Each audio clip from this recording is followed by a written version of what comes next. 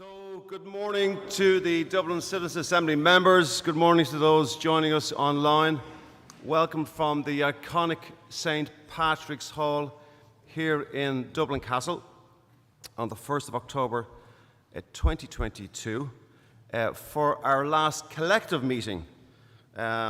Just to let you know, the work hasn't just finished yet. We still have a little bit more work to do, and we'll talk about that in a few moments. Before we move on to the agenda for the day and into today's programme, I would just like to take this opportunity to acknowledge the passing of a Dublin icon, Brian Mullins, who sadly passed away last evening. And on behalf of the Dublin Citizens Assembly, we pass our condolences to his family. Brian was an iconic figure in Dublin, not only for the Dublin football team, but also for University College Dublin and for all the students who came across Brian. His care, his love of the students, and his facilitation in terms of their academic development and their sport in UCD will always be remembered. From a Dublin football perspective, Brian won his first All-Ireland title, aged 19 years of age in 1974, and went on to win a further 3 All-Ireland titles representing Dublin. And indeed, the 5-in-a-row Dublin football team was built on the shoulder of giants, and sadly, we lost one of those giants yesterday. So please, if we may, just for a few moments, pass our respects and pause for a brief moment to pay respects to Brian Mullins.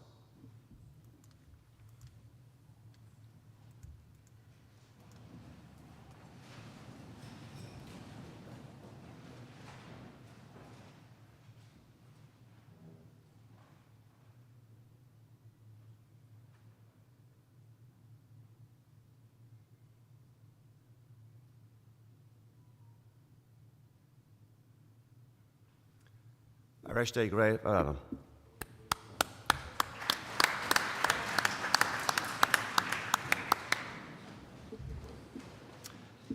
So, today's assembly, we have a lot of work to do.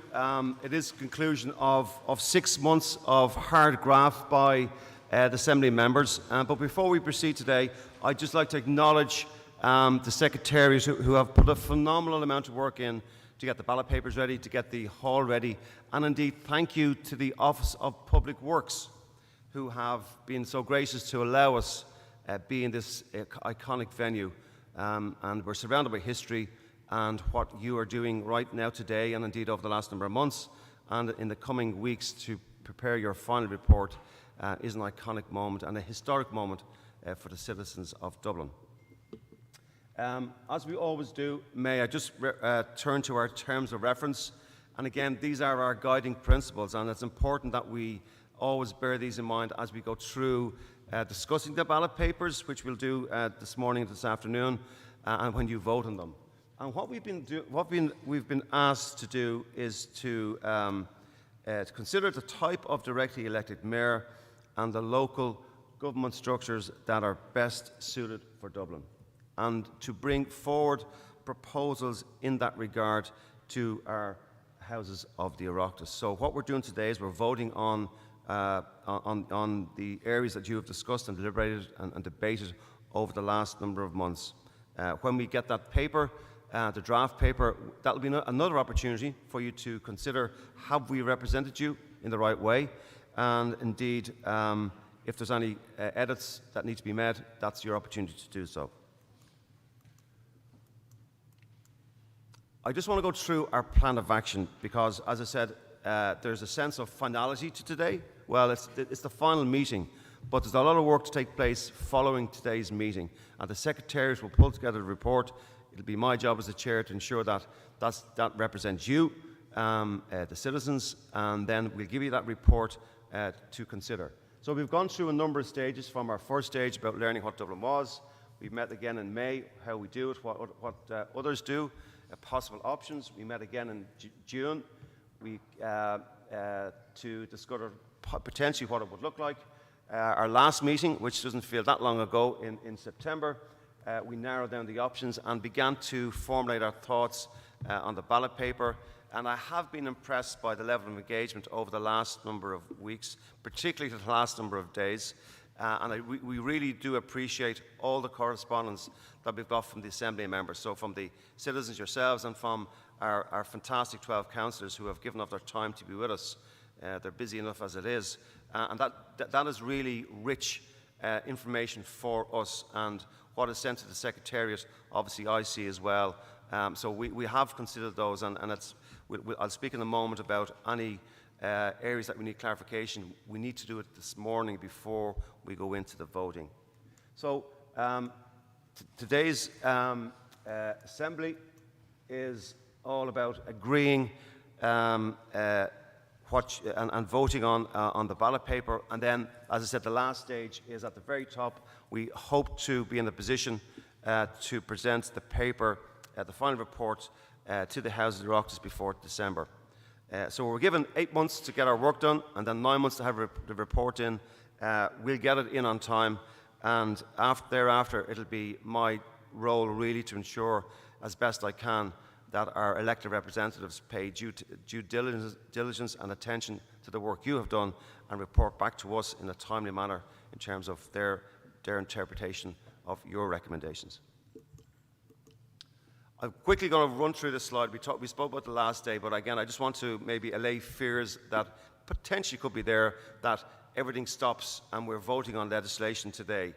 What we're doing is we're making recommendations. We're part of a process, and a very important part, and we're the foundation stone that the directly elected mayor, when it does happen, we all hope, it'll be built on your foundation. But we're not writing legislation, and that's the first part that I wanted to say. Because there is a government response, as I mentioned, to your report. That might be a combined joint committee of senators and TDs.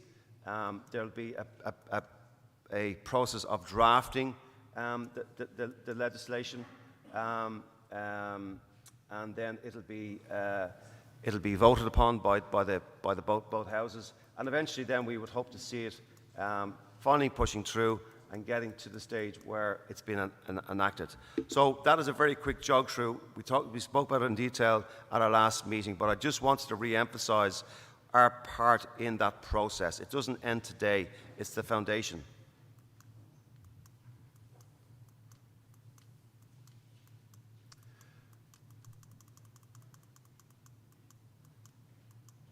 Okay, so we have one objective for today, and that's the good news. And that objective is to vote on the different options which are available to us, available to you. And the important point that I want to make is the ballot is your paper. It's based on your discussions, and you own it.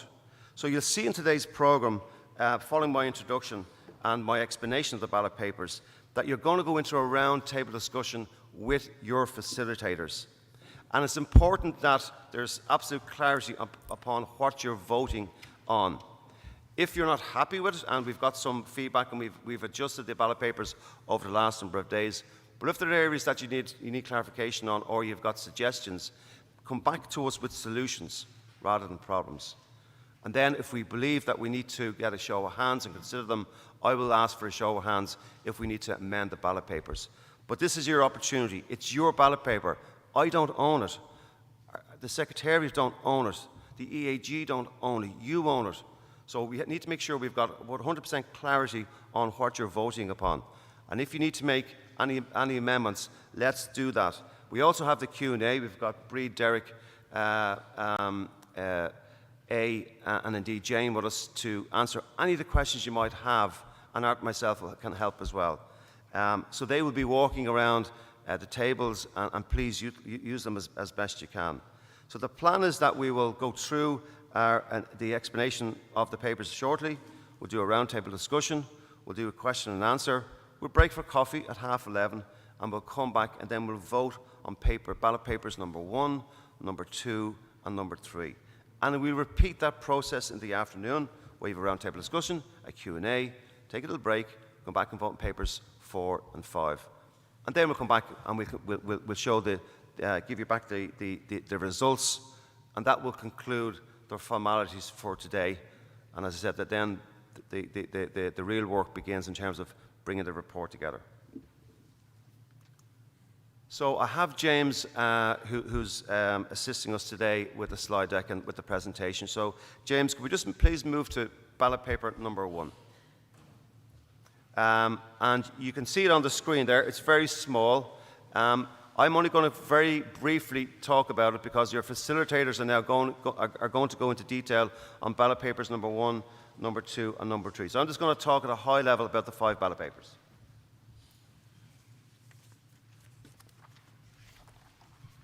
So before we get into this, I suppose we should say that there are a list of assumptions. And the list of assumptions were, we drafted them because it was our interpretation that there was no need for a ballot on these particular areas, these assumptions, that they were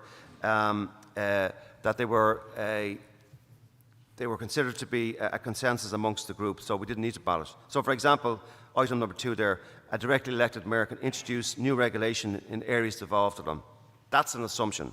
So please read through those assumptions. Make sure that that they reflect your thoughts, your opinions, and indeed, if there's more assumptions, we can obviously consider them as well. So, ballot paper number 1, you have them on your table. They are in white paper, and the reason they're white paper is so that they're not confused.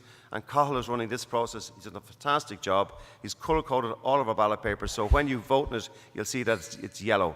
On your table, they're like mine. They're in white, so there'll be no doubt about that if you see a ballot paper in a box that's white, it shouldn't be there. So the first ballot paper is the power of the mayor. And we have a number of functions and responsibilities listed 1 to 18. I'm not going to go through them all, but you can with your facilitators. And then you're voting on, should the powers of the mayor, should they have it now? Should they have it in the future? Should they never have them? Or you're not really sure? That's all I say on ballot paper number 1. If you can turn to ballot paper number 2. Thanks, James. It's blue. And ballot paper number 2 is about the directly elected mayor. So there's a couple of things that have been emerging, themes that have been emerging, and we don't see a consensus on. So a plebiscite, and there's a question there: should there be a plebiscite? And then you get the opportunity to say yes, no, or don't know. And there's then a series of questions regarding the role of the mayor, the term of office, the term limit, and if the mayor was to be removed, how would they be removed? And then finally, there's a question at the bottom of ballot number 2, which talks about independent financing and fundraising and budgeting powers. Again, another emerging strong theme over the last week. James, if you go to ballot paper number 3, please. And this deals with the election of a mayor and the role of councillors. So in ballot paper number 3, it'll be green paper. We've got a number of headings. So the first one we look at is what should the criteria of the elected mayor candidate be? And you have the options. As listed. Then it's about how does does a candidate get onto the ballot paper? And again, you've got the options there. What should they be? For example, nominated by a political party, or should there be no restrictions? But you have a list of them there as we've outlined. We have some questions on councillors. Again, because the reason it's there because it became an emerging theme over the last number of sessions. So that is just representing your thoughts on it. And again, we have a series of questions regarding councillors that are listed. So now, then on to ballot paper number 4, please. And there's 2 parts. We do ballot paper 4 in the afternoon. Okay, so yeah, well, let's not maybe overload you too much. So that's ballot paper number 1, number 2, and number 3. So again, may I reiterate the point that if you want to make, or you think that there should be some final adjustments to the ballot paper, They're printed, but we can make fine adjustments and we can print them off again. But you need to come back to me with not a problem. I want you to come back, if there is an issue with it, come back to me with a solution. And if I believe there needs to be a show of hands to amend the paper through the Secretariat and myself, we will do that. I'd also like to say that that when you complete the voting at 11:45, that we will need to count the votes, and the secretarial staff will do the counting. We do have the ballot boxes that are sealed at the top of the room, but we are looking for 2 volunteers at each session to witness the counting, essentially to be a teller. A teller, as Art explained to me, is somebody who witnesses and validates the counting process. So we would like to get 2 volunteers, not now, but maybe the Secretariat, if you want to identify yourself, to the Secretariat, to Lorraine during the course of this morning. So we need 2 tellers in the morning for the first ballot paper, number 1, number 2, number 3. Your lunch will be interrupted, but we'll have a sandwich for you. And in the afternoon, we'd like another 2 tellers just to validate the process. So that would be much appreciated. Okay, so that's it from me. It's 9:30. Anything else, Art? No, they have an hour now. We're good to go. So over to you for an hour. For those online, thanks for joining us. Please come back at 10:30. Thank you. Gurmagat. Good. Yeah, well done. Happy enough? Yeah, that's great. Yeah.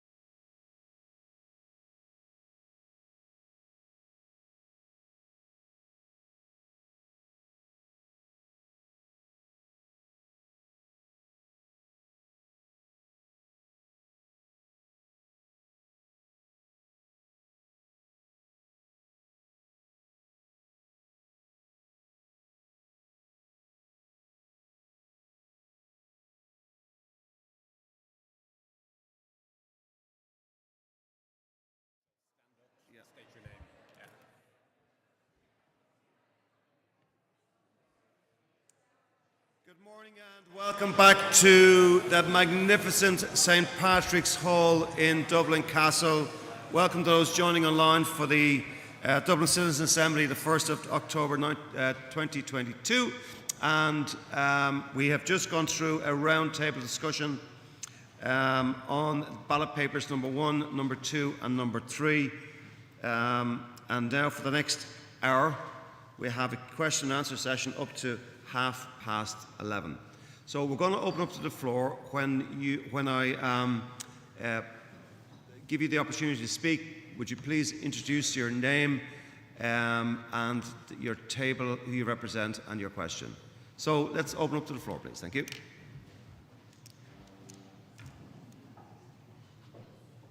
Any questions? Question from table number 2, and we'll have a mic to you. Thank you. Thanks. Hiya. My name is Paddy. I have a Sorry, Paddy, question. if you could stand up as well, Yeah, please. sure. Thank you. I have a question about ballot paper number 3. To be included on the ballot paper, a candidate must, and one of the criteria is gather 100 statutory declarations of support from the citizens of Dublin. And my question is, how do we arrive at that figure of 100? I'll deal with this maybe. Yeah. Thanks, Paddy. Randomly, I think is the best guess. There are more for the European Parliament, and there's a figure of 15 to get on the local elections ballot paper, so it was a figure. Breed might answer this question. She could talk a little bit about the numbers, because I know there was a recommendation from one of the tables this morning that figure from 100 be increased to 1,000, but I think Breed will be able to shed some light on that. No, have you? Yeah. There you go. Yeah. Okay. In other systems, the numbers vary hugely. So in England and Canada, it's 20 in one and 30 in another. In some of the European countries, 200. So you have all the variations, and also some other requisites are sometimes added, like the signatories must be eligible to vote in the particular constituency and so on. So you have the power to suggest what you think might work, but 100 was a kind of a middle of the road figure. Yeah. Or Sorry, can you start again, Paddy? is there a science behind that figure, or is it? Do you know? Like, is there a science behind that figure, or how do they arrive at that? I think democracy might be an important criterion. So that where the numbers are fairly low, the idea is that somebody, like if I decided to stand for election in the morning, that it would be easy for me to get maybe 30 or 50 signatures, whereas 1,000 signatures might be more difficult if I didn't have a high profile. So I think sometimes it's that sort of democratic element, but there is some evidence. And do you want to come in here? Yeah. Again, yeah. I'm happy to come in here. You know, Okay. there is science, and it's based on the size of the electorate. You know, so we have a population of 1.4 million, so it seems like a reasonable figure. If it's not possible to agree a figure here today, what we could do is include the words an appropriate number of signatures. If we were not comfortable saying 20, 30, 50, 100, 1,000, whatever it is, perhaps we could change the ballot paper to say that you recommend that you would gather an appropriate number of statutory declarations of support from the citizens of Dublin. And if people are comfortable with that, we're happy to do that. Which might go to table 4. Deirdre, you had a... Do you want to just get clarity on that? Just maybe a show of hands. Do you want to go with appropriate? Yeah, just... Great. On the Thank same you. issue? Yeah. Thank you very much. Just in relation to ballot paper 2. Sorry, Deirdre, specifically on the... Did you come up with the 1,000? Did I misinterpret that correctly? Yes. Just to avoid people putting their names on the ballot paper and avoiding, as a part of a protest or whatever else, and to show commitment. I'm just wondering, would it be possible to look at something like, say, €1,000 deposit? Okay. And with a possibility then, to be fair, that they, similar to other elections, that they get a refund, they get their expenses back depending on the quota that they get, and certainly get the deposit back. So they would have to be serious and reach a certain percentage of a quota to be able to get their deposit back, but then it would make sure that anyone putting their name forward would be committed to what they're doing. Thank you. Okay. I'll come back to that in a moment, Deirdre. I was referring to your reference to 1,000 statutory declarations in support. So I'm just going to go to Arts. Do you have any more comments on that, or what I'm proposing? Yeah, so on the 1,000, yeah, the declaration of support, again, for the same reason, to show people are committed, that they would have, get 1,000 signatures. I think what's being overlooked here maybe is the fact that the electorate for the European elections presumably will be the same electorate, more or less, who will be voting in a directly elected mayor election, because the Dublin City and County would all go out to vote for an MEP. So I think that there should be some similarities there to have very, very serious people putting their names forward. I think the figure for European Parliament elections is 150, and a statutory declaration isn't just simply signing your name. You have to go to your solicitor and get it verified, and you have to formally, so it is a bit of a burden. Getting 1,000 people to go to their solicitors is a big ask, I would have thought. And we have to balance the frivolous candidacy with making it as easy as possible for individuals to get in the ballot paper if we can. If we're not ready, I mean, both with the signatures and the deposit question, we can simply say an appropriate figure if people are more comfortable with that, and then it's up to the government then to decide the science on how big or how small those should be. Okay, well, it will be similar to the European elections. Presumably people who can vote, I know EU citizens can as well, but I think that's what we should be looking at when we're looking at trying to get serious candidates to put their name forward, because it's the same electorate, more or less. I think, from memory, I think that's 150.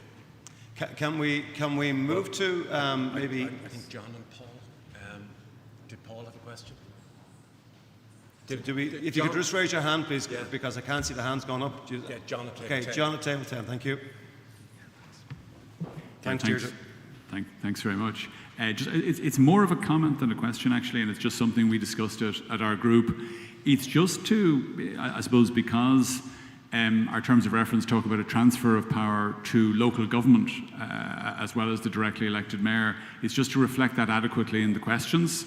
And I suppose, in particular, one of the concerns we discussed was avoiding a situation where you have too much power is transferred to a single individual, and there aren't sufficient checks and balances. In other words, for want of a better word, you have a Boris Johnson scenario with the London mayor. But so I suppose what sorry, John, if I just could, I will come back to you on that exact point. But I want to focus in on the ballot paper number 3.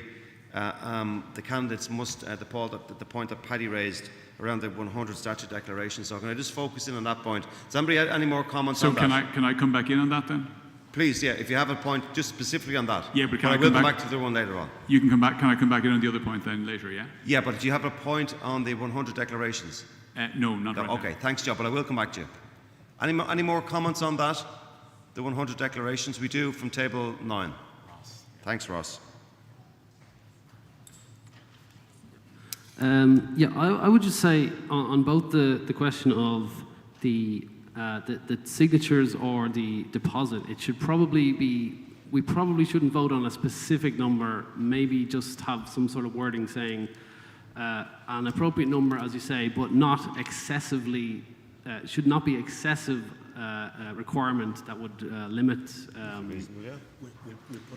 We'll put if it is the wishes of the room, we'll put it appropriate on the ballot paper, and in the text of the report we can talk about the feelings of the room that it has to manage that tension between making it too free and too restrictive. Yeah. So, okay, thanks, Ross.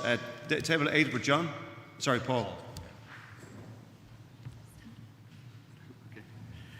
Yeah, just 2 questions on the amount, and I forget the councillor's name there. Deirdre suggesting 1,000. Is that consistent with individuals putting their name forward and also people from political parties putting their name forward, that they would both have to do that? It wouldn't be weighted against the individual? And the second question I have is, what's the kind of overwhelmingly critical, potentially catastrophic consequence of people putting their name forward frivolously? Is that really a massive concern that would really gum up the system? So in other words, I just think it should be proportionate. You know, to go from 100, and you described that in different countries, I think the limit you said was 200, to jump to 1,000 just seems really dramatic. Yeah. Okay. I think that's the appropriate one. Might solve that. Table 5 and Janice, please. Table 5. Thank you. Thanks, Paul.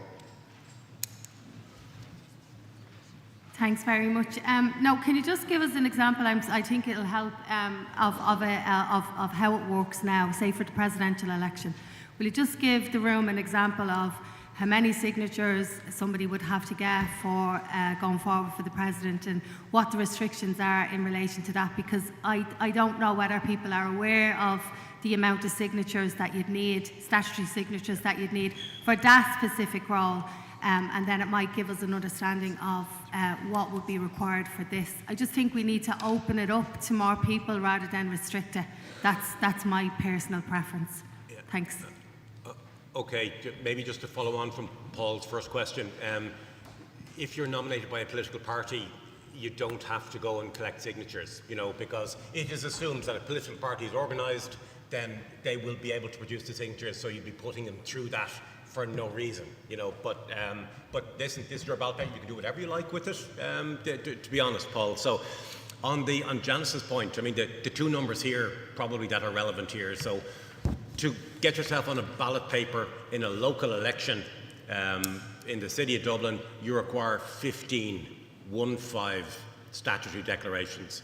To get yourself on the European Parliament ballot paper in the constituency of Dublin, you require 150. So 100 was between 15 and 150, but we can leave it like that, or we can change it to appropriate and allow the government and the policy specialists to decide the number. Yeah. And just conscious of time, there were 13 minutes on this one particular item, and so time is compressing. So last one on Nicole. Yeah. Nicole, please, table 4. Yeah.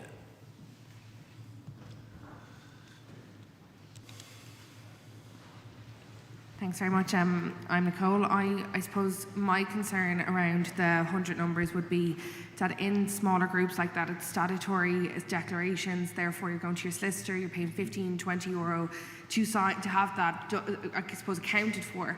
I would worry in, I suppose, more disadvantaged, lower income areas, that would mean someone would struggle to run based on the fact that a lot of people wouldn't have that money to just walk into a solicitor's and go, I want to put this down as a statutory signature. That would be my concern. Okay, thanks. Can we go with the appropriate wording? Well, just show of hands, maybe, Chairman. If we use the word appropriate amount, appropriate figure, can we just get a show of hands, a sense check? Would we like to amend ballot paper? I'm looking against, maybe against that change. We've 1, 2 against. Okay, so we'll make the change. We'll make the change. Okay, to reflect an appropriate amount. People who don't agree with it can feel free to say no on the ballot paper as well, to vote against this proposal. So this isn't your only opportunity. So yeah, we'll do that. Okay, thank you. So I'm going to go back to John next. John, just that point you're making. Thank you. Table 10.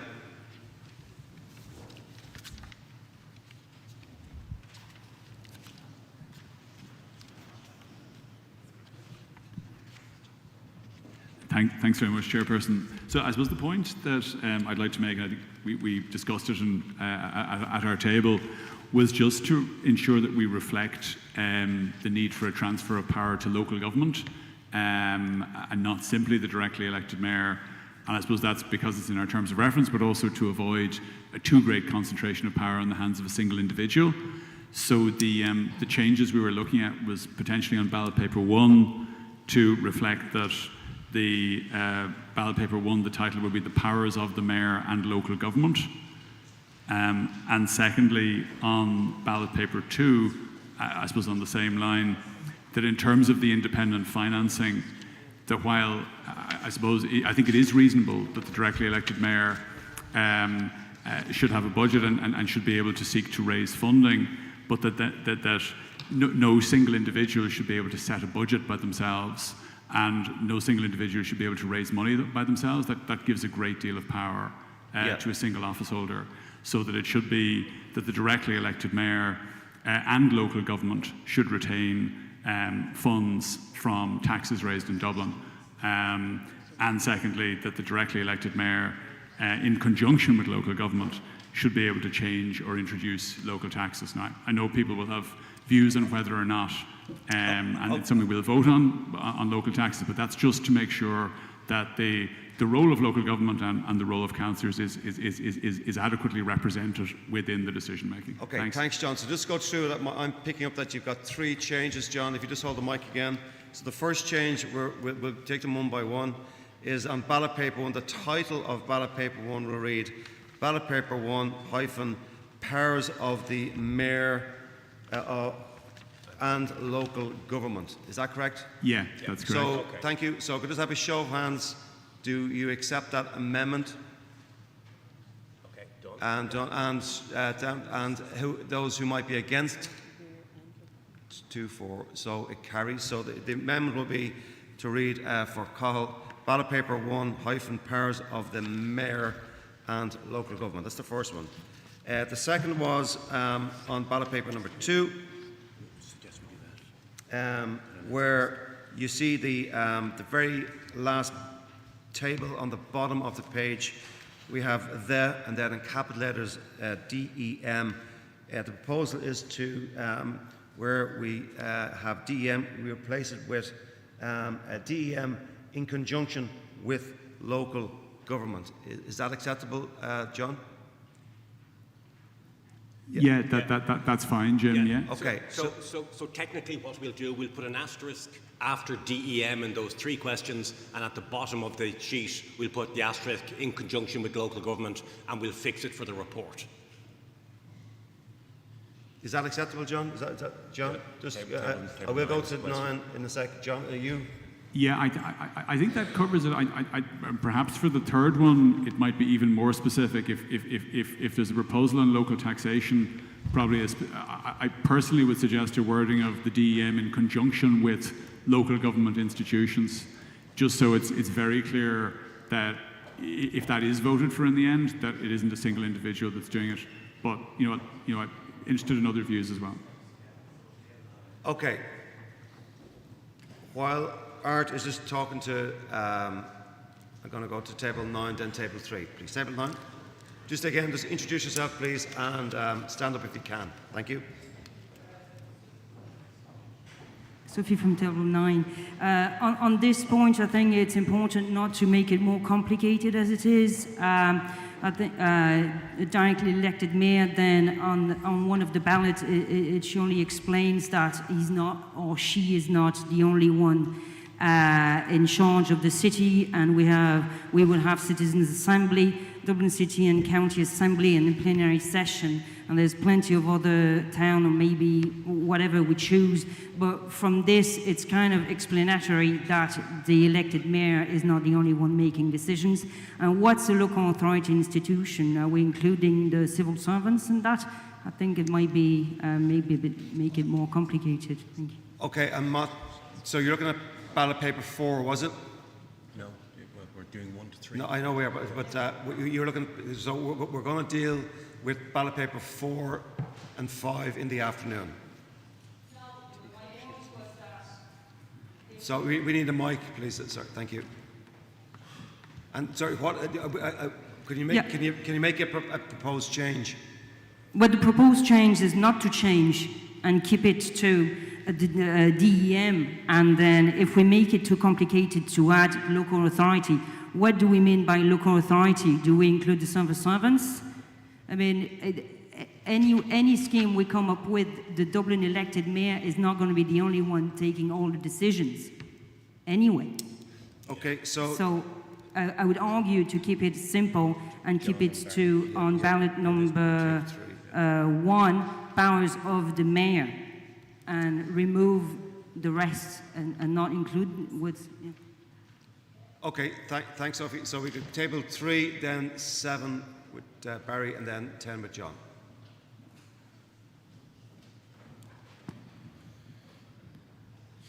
Thanks, Chair. Shane is my name from Table 3, and we have a few suggestions. In the interest of brevity, I'll just go through them very quickly. The first amendment we would make is to the list of assumptions to read the power of initiative. Sorry, Shane. I just want to deal with. Sorry, I will come back to you. I will come back to you. Yeah. I just want to take them in sequence. If you can just have patience with me, I just want to deal with them item by item. So we're still on John's point. What Sophie's making, that John's proposing to. We've voted already on ballot paper number 1. It's ballot paper number 2. The proposal is that the table at the bottom of the page, the very last row, John wants to have the DEM in conjunction should be able to change or introduce the local taxes. Or the 3 of them. Yeah. Oh, yeah, sorry, for the 3. Well, the DEM in conjunction with local government. Yeah, and Sophie's point was that, well, what does local government mean? Does that include civil servants? Yeah. So that's the point that John wants to go back on. Yeah. So is there anybody who wants to make any more points just on table 7? Do you want to make a point on that specific issue, Barry? Yeah, thanks. I'd just like to support John's suggestion. And I suppose fundamentally, the previous changes that were made bring a little bit more of the local councillor's role into what we're actually voting on the ballot paper, and those amendments have already been done. But just stating the DEM without any reference to, on this particular question, without any reference to local councils, that's a fundamental change of the role of a councillor. You're removing, in effect, the power of local taxation or the power of local levies from the role of councillors fully. Absolutely gone. And one of the fundamentals that I've picked up over the last number of months is that most people here are in favour of more powers to local councils rather than completely removing one of the fundamental powers they have on local taxation. So local taxation should have an element of local autonomy and local responsibility. As a councillor, if I bring in a local tax and you don't like it, you should be able to throw me out of office. But again, money staying locally and local taxation is essential that the local councils still have a role in it. As with the DEM, both should have a strong role in it. Thanks. Okay, thanks, Barry. Just may I ask before I go to table 4, Barry, can you just confirm, I understand the point you're making, but are you making any proposed amendments to what John is proposing, the DEM, in conjunction with local government? Yeah, you're happy. Okay. I am conscious now we're dealing a lot with councillors, very important part of this process, but we're going now into table 4, Deirdre, Nicole, and then over to Paul again on table 8. And again, I'm conscious of time. We're now approaching 35 minutes before we break. Thank you very much, John. I'll be very brief on this. I think this is, I know it's all important, but this is extremely a very, very important issue. I just want to support John and Barry as well. That there are issues already there where councillors do make decisions, for example, the increase and decrease on property tax in a few weeks' time, budgets in relation to parking charges and a lot of other things. I think it's really important that they stay within the control of councillors. Okay. And therefore, I would support this. And if people are a little bit worried about the term local government, maybe local democratically elected representatives and allow them to make that decision. But those decisions still should remain within the councillors' control. Thank you. Okay, thanks, Deirdre. So again, if you don't have any particular issue with the wording, I'd be keen to move on, but I'm going to go to Janice, then to Paul on this specific issue. Thank you. Thank you. I suppose my main concern is that we're just overcomplicating it, quite frankly. The whole point of us sitting here and talking about directly elected mayor was that they would almost be like the spearhead of local government. So therefore, I would assume that the responsibilities councillors have currently, it would be more around the policy and legislative that the DEM would have control, especially when it comes to things like raise funds for, or sorry, not for the proportion of any taxes raised in Dublin. I would have assumed, as the DEM would be sitting over the whole of Dublin, that those taxes coming back into the DEM would then be distributed evenly, or how the DEM saw fit. I just feel like it's very much too many cooks spoiled the broth if we start overcomplicating it. Okay, thanks. And finally, I think we're going to go to table 8, and then John, if you want to have the final say. And I'm keen now to have a show of hands very shortly. Paul? Yeah. Thank you. I mean, just in case she's feeling lonely, I'd like to support Sophie, I think it was, here at this table. I think it's a question of definition. If we agree with John's amendment, how broad is that? That you just potentially gum up the system with every single, local councillor, the 4 divisions, Fingal, etc., all having, a veto over what the directly elected mayor should do. And I know that we don't want to be discussing this one yet because that's for the afternoon session, but it very much depends on the model that we end up agreeing on in terms of a directly elected mayor with his cabinet or whatever the case may be. So I just feel it's a little premature to either say just the DEM has these powers, because it won't be the case that just the DEM has those powers, but also that the whole apparatus of local government should be consulted before we decide on the actual model. It just seems premature. Okay. Thanks, Paul. Final say with John, and then I have a proposal. If you just keep it brief, John, as well. Thank you. I will indeed, and thanks to everyone for the comments. Maybe just to clarify, this change is intended to refer to, as Deirdre said, to democratically elected local representatives. Yeah. So it doesn't refer to the executive, it doesn't refer to the civil servants, and that's just to address the point that Sophie made. I don't believe it overcomplicates it. I believe it clarifies it so that it's consistent with the questions in ballot paper 4. All it says essentially is that the mayor, the directly elected mayor, would not have effectively the power to raise taxes or to set budgets purely by themselves. Okay. There has to be checks and balances, and that means they do it in conjunction with democratically elected local representatives. So I don't really think that's overcomplicated. It's straightforward. Thank you. Thanks. I'm going to make a proposal. Ross, if you really have to, do you want to come in? I want to give you the chance. So table 9 and Ross. Sorry, yeah. The only thing is, if you're opposed to the mayor having tax raising powers, then you vote no on that proposal. You shouldn't change what the proposal says. This is a question of what powers should the mayor have or should he not have. That's what it is. It says the DEM should be able to change or introduce local taxes. Currently, that's the power of local councils. But so if you're opposed to that, you simply vote no on that. So you don't need to change the ballot paper. Okay, thanks, Ross. I don't think we need a right to reply, because I'm just going to make a proposal.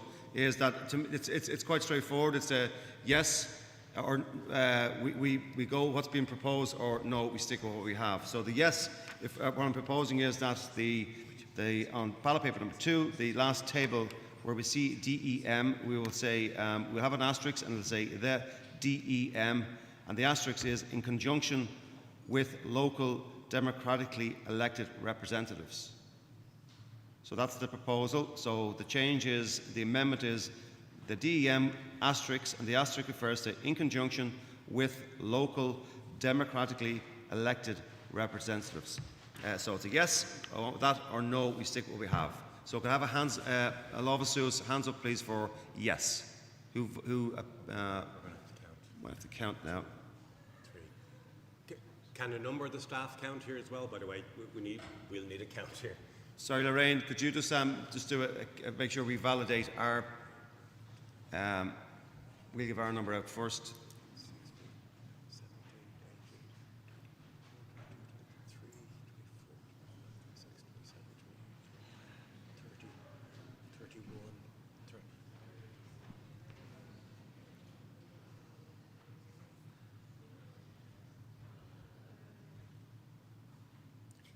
What's your number, Lorraine?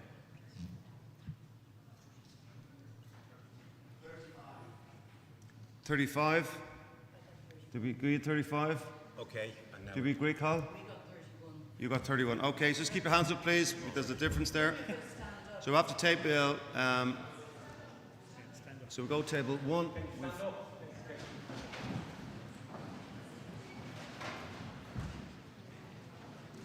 Table 1 is 1, 2, 3, 4, 5, 6, 7, 8.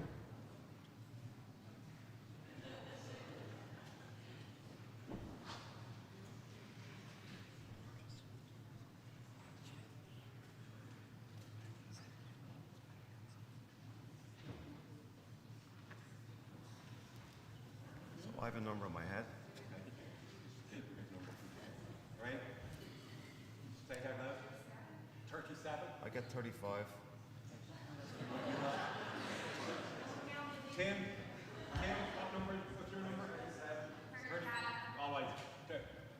37 seems to be the number. 37, okay. If any objections that, for those who say remain, paper should not change, should not be amended, for this particular point, could you please stand up?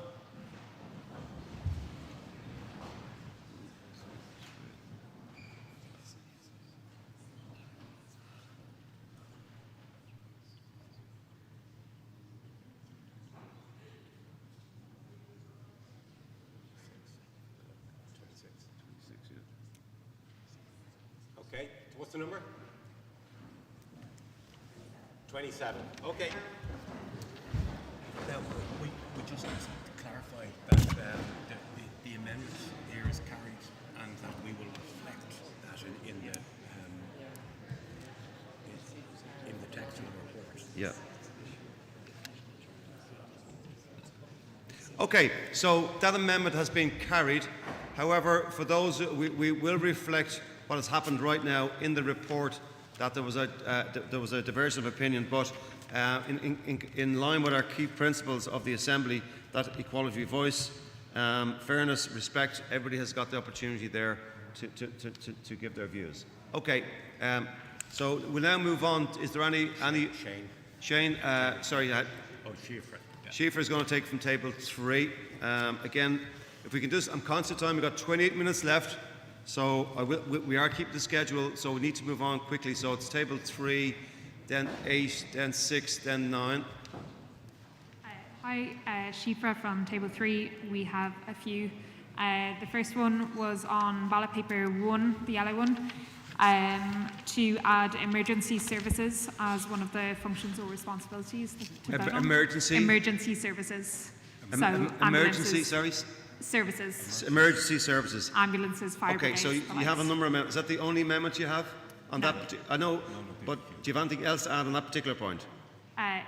Okay, so we have now have an amendment to add on ballot paper number 1. There'll be an extra row, be row 19, and we'll say emergency function responsibility, emergency services. Does anybody have any comments on that amendment? Just on that particular amendment? Okay, again, show of hands to support and show of hands. Yeah, we have a Rachel. Rachel has a comment. Table 1, thank you.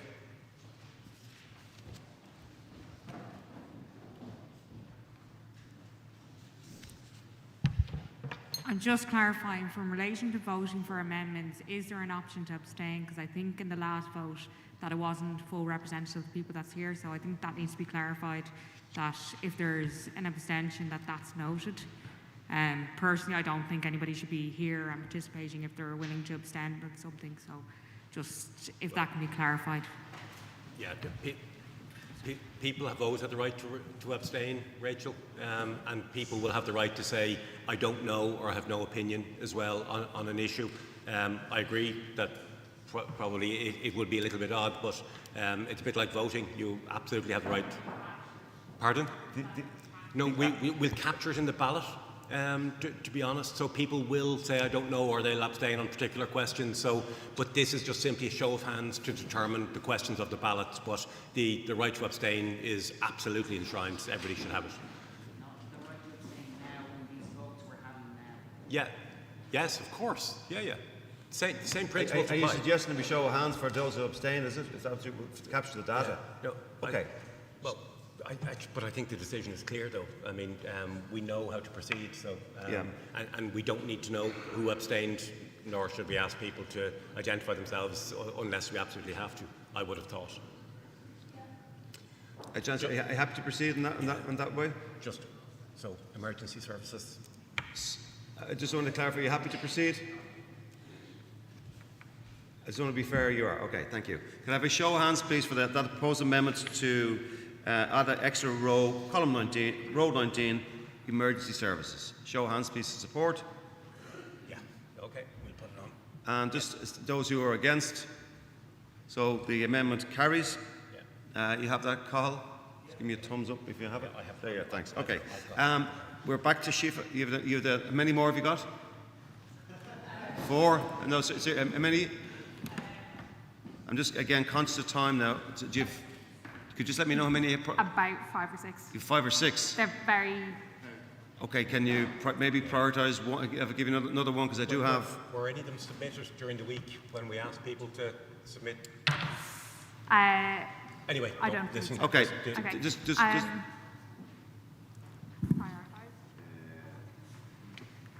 No, just go with them. Well, go with them, yeah. Go with them? Yeah. Okay. Our next amendment was to change number 6 on ballot paper 1 to further higher education and skills rather than tertiary and third level, just Okay, to... sorry, just to echo in the room. I'll be slower. Yeah, so it was to change number 6 to further higher education and skills rather than tertiary and third level, just for clarity. The next one was... Okay, it's your hands. Anybody against that proposal might be the quickest way. Okay, so thank you, Sheila. That's carried. Next one, please. Ballot paper 3, question 2. Ballot paper 3, question 2. To be included on the ballot paper, a candidate may rather than must, just so that it's clear that there are multiple options. Okay, so a candidate may rather than replace the word must. Again, a show of hands who are against that amendment. So, okay. So, so what's been proposed here is ballot paper number 3, table 2, to be included on the ballot paper, comma, a candidate may, not must, may. Is that correct? Yeah, the thinking on that was just so that it was clear that someone could do any of the options, but if that's already clear to people, then I think that's fine. Yeah, I think they select all options that apply, and there's also a no restrictions one as well, so I think it's covered, so yeah.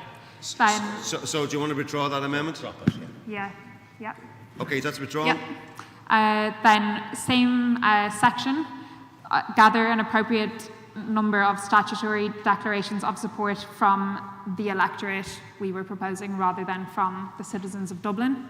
Okay. Followed by a question. Okay, so I just need to go on. I need to. The question's directly related. Okay. Followed by a question underneath about who the electorate is.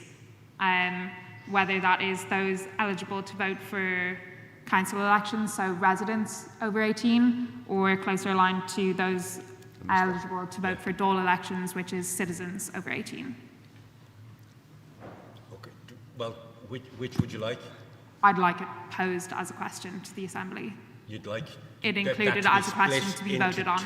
To add a second question. Another question that the Assembly votes on. In relation to the statutory declaration. So to amend to say the support from the electorate. Yeah. And then moving on from that to add a question to the Assembly of who is eligible to vote for a directly elected mayor, whether it's residents or citizens. Okay, so you're proposing a new question. Should the electorate should be comprised of? Residents over 18 or citizens over 18? As in residents of Dublin? Residents of Dublin. Yeah. Or citizens? Or citizens residing in Dublin. So, well, the question is people who are entitled to vote in local authority elections or residents of Dublin. So currently, you can vote for local elections if you're a resident in Dublin. But if we look at the ballot there, it says specifically statutory declarations of support from the citizens of Dublin. Yeah, but I don't think that we're at a point for that assumption to be made. So I would look for the question of whether the electorate has to be citizens or whether they can simply be residents of Dublin.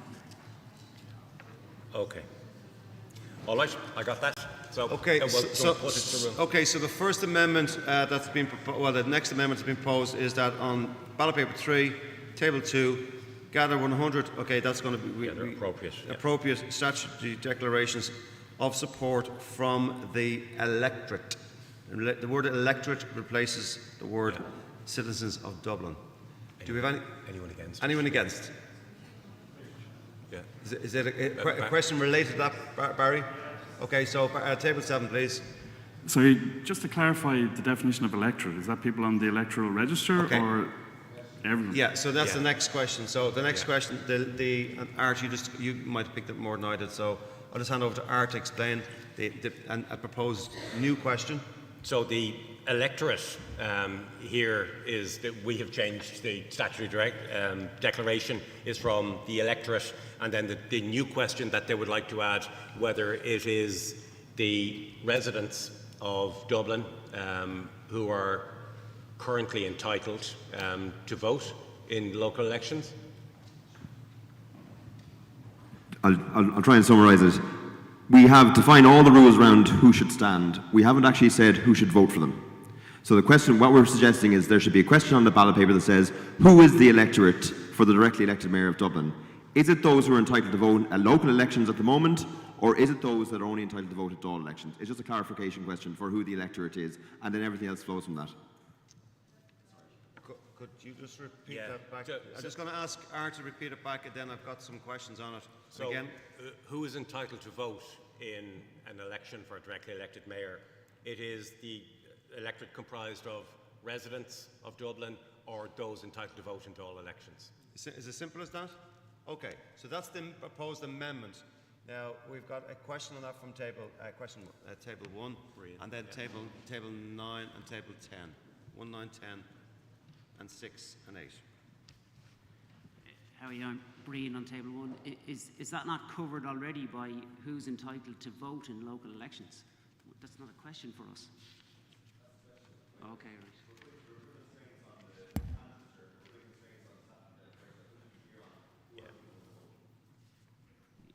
I don't see the point in that because I think that's already put down by somebody else.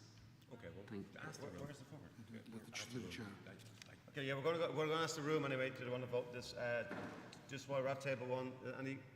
Yeah, I wonder would it just fall from the first one rather than making it more complicated? So whatever we decide in the first, who should have the criteria directly elected mayor, that should follow the criteria for next one.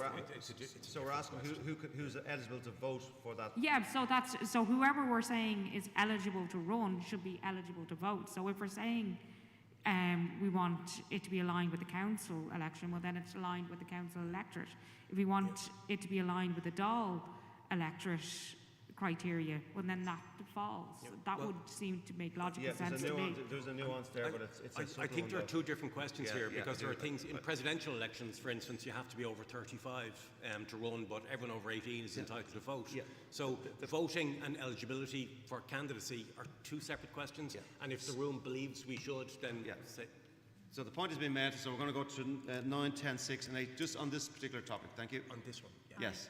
Yeah, just on this particular topic, we had this question and we asked Brit what was done in Limerick and everywhere else, and she said everywhere else it was the local, the same voting rules applied as for a local election. Yeah. So if you're allowed to vote for councillors, you're allowed to go for the plebiscite for the directly elected mayor, and if that was chosen, then you would, be then able to vote for the directly elected mayor. So rather than putting a new question, do we just need to put an asterisk next to electorate and say local voting rules or local voting electorate or something like that to make it just really clear that it's the same group of people voting for the directly elected mayor, for the plebiscite and for councils? Okay, thank same you. Group. Point taken, but there's obviously table 3 are seeking clarification, and in line with our principles, everyone has there's an equality of voice. So we're at table 9 is next, please. Table 9. Did somebody ask from table 9? Oh, sorry, table 10. Excuse me, table 10, then 6, then 8. Just on this particular point. Yeah. It's straightforward enough, I think, for me. But so if there's nothing to add to the clarification, can we just move on? No, just to say, I just want to agree with Shifra. I think citizens should be replaced by electorate, and I think there is a case for a second question there. Okay, thank you. Thanks, John. Table 6, you're happy enough. And table 8? Okay, so the amendment is that on ballot paper number 3, to be new table, and they say the electorate will be comprised of residents of Dublin. And this is the question, your tick box, residents of Dublin, or the other choice is those entitled to vote in Dáil elections. We have one question from our comment from table 8. Yeah, sorry, it was just in relation to ballot paper 1. So we're No, it's relevant to every question. It's relevant, okay.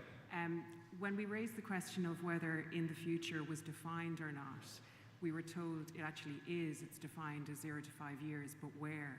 And that's really concerning if it's defined and it's not on the ballot paper. Okay, that's a different question. No, but are there other things defined that we don't know about? We were told that this is defined, but it's not defined in the ballot paper. So are there other things that we're deciding on that are defined elsewhere that are not contained in the ballot paper? It's a question. Can we come back to it when we've dealt with this? Can we come back to that when we deal with this issue? Yeah. Okay, can I have a show of hands? If somebody wants me to repeat what the proposed amendment from table 3 is, don't see any clarification. You want me to repeat it? Okay. So what I'm proposing is, that's a new table. It's a question. The question is, the electorate is comprised of option 1, residents of Dublin. Option 2, those entitled to vote in Dáil elections. Those are the two options. So you'll tick either box. Or so do people show of hands on whether we want to include that question on the ballot paper? Does that make it clear? Yeah. So if that makes it clear, to make it clear.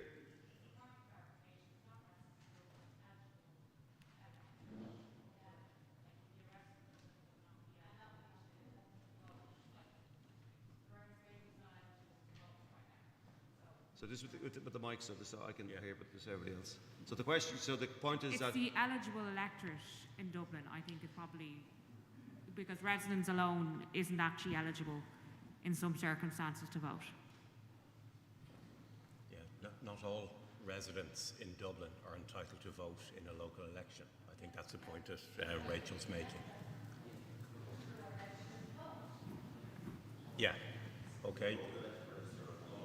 Okay. Well, that makes it simple. Okay, so your proposal is local? Yeah. Local elected register or Dáil elected register. Okay, so who wants that question? This is the proposed amendment from table 3. It's a new table on ballot paper number 3. The question is, the electorate should comprise of option 1 would be local elected, those on the local elected register. Is that correct? Electoral register. Option 2 is those on the Dáil elected register. Electoral register. Is that correct? So could I show of hands who support? Ooh. Okay, against. Against maybe. Against might be better. Okay, the amendment is passed. We've got 12 minutes left, so I'm conscious now. So to comment from Dave, this is a new amendment. I'm going to go back to number 8, and then I go to number 4, and then to 5. 8, 4, 8, Who has a question on 8? 4, 5, 6, 12. That might be it then. Okay. So 8, please. New amendment. Yeah, it's that same question. Can I just answer that? Just the time frame for in the future. What came from the report at the last meeting was people had envisaged a 5 to 10 year time frame for that particular issue.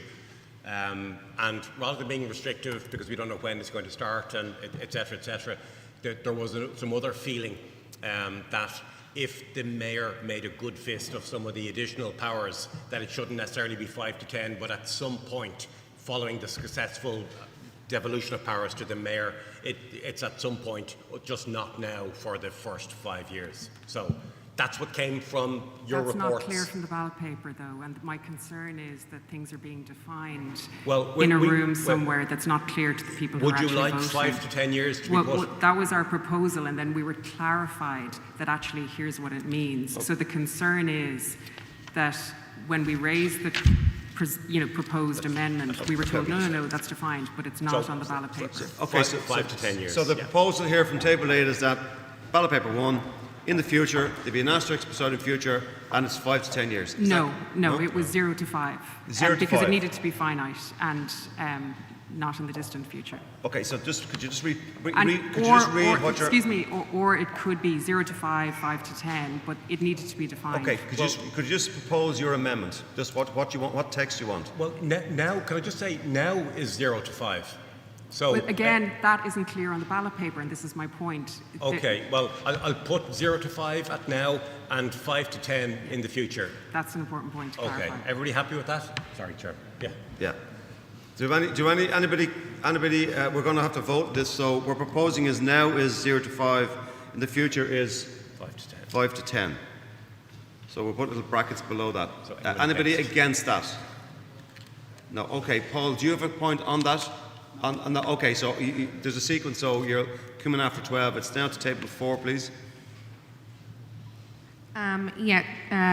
Just on ballot paper 1, we were just wondering about the wording of 18, whether that should be changed to support for the Traveller and Roma communities. Yeah.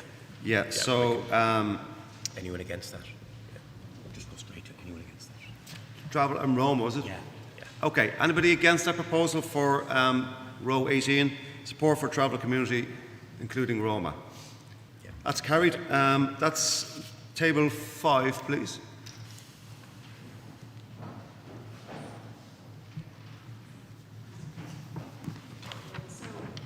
Table 5 wondered if we So should... just Mike, a bit closer to that. Thank you very much. Francis from Table 5. Just your name, please. Francis Thanks, Francis. Thank you. from Table 5. So we wondered whether we should change, instead of should councillors be made full-time, to should councillors be offered a full-time position or have the option of a full-time position. And the reasoning was to make it as accessible as possible to as many people as possible and to not exclude any group that may want to do, some other small paid role. Okay, so Francis, you're on ballot paper 3. It's the third table. And could you just read out your proposal? What are you proposing to amend? Just what text would you like to see? So ballot paper 3, councillor hours, first part, instead of should councillors be made full-time, change it to should councillors be have the option of a full-time position or, Okay, thank you. be offered a full-time Have the position. option. Anyone against that?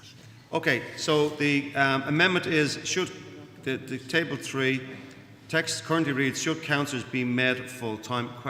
The amendment is should councillors have the option of full-time. Is that correct?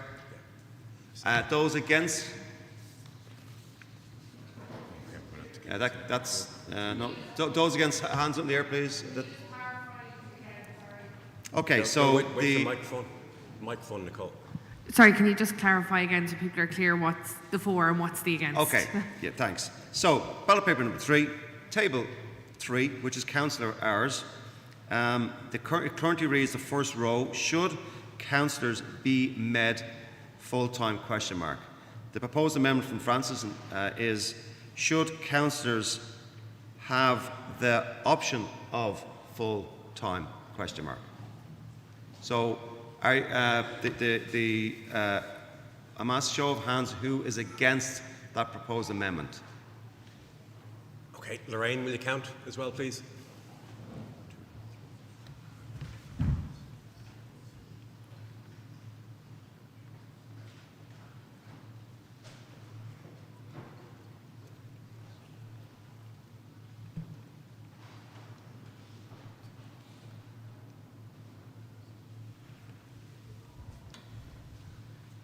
What's your number? 30. Okay, and 4 then. 4? Yeah, no, for the proposal, yeah, for the amendment. That was against, was it? No, that was against the amendment. Against So the who is voting to keep the text as it is? No, that's what they've just voted on that. That's the 30. Yeah. So Okay, let's do it again.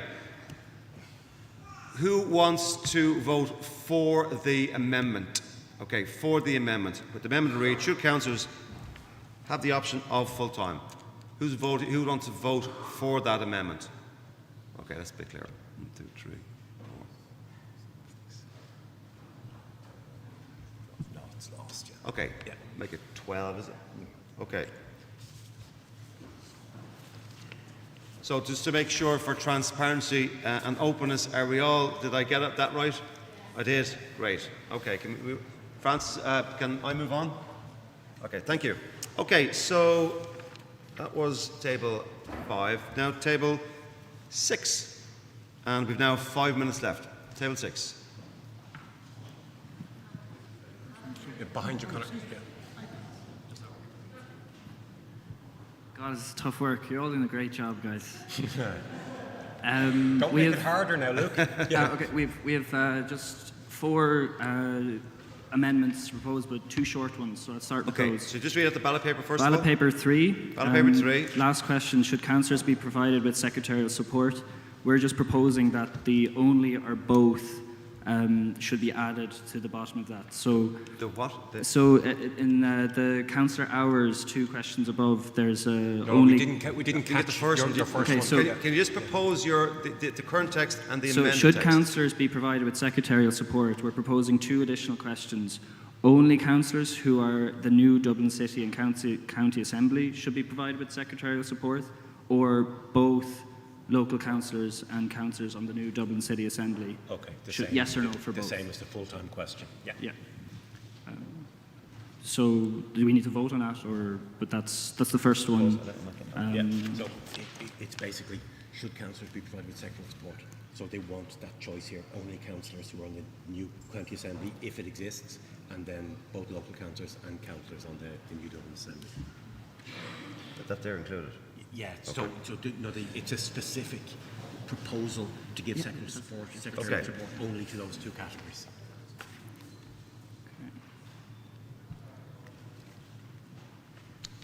Okay, so is it my interpretation on that ballot paper 3, the last question, should councillors be provided with secretarial support? That you're now saying should councillors who are on a new Dublin City and local assembly be provided with secretarial support?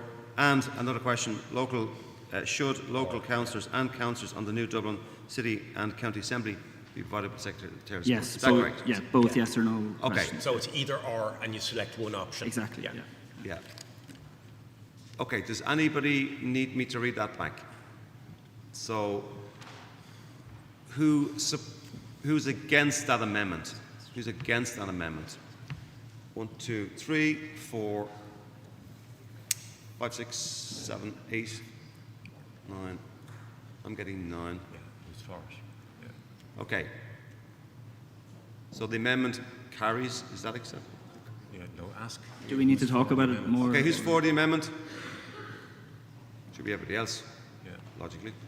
Well, except for the abstainers, yeah. Okay, the abstainers, okay. Alright, so yeah. it's carried, Excuse me, yeah. I should have, of course, I should have done that, yeah. Yeah. Yeah, yeah. Sorry, could just hands up again, please, thank you. 1, 2, 3, Yeah, it's carried, yeah. So we'll make that amendment. Just wait for Lorraine, just for the record. Could you keep your hands up, please? Just allow us, Susan, until we get the count for the record.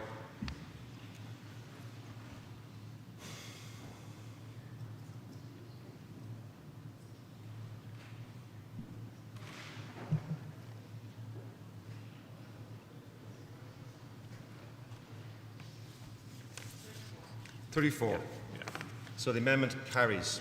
And apologies, I should have obviously asked because there's obviously some people abstaining. Thank you. You have one more amendment, Luke? One more amendment, ballot 2. Should there be, on the second question for the role of the mayor? Ballot paper number?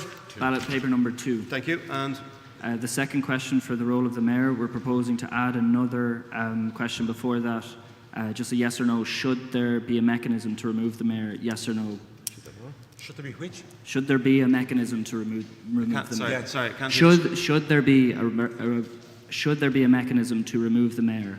Yes or no? It's on the ballot paper. It's question number 4 on that ballot paper. Should there be methods to remove a mechanism? A mechanism. So it's question number 4 on that ballot paper. 1, 2, 3, 4. If the mayor were to be removed. If the mayor were to be removed from office. That's the Yeah, but mechanism. we're just saying that there should be a yes or no before that question. Because it's assuming that there's no option to say that the mayor there should be no mechanism. Okay, so you're proposing ballot paper number 2, a new question. Yeah. And the new question is, should there be a mechanism to remove the Lord Mayor? Yes. Is that correct? So that goes in just before question And number that's it. 4. Is that a yes/no answer? Yes, no. Yeah. Okay. So I do have any comments on this? And one from John, table 10. Yeah, thanks for the amendments. I just have some reservations about including that. I think that would probably make the mayor one of the, it could make the mayor one of the very few office holders where there is no provision to remove a mayor. I'm just not sure we want to do that. Yeah, and can I just say that I understand why you asked the question, Luke, but it did appear from the reports from the roundtable discussions the last time that there was almost unanimous support for a mechanism to remove the mayor, and which is why it didn't appear. It just came up today, as currently there's no mechanism directly to remove, like from the electorate to remove councillors, for example. So we just wanted it as a question on the paper to clarify that. Yeah, well, actually, do you want to put it in as an assumption rather than changing the ballot paper? If the room agrees. Yeah. I mean, are the room happy enough to say that the mayor can be removed from office for stated misbehaviour? Okay, so can I have a show of hands for the record if the Assembly members are happy with that? That's one of the assumptions that we'll stitch into the report. Yeah. So, and this show of hands, those against that particular. Luke, those against that. Okay, so that. Please don't vote against the thing you asked for. That's a correction. That's a correction, or that's an addition to the report for the Secretariat. We have the last one. One more. Okay. So on ballot paper 1, the table felt really strongly that housing should be separate to homelessness. Homelessness should be its own power to be dissolved and voted on. Okay. So thanks, Luke. So what the proposal is, ballot paper 1. You've got row 10. Proposal from Luke is that there'll be a new part to be the amendment is to remove the word homelessness and give it its own unique row. So there'll be a separate row for homelessness. So the amendment will be you have a row for function, responsibility, housing, and a separate row for homelessness. Is that correct, Luke? Could I have a vote of those who are against that proposal? And show of hands, please, for that amendment. Luke? Lorraine, let's count these again. So again, we're voting those 4 to split housing and homeless into 2 separate rows. And are these people in favour of that? So these are in favour of the amendment. You're in favour of that amendment. No. Okay.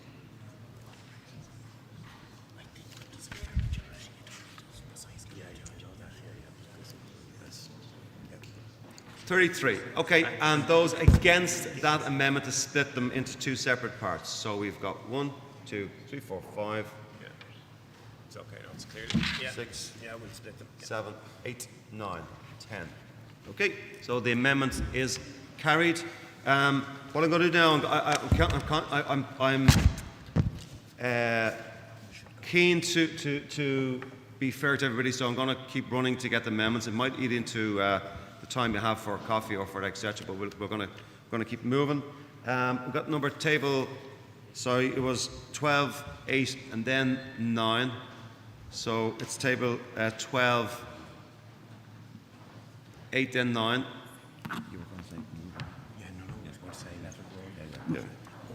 Table 12, my name is Jacqueline. I wonder, could we include infrastructure and both road and pathway repairs in paper number 1? Because I don't know how I would vote for that.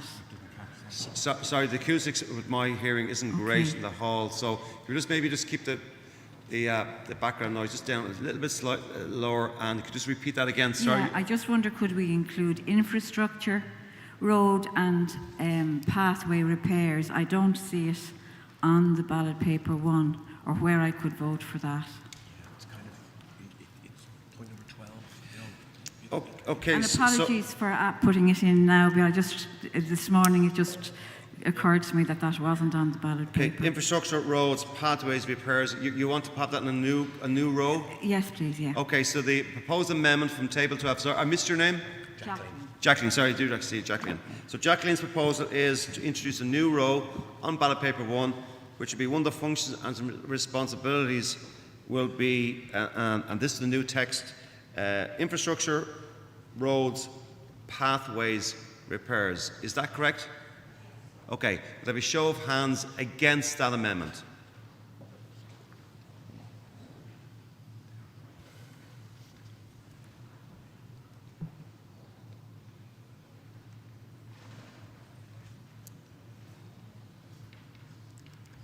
Okay,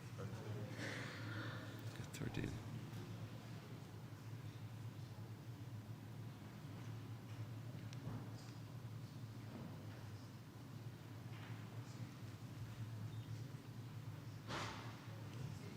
$13, yeah? 15 you got. Okay. Show of hands. That was against the amendment. No, that was against the amendment. For That was for the amendment. okay, that was just clarify. That was for the amendment. Yeah. Okay. It's been a long morning. Oh. That was against it. All right. All right. Apologies. So to clarify, that was against the amendment. Could I have a show of hands, please, for that amendment to include the words infrastructure, roads, pathways, and repairs? 1, 2, 3, 4, 6. Oh, it's going to be tight.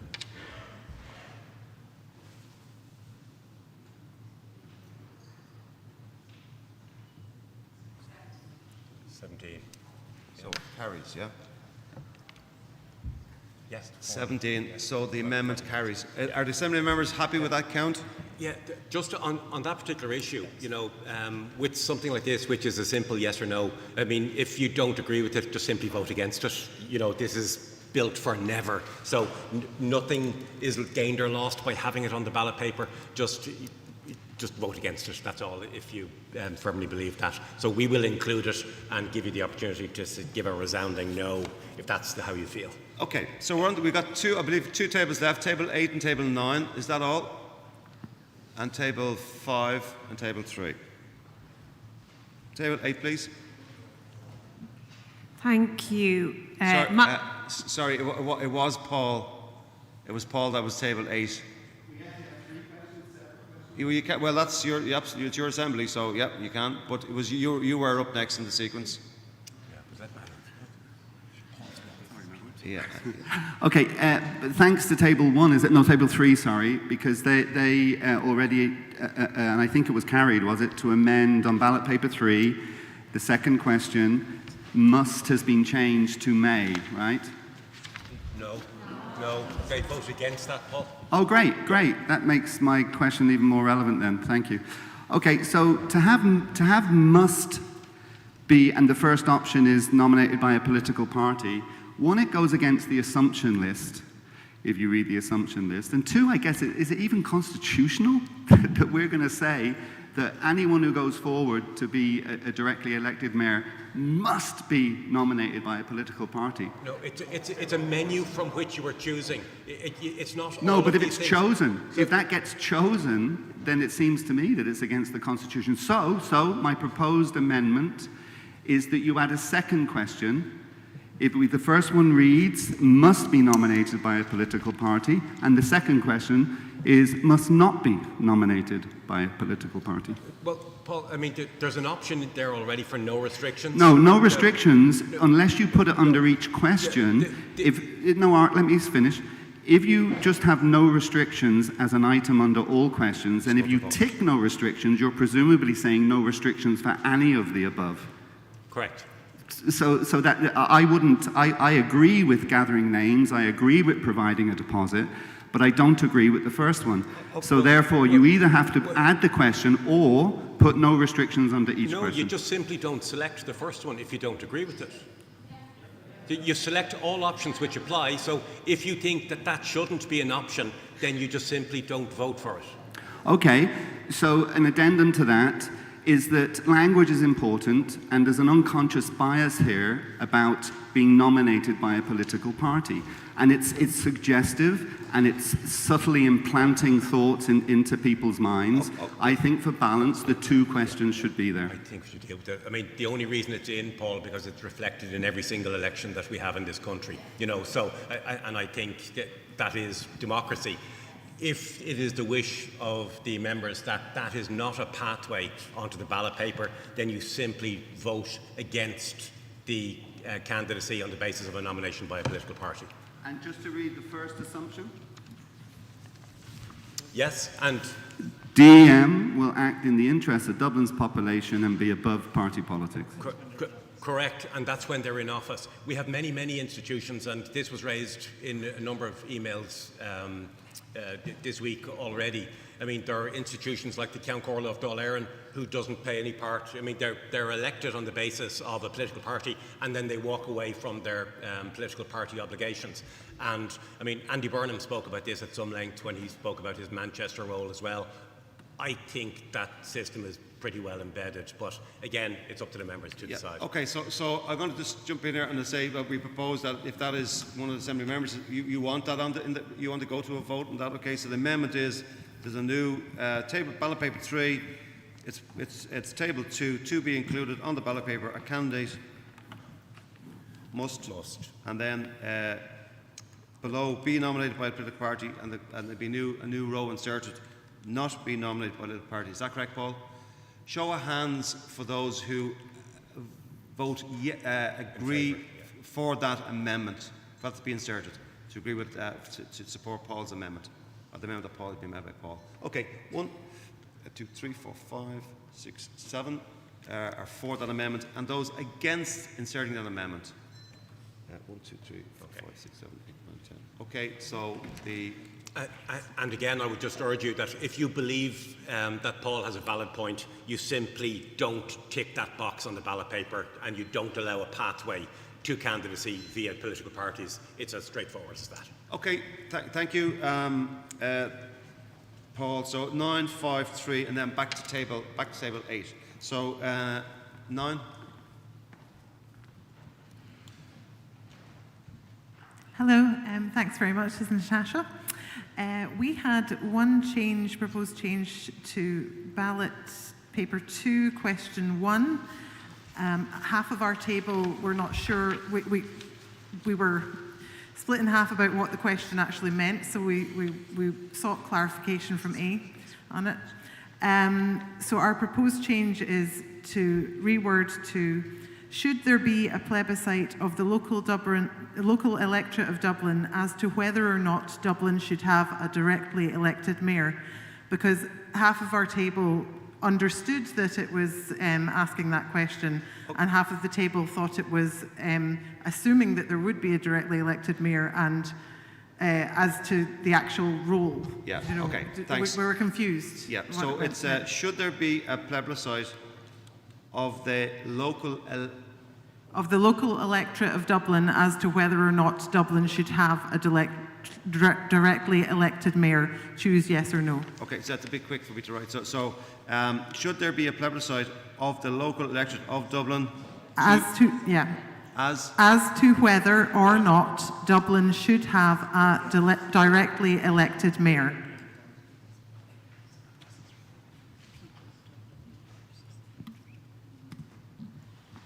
Okay, I'll just read that back. So the proposed amendment is ballot paper 2, the first table, which is plebiscite. The current question is, should there be a plebiscite of the people of Dublin before the role is formally established? Your proposed amendment is, should there be a plebiscite of the electorate of Dublin as to whether or not Dublin should have a direct elected mayor? Is that correct? Okay, so could I have I'll read that back again. Table 1, plebiscite. You see what the question is, should there be a plebiscite of the people of Dublin before the role is formally established? The amendment is, should there be, and replaced in full, should there be a plebiscite of the local electorate of Dublin as to whether or not Dublin should have a directly elected mayor? Could I have a show of hands, please, to support that amendment? Okay. So, yeah, no, I think that's, yeah, I think just if you, okay. That's a big majority.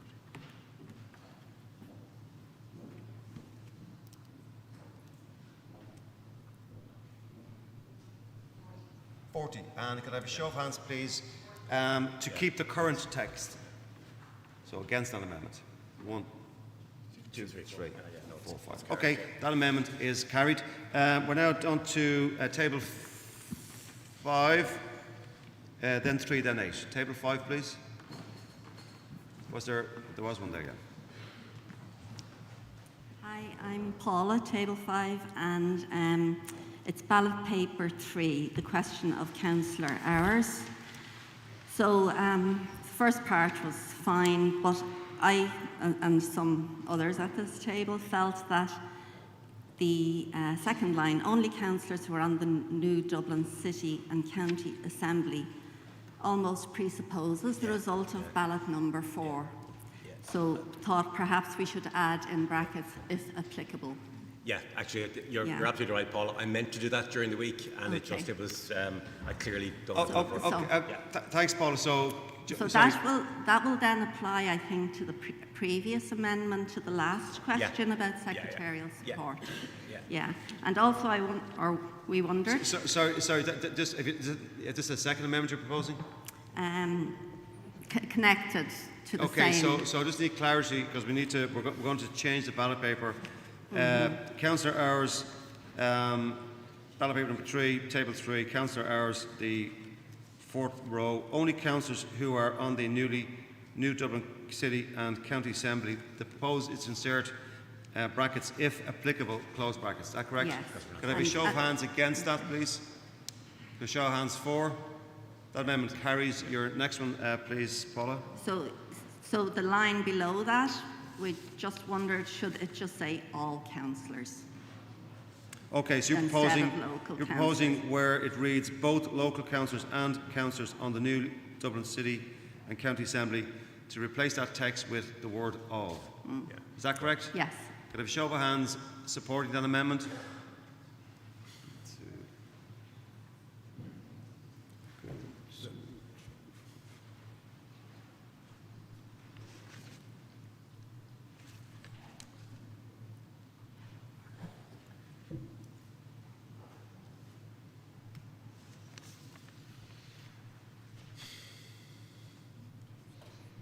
(32).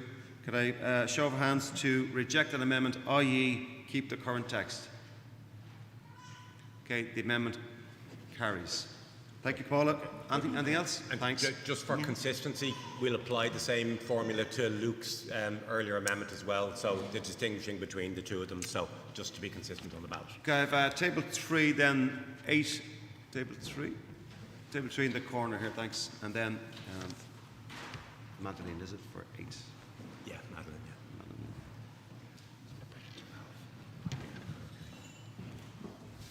Thank you. Shifra from table 3 again. So we just had a couple of assumptions that we felt were implied from the ballots or from previous discussions but not explicitly stated that we felt could be added to the assumption list perhaps or otherwise asked in the ballot. The first was that any staff nominated or chosen to work with the mayor are aligned to the mayor's term limit. Sorry, I'm unclear what the amendment is. It's an assumption. An assumption. So the amendment is you're adding an assumption? Yes. So what is the addition, thanks? Any staff nominated or chosen to work with the mayor are aligned to the mayor's term limit. Any staff chosen? Or nominated, whatever the process is, chosen by ballot 4. Okay, so I just want to do this? I just need the text if you're going to. She's ready. Any staff I'm not writing it fast. appointed to work with the mayor. Any staff appointed to work with the directly elected mayor. Yep. Are aligned to the directly elected mayor's term limit. Directly elected mayors. Term limit, so they're there for the same period of time. This is 5,500 staff, Shifra, we're talking about. So then when we're looking at We're talking about the leadership level, sorry. That- So, things, Okay, we the could cabinet, the deputy mayor, We etc. could probably deal with this afternoon when we're dealing with the structure, I think, Okay. and the role of the Yeah, Director General. that's So- fine. Is that acceptable to you? Yeah. Table 3? Yes, Yeah. no, yes? Okay, we do this afternoon. Okay, so table 8, Madeleine, oh sorry, do you have another one? Okay. The second one was that the directly elected mayor has power of initiative over devolved policy areas. So just if we vote on ballot 1 that X area is under the power of the directly elected mayor, that they have some policy making powers. Yeah, so your proposed text is The directly elected mayor has power of initiative over devolved policy areas. power of initiative over. Devolved policy areas. Is this not already assumed? You know, if the mayor has devolved powers, that he can bring forward policy proposals? This is not being pernickety, and I'm sorry to be another politician speaking. The assumption of local government on paper is that these powers are devolved and that there is a power of initiative. The system is built so public servants, executive, have more of that power of initiative. I think it is important that we state very clearly that the directly elected political leader of the city has the power of initiative. It is not superfluous to say it, I think it is necessary. Okay, thank you. So I'm going to go to if you a comment to that, John, is it like is a supporting comment? No, just is it a an comment? alternative. Is it a question on this? Okay, so from table, John. Yeah, no, it's just to ask, it says directly elected mayor can introduce new regulation in areas devolved to them. Does that not cover what you're saying? I agree with the point you're making. I'm just wondering if it, to some extent, it's already covered. Yeah, no, it's okay, just... it's a question against, they're making a proposal, in line with our principles, everybody has an equal voice, so you're making a proposal, is that correct? Proposal is a directly elected mayor has power of initiative over devolved policy, is that correct? That's an amendment to be included in the assumption, is that correct? Okay, so could I have a show of hands in support of that proposed amendment? A directly elected mayor has the power of initiative over devolved policy, show of hands? 1, 2, 3, 4, 5, 6, 7, 8, 9, 10, 12, 16. Makes sense. 14. I got 16. Sorry. I got 16. Show hands again, please. I got 16 there.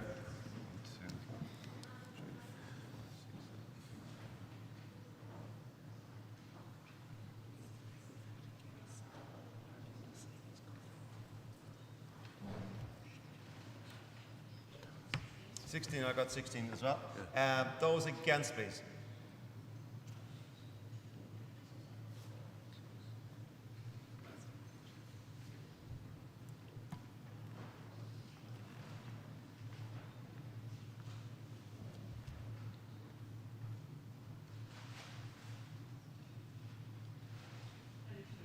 Many?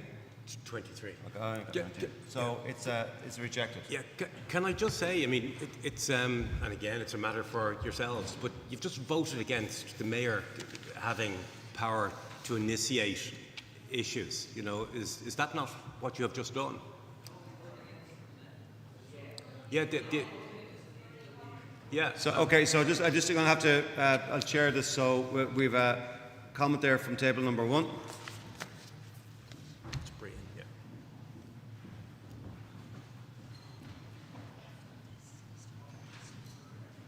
I would disagree with you there, Art. I think we have voted not to change the ballot paper. We're assuming that that's how that will be. There's 0 point in us being here deciding about a directly elected mayor if they don't have that power. Okay. So it's automatic in my head. All right. Okay, well, so Luke on table 6.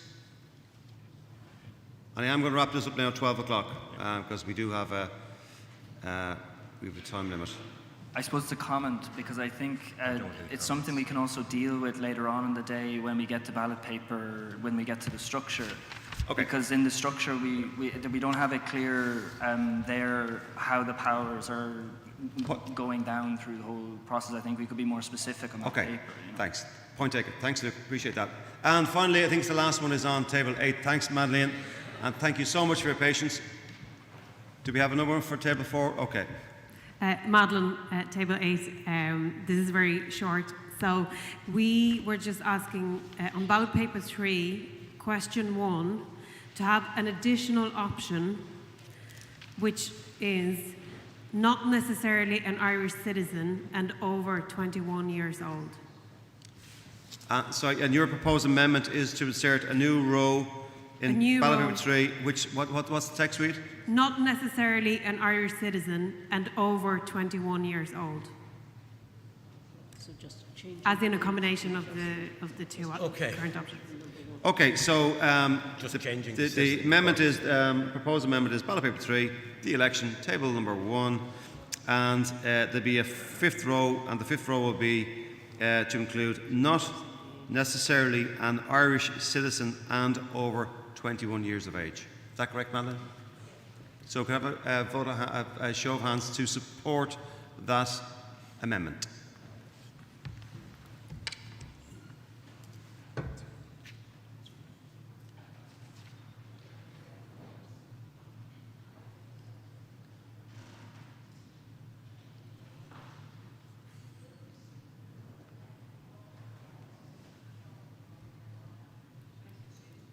And could I have a show of hands, please, against?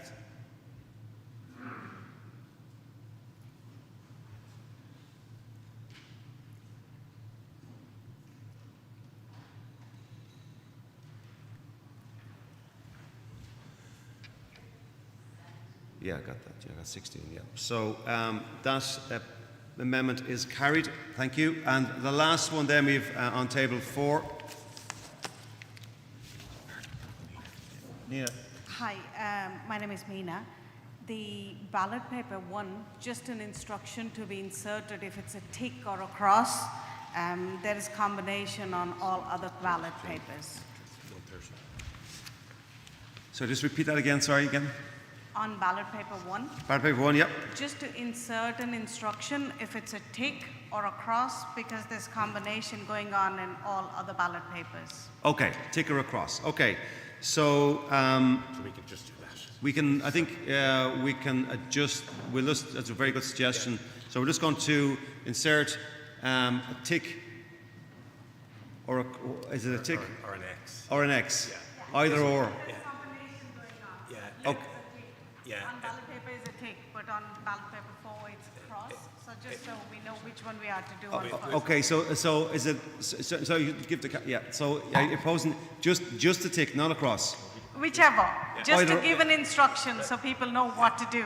Yeah, listen, we'll be flexible in how we interpret it. Okay. A tick, across, a mark, anything that goes in the box, just that can indicate a preference is what we'll take. Yes. Do you want us to? I mean, it's your paper. Do you want us to insert that, or are you happy with Art's explanation? I'm happy with that So you explanation. can you can withdraw that amendment, yes? Okay. Okay. No, it's a question, not a. Yes, you can. Okay, thank you so much. Okay.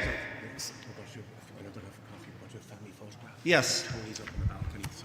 So before we close off ballot paper 1, 2, and 3, can I just open up the floor? Have we been open, fair, given everybody the equality of voice, have been respectful? Have all those things been dealt with, as in nobody has any more comments to make before we break for a coffee? Okay. Before we do, we're going to get a nice family photograph. We're going to go onto the historic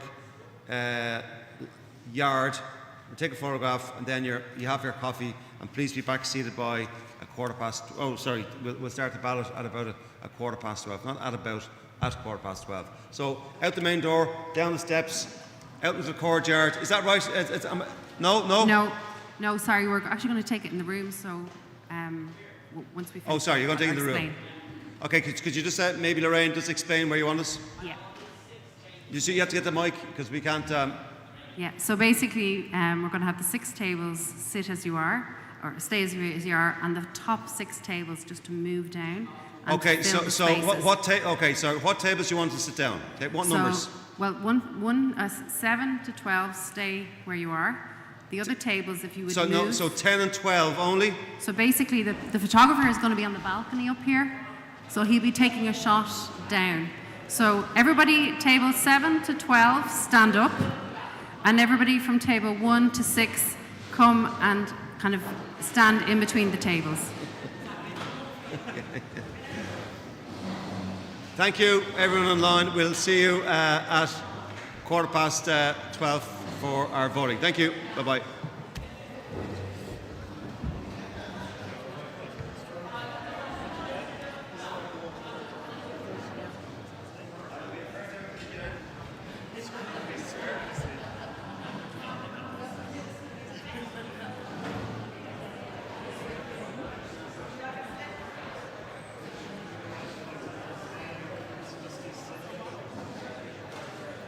Jim, we need you.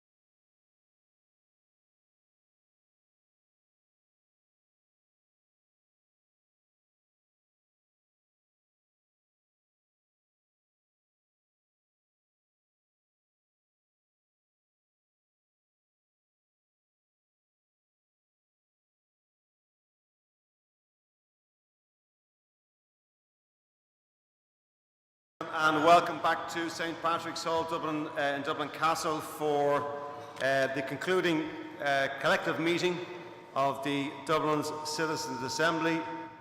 We spent the morning discussing some final amendments as proposed by the Assembly members. It's their paper, your paper.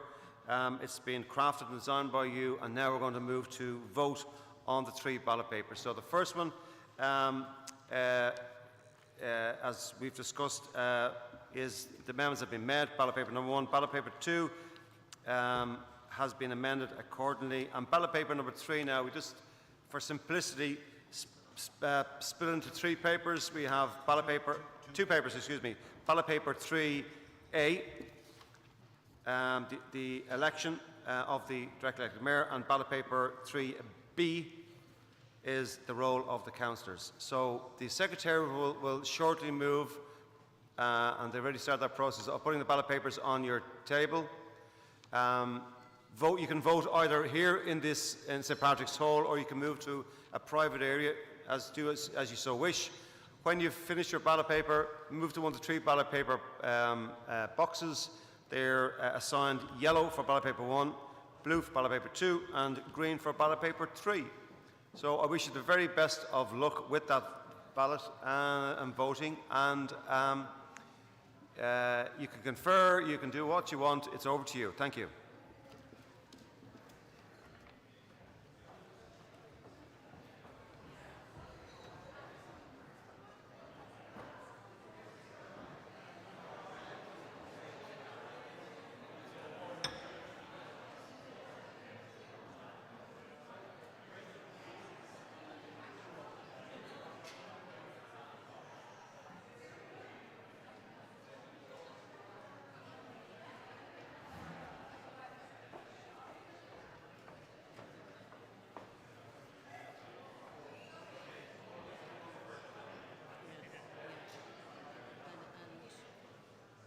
Shake them or let somebody see inside.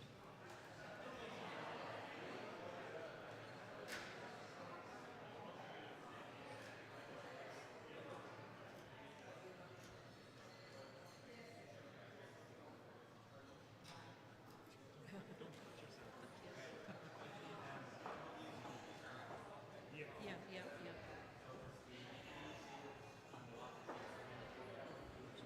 And get somebody to check if there's nothing in it already.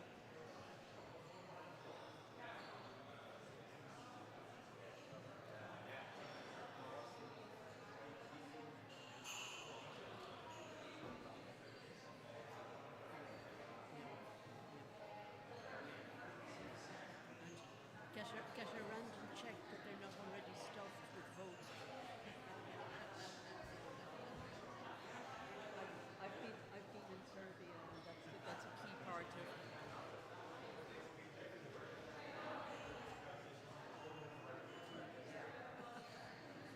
So you built in.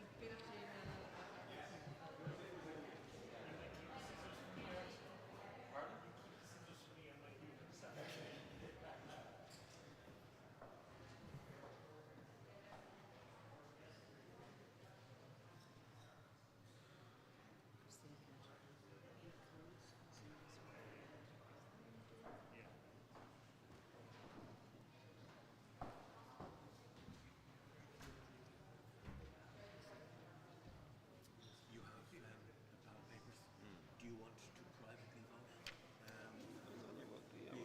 And keep in your pocket in case you're, or do you want to do the calculator on the spot?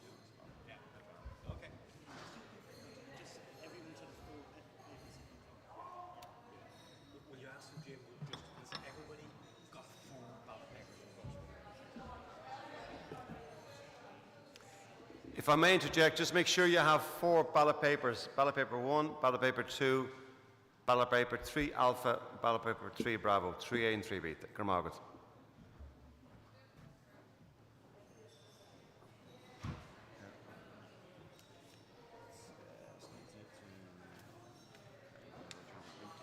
She said that on your laptop all the questions come up. Yeah. You could use that text rather than write it down. She says you'll see it there. Yeah, but they're yeah, we can. Yeah. But I mean, there are more amendments than texts as well. So it might be a way if we expand those out, you know. I mean, if you click on one, it comes up here anyway. You know, in the field. Then Trevor suggested was whether we put it up on this screen that when I read the back, someone finds it difficult to follow with that.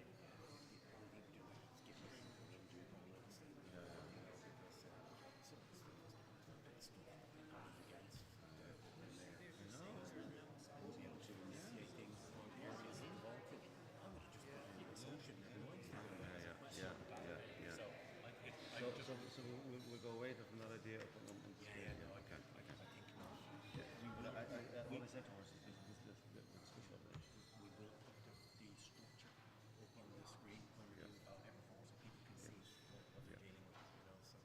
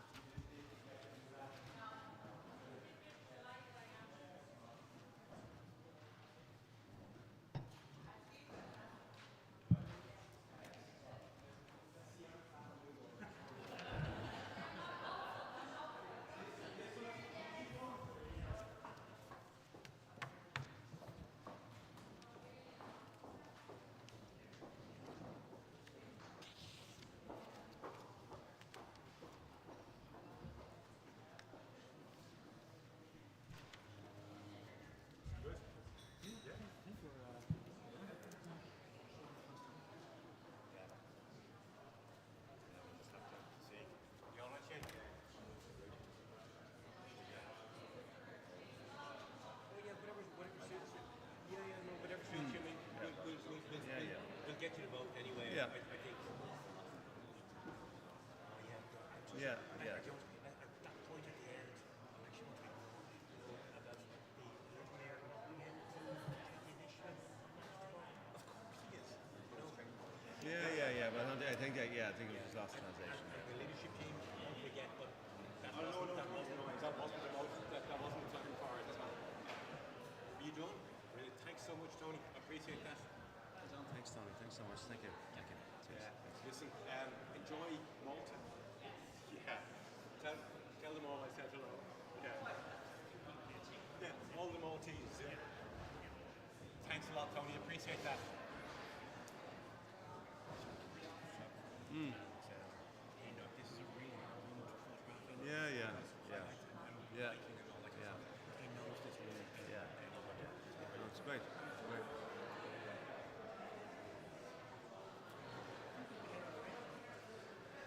Queuing to vote. We could be in South Africa. Yeah.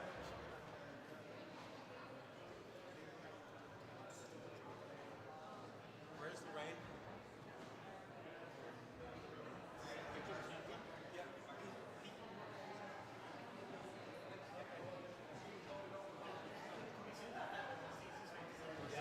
Just anyone who has voted can make their way to lunch. Lorraine will show them. Will you tell her that we're saying that, Tim? Anyone who's voted, you can make your way to lunch and back for 1:30, please. So you can make your way to lunch in the room next door. Back as soon as you can. Yeah, two corpses, and it was taken an hour and a quarter. They're in Bedford Hall across the courtyard. And, were they? Yeah, so there's no room here to sit everybody down. So, we'll start as soon as ever. Yes. So we're going to count the votes. We'll try and get the all done by the time you're back. We won't be finished by half one, but we'll go as quickly as we can. Are you sure? Yeah. He's okay. He's busy. He's okay.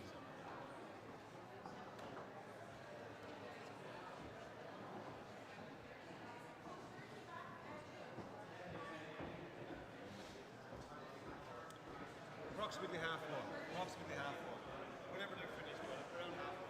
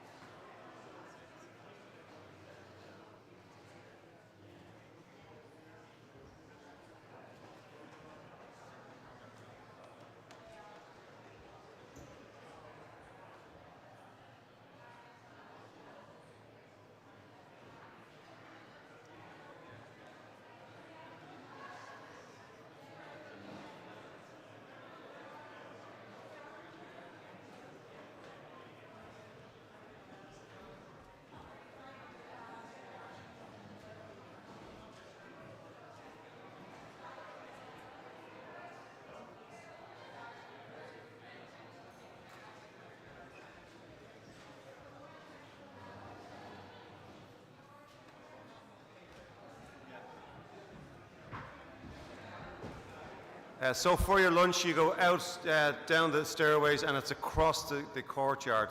Building's the very far side. So excuse me, it's not where you had coffee. It's down the stairs. You go across the courtyard. Lorraine will give you directions. Thank you.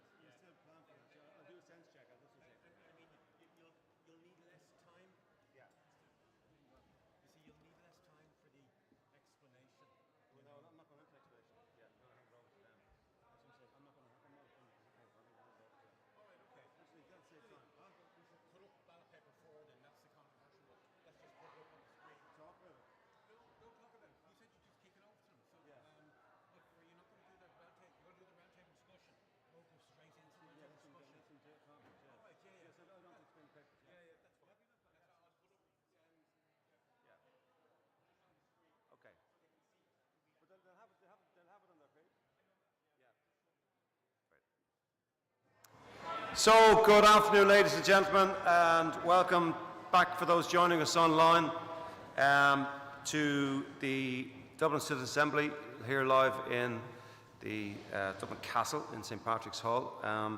Welcome back to the citizens from your lunch. With the programme, we had a really good discussion this morning, and we wanted to give everybody time to articulate their views.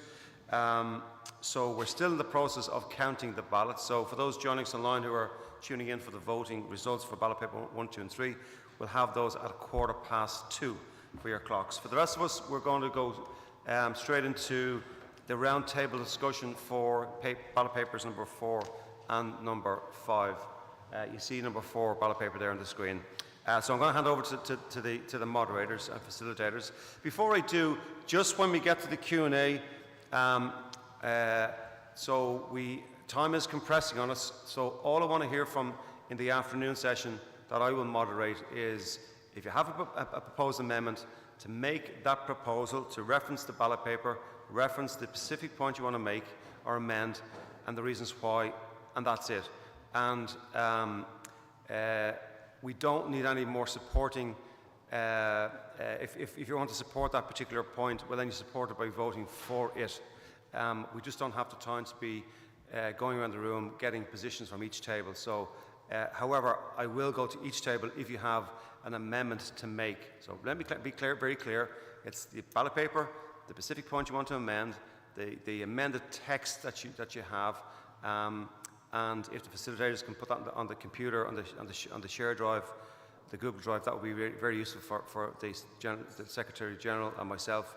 And then, as I said, if you want to support a particular amendment, you support that by raising your hand or not. So I'll hand over to the facilitators. Thank you. And Mina, just give Mina a round of applause. She forfeited her lunch to do the vigilation. So the telling task. So Mina, thank you. Okay, for those joining us online, we'll see you back at 2:15 for the results.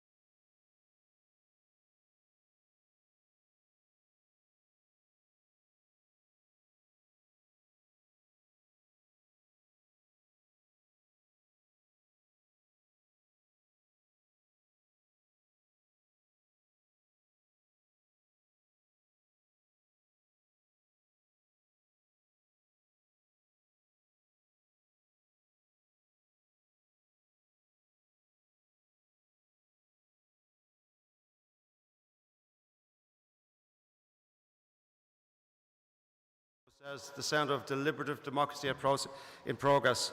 So I'm going to take 5 minutes of your time, and no more, no less, to announce the results of this morning's deliberations. Very, very interesting. I'm going to announce ballot paper number 1.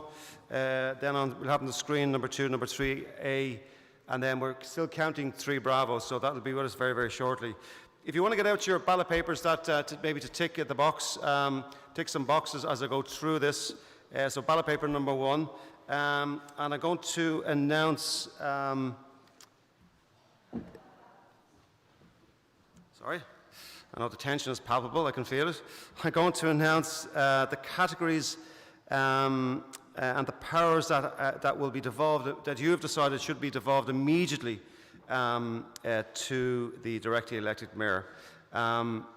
And in the ones that we're going to read out now that you can put a tick beside, the Assembly has voted by a clear majority to devolve those powers. And later on, before we conclude today, we'll give you the exact percentage breakdown. So from the top, these are the categories that you've decided.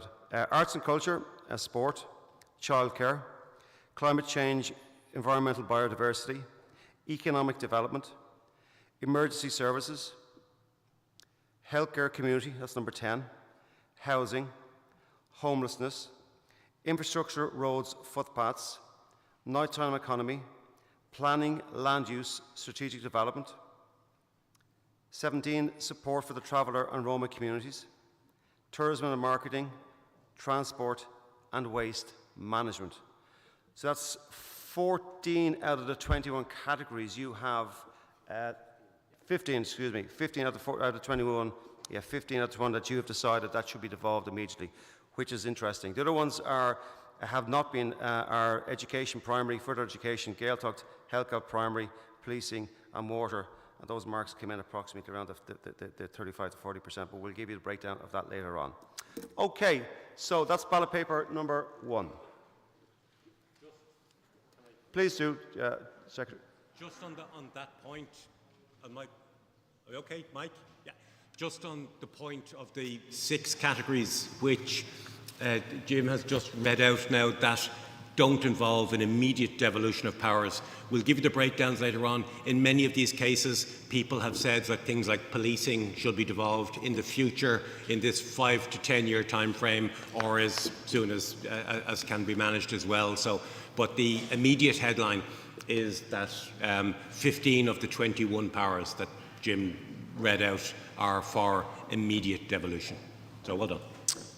Okay, I have a question from Tebo. I'm not keen to take questions, but we'll take one if it's immediate on the ballot.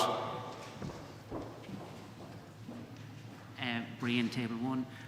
Was there any that we said never? Yeah, we'll come back to we'll come back to that detail later on. Okay. Yeah, but no. No. Okay. I'm now going to show we have filled in on this table all of the ballot paper number 2. So maybe James, thank you. So from the top then, should there be a plebiscite of the local electorate of Dublin and to whether or not Dublin shall have a directly elected mayor? 59% said yes, 39% said no, and 2% said I don't know. The second question was, if there is a plebiscite, should the proposal to be put to the people, including the powers of the mayor and the structures required to support the role? 63% said yes, 34% said no, and 3% said don't know. In terms of the role of the mayor, just that bit, James, thanks. The term of office, 87% said 5 years, 9% said 3 years, 4% said other, and nobody said I don't know. In terms of how long can the mayor serve, 84% said 2 terms only, 15% said no limits, and 1% said 1 term only. Should there be a mechanism to remove the directly elected mayor from office? 97% said yes, 3% said no. In the question of if the mayor was to be removed from office, how should it be done? 58% said either option, which was 22% said recall petition by the public, and 20% said removal by super majority of councillors. And finally, the independent financing and fundraising budgeting. The first category was directly elected mayor in conjunction with local democratically elected representatives should be able to raise funds from markets, investment bonds and loans. 70% said yes, 37% said no. Directly elected mayor, in conjunction with local democratically elected representatives, should retain funds from a portion of any taxes raised in Dublin. 92% said yes, 8% said no. And finally, the directly elected mayor, in conjunction with local democratically elected representatives, should be able to change or introduce local taxes. 88% said yes, 12% said no. Moving on to ballot paper 3 alpha, election of mayor. The election, what should the criteria for the elected candidates be? Sorry, James, if you just switch over, thanks, to 3A, please.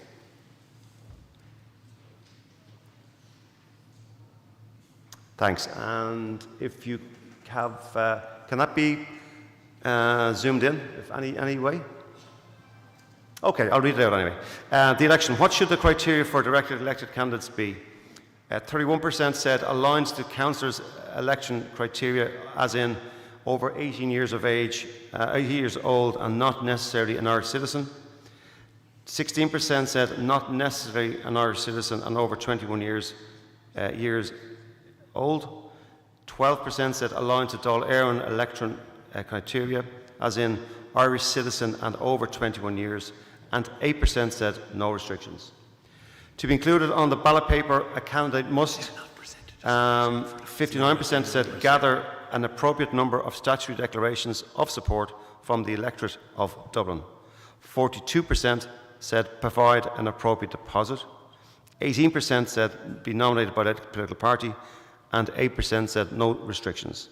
And finally, should the electorate for directly elected mayor be confined to 76% said people on the electorate register for local elections in Dublin, and 24% said people on the electorate register for the Dáil elections in Dublin.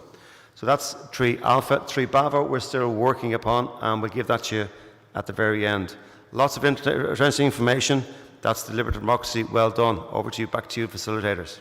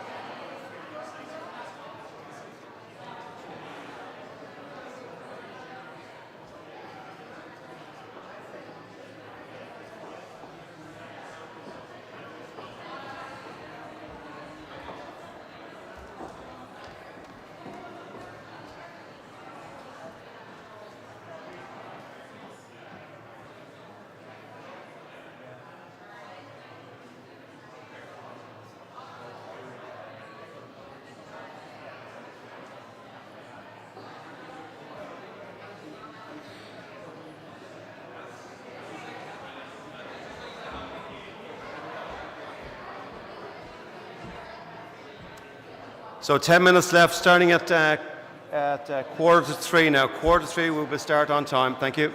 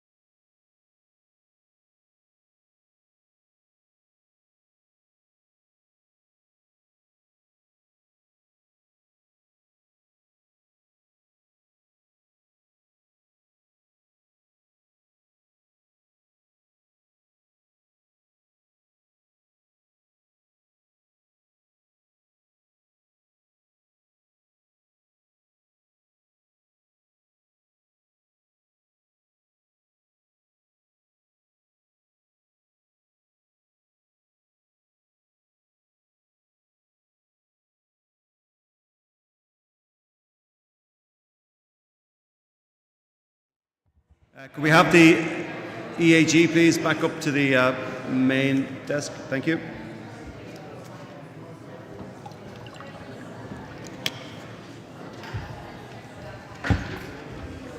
Are we close with the 3 Bravo? Yeah, just there, yeah. Yeah. So we're just turning it into percentages, Okay. and we have the detail of ballot paper 1 as well, which will distribute to tables. Okay, we're back live, and welcome to those joining us online for the concluding two parts to go for the Dublin Citizens Assembly on Saturday, the 1st of October, in the St Patrick's Hall here in Dublin Castle. The Assembly members have just gone through their round table discussion for ballot papers 4 and ballot paper 5. We're now going to have a Q&A. I've got 45 minutes for the Q&A, and I'm going to open up the floor now for questions, please, on ballot paper 4 and 5. Again, just to recall some guiding principles. I'd like you just to announce your name, what paper, your ballot paper, you're going to amend, the specific text that you would like to that you're going to amend, and then your proposed amendment. And if you want to follow up then with some very brief supporting remarks. If I open up to the questions for the floor, we don't really, at this particular point, with time compressing, need to get into supporting comments from other members of the Assembly. Your support will be, or otherwise will be given to the vote, so you can vote for, against, or you can abstain. And thanks again for Table 1 for pointing that out earlier on this morning. So, I'll open the floor up for questions, please. So we'll start with 3, 5, 4, 6, 2, 9, 7. Okay, so that's the sequence. So number 3, please. Okay, Jimmy from Table 3. This is in relation to ballot paper 5, question 1. We are proposing that a 4th option be added on to that question, and that would be that the deputy mayor be elected on the same ticket as the mayor. So, in other words, like a US presidential election, that the two would put their names forward as a team. Yeah. Okay, just put it. That's it. People makes it straightforward. Okay, just that. What's the text? The exact text you want? It's elected on the same ticket. So the text would be that the deputy mayor is elected on the same ticket as the directly elected mayor, as the mayor. Yeah, so just a straightforward question. Put it And just a little bit unsure of where exactly to go on the. We create a 4th category. Fourth category. Box, category. yes. That's the bit. Okay. Now, just so to say, we've looked at it and said there could be problems there because if the deputy didn't get elected, for example, but we want to just put it out there. Okay, anyway. thanks for that. So ballot paper 5, the first table, it'll be a new column number 5, and it'll say the deputy is chosen on the same ballot paper as the mayor. Okay, do we have first of all, any questions on that? And we don't have, so can I have a show of hands, please, in supporting that amendment? And show of hands, thank you, against? Okay, so that ballot paper, from my perspective up here, is carried. Anybody want to question that? Okay, thank you. So that's carried. Thank you. Table number 5, please. Again, please just announce your name, Jackie. Sorry, we know here. Just announce your name for those listening in and your amendment. Thank you. Francis. Francis, excuse me, Francis. Thank you. Ballot paper 5, item 2. An additional question should be included. The Cabinet may include non-councillors, yes or no. And the rationale is to ensure that the Cabinet may include individuals with specific expertise that councillors may not have. Yeah, so it's a straightforward yes or no again. I have the question. Again, Art, just read out the question there. The Cabinet may include non-councillors. So Cabinet may include non-councillors. Any questions on that? So could I show hands, please, for the proposal by Francis? And those against? The motion passes. Anyone want to challenge that motion? Thank you. That's 5. Thank you very much, Francis. On- 5 as well? This is 2 questions. is that Okay, it? thank Okay, you. I'm Paula. Thanks, Paula. And it's ballot paper 5 and the 5th point at the bottom, which was how long should the government take to respond to the CA report? And we're suggesting it's amended to how long should the government take to respond in detail to the Citizens' Assembly report? And the rationale is to ensure that senior government action is taken in response to our report. Thank you. So that will be ballot paper 5, last table. The amendment is how long should the government take to respond in detail is the insertion to the Citizens to CA report. Those in favour, raise your hands please. Those against? And the amendment is passed. Thanks, Francis. Paula, sorry, Paula. It was Paula. That's 2 for table 5. Table 4, please. We have 2 now from table 4, I believe. I'm Irish from table 4. So our question is actually an amendment of what was just passed there. We also had a problem with the wording of that question because we think it's a bit ambiguous. It allows a bit of wiggle room by the government. And we wanted to rephrase it to how long should the government take to implement the CA report?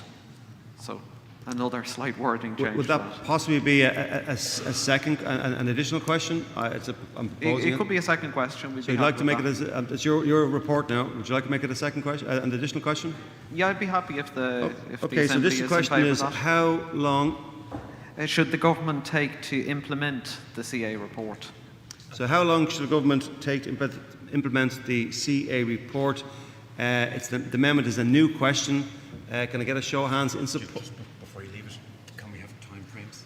I mean, 1 year, 2 year, 3 years. And do you wish to include time frames as well? Yes, that would be our intention. Yeah, like, what are they? Oh, So 1 year, yeah, 2 years, 3 years, as long as it takes. We were thinking along the same time frame as the other because we were actually just going to amend the question rather than create a new one. We just have to be a little bit careful here, Marish.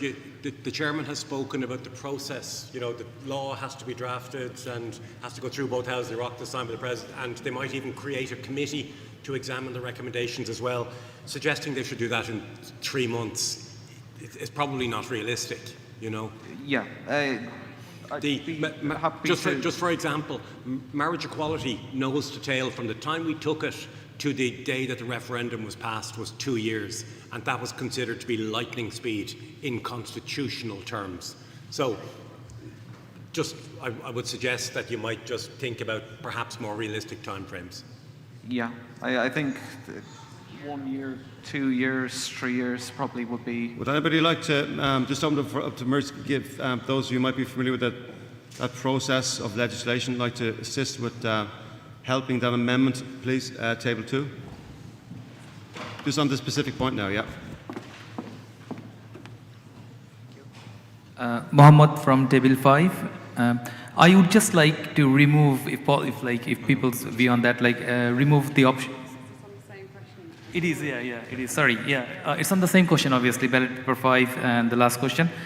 I'm not just convinced the option as long as it takes, you know. So there should be maximum kind of time frame. So I'd suggest, I actually was gonna suggest no more than 1 year, to be honest. But if everyone is happy enough to maybe put a cap on that, like a maximum of 2 or something, but just put a cap on that rather than leaving it open as long as it takes. Okay, thanks. Do That's you want to make a recommendation to Mirish or suggestion? No, he's on the original Anyone has a view on question. that? So he wants to take out as long as it takes and put in an upper limit, say 2 years.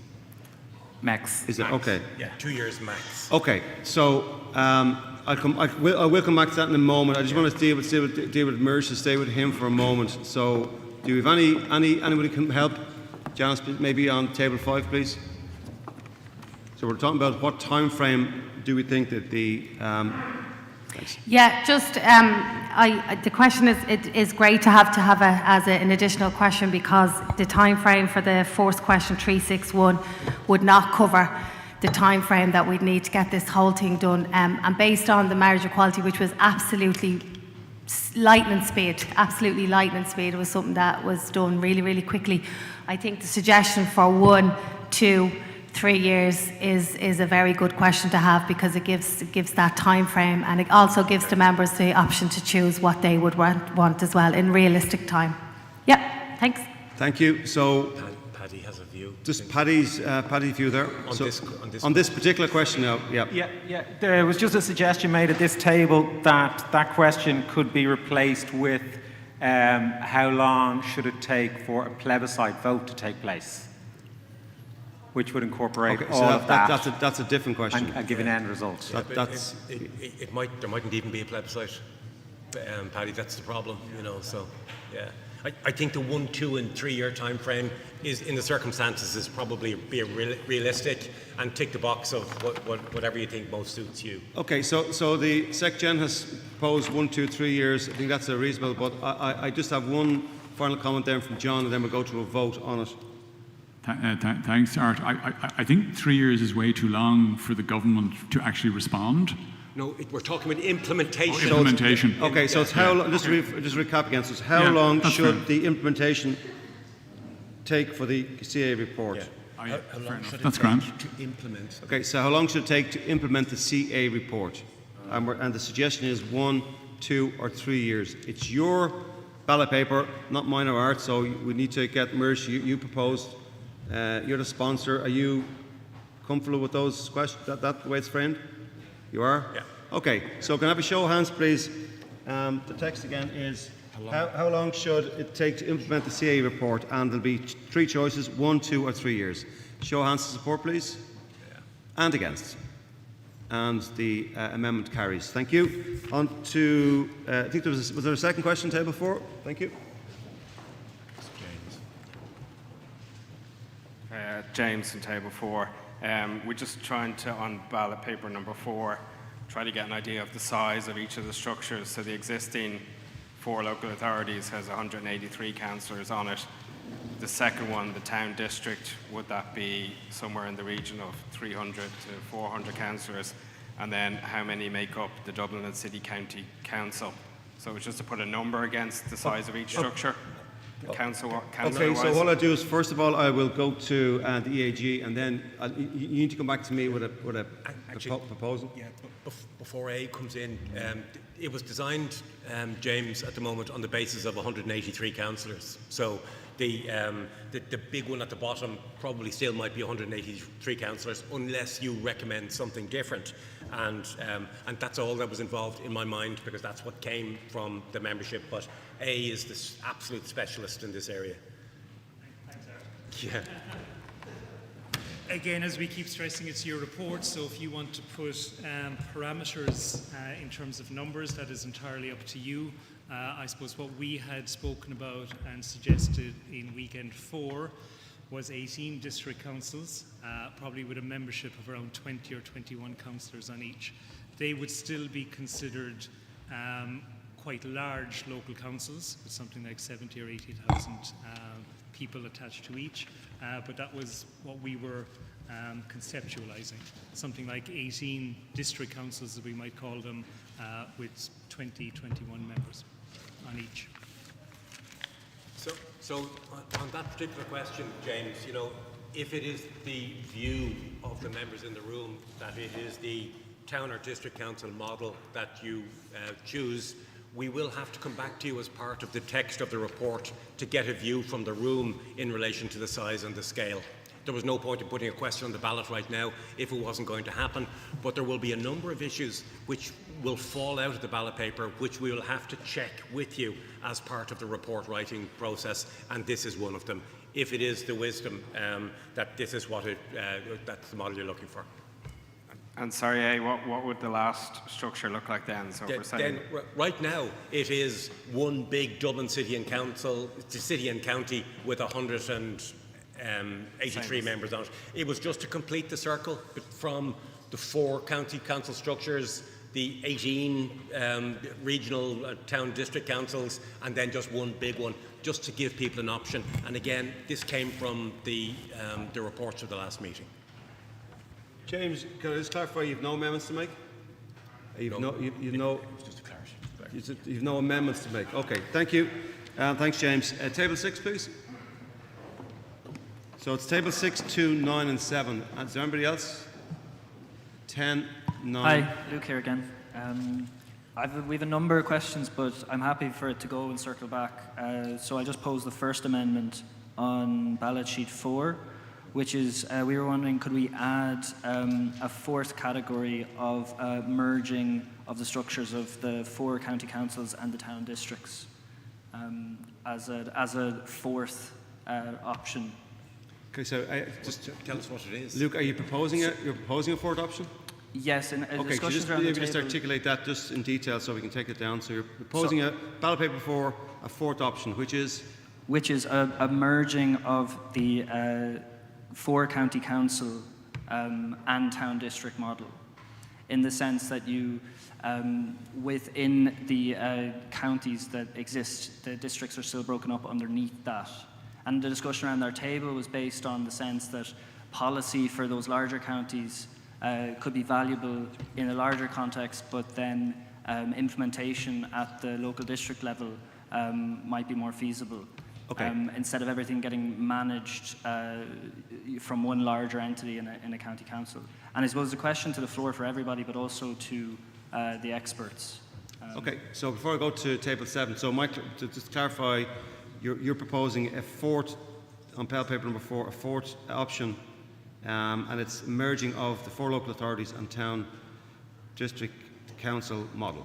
Yes, that you That- have so 4 that's- county councils with subsidiary districts underneath. Okay, so it's your text, so 4 county councils with subsidiary. Town districts. Do you want to say something on this? Councils. I suppose just to clarify, Luke, you're not talking about merging, you're talking about creating a 6A with the 4 councils and 6B together as an option. Yes. So to keep the 4 with a district level underneath. So Yes, it's not merging. reforming Yeah. the existing county councils into district structure underneath them. Yeah. Okay, thanks. So before we proceed, just on to Barry, table 7, please. Yeah, thanks, Cahir. I actually had the exact same amendment, so I just wanted to talk very briefly rather than having 2 separate amendments. Okay, so the amendment is am I right in saying that the text for you, Luke, is merging of, merging, it's creating 4 local authorities with? No, it's creating a layer of town and district councils underneath the 4 local authorities as they currently stand. So that's what we're doing. You're putting an additional layer. We may fix this by just, rather than placing one single X, but if you want to do both, if you want to have the 4 councils and the town, you can put X in both, and that'll indicate, rather than putting in an extra option on it. So, no, microphone, can we? Yeah, so I will go with you, Barry. Yeah, I just want to clarify what his amendment is, first of all, then we can. So as the ballot paper stands at the moment, if you were to put an X and an X on both, it doesn't necessarily bring in the subsidiary nature of having the districts underneath the county councils. But we have clarified it now that one reports to the other. If you put an X in both, you are agreeing to town and district councils being formed under the aegis of the 4 local authorities. Do we want to put that even on an asterisk? That's something, clarification on the paper? We can. That suffice? Maybe Barry can talk about his amendment. Barry might because have it's also a better way of something doing that it. needs to Okay, be- thanks, Luke. Thanks, and I will come back to you for the vote. Thanks. Thank you. So just very briefly, 6.1, which is the Cahirlock, the 4 local authorities as they are now, there's a slight, the reality on the ground for us as councillors is that there already are local structures underneath them which are not represented in this diagram, and they're called area committees. So in Fingal they have a local area committee making local judgments and local rules in relation to Howth, Malahide. There's another one in relation to Blanchetown Swords. In Dunleary there's one in Dundrum, Dunleary. So those structures are kind of there, and people may not realise that, so they should really be in terms of 6.1, there should be a further substructure on this. But the amendment that James has made and what I was going to propose as well was that people are given a 4th option, which is effectively the top option, which is the 4 current local authorities, but there is a town or district or area council below that. So it's effectively the same one, but just for clarity, There is a similar structure already in operation that works very well, and the power is closest to the people, but it's not kind of shown in option 1. Thanks for that, Barry. To proceed, based on what Barry has said there, and Luke, your amendment. Did John want to say something? John, do you want to say? Did I? No. Okay. So the point Barry's making, obviously, that those area committees exist already. Do you have any further comment on your proposed amendment, Luke? Are we going to put in an asterisk? Is that what we said we would do? Maybe that's the way we can phrase the question to the room, is that the fourth option would be the existing county councils, but a reform of the local areas into town districts. But they exist already? No, so as far as I'm aware, there's you want so say DCC, to create the extra layer. DCC Okay. has different areas within DCC, those areas should be broken up into the town councils model within DCC, and the same for the area committee should be broken up into town councils. Is that what we're saying? Is that what you're saying? yes, that would be the fourth option. Answer on that, Art, just on getting. Yeah. Sorry, I think the simplest way to handle this in ballot form is, again, we'll put an asterisk in saying, well, if you put an X in both boxes, then you are suggesting that we create this layer of formally create this layer of area or district councils who are subservient Personally, I'd prefer a fourth option, because for the room we might understand it, but for the report, that there's a clear version of that. Yeah. Well, the report is the easy bit, because we can just say what it is that you meant. It's getting it on a ballot paper. I mean, I can put a fourth box there, shrinks everything down to almost nothing. But if you're happy to go along that line, maybe just put a fourth box to say both county council, town district, and that's okay. Then I'd be happy with that. Okay, so your amendment is then a fourth box with the local authorities, 4 local authorities, and the town district council. Yeah, I'm just trying to. I need you to give to me what your text is. A fourth box saying both a fourth box saying both 1 and 2 in question 6. Well, there is no 1 and 2, so. Well, there is its option 1 and 2. Is this fourth box, this extra layer, are these elected members? Is it separate elections to the local authority elections? Well, currently it's not like that. There are, as far as I'm aware, managers for each one of the areas, but I don't necessarily know. We're talking about this new layer that you're creating of town or district councils. Are there going to be separate elections to elect people to those who are subservient to the councillors in the 4 local authorities? Yeah, that's actually a point I'm not so sure of. You know, it may be how the councillors are already voted for the city council. Well, who is going to be in them then, these councils? Is it councillors? Well, at the moment you have the areas within the councils, and each one has its own manager. But the councillors that are voted in for the larger swath are involved in those areas directly to the manager. But you want to create an additional layer of councils underneath the 4 councils. Are these brand new councillors? I think maybe more town districts as areas rather than councillors underneath the county councils is probably more clear. But who's going to be on these district councils? Well, the same councillors that are voted in for the county council. All right, so it's... Okay, so I just got to... John had his hand up first, then it was Deirdre, then it was Barry, so I just got to... And if you can be brief, please, as well. Yeah, very brief. No, I think we're probably saying the same thing, that there should be a possibility of just recognising that there is an existing area structure and giving people the opportunity to vote on an option which has the 4 councils plus a strengthened area structure, which is also made up of councillors, and they're the same councillors that are elected to the full councils. I think that's the sense of what's being said. But if what we're saying is that already exists, if you vote for the local council, local authority structure, is that not?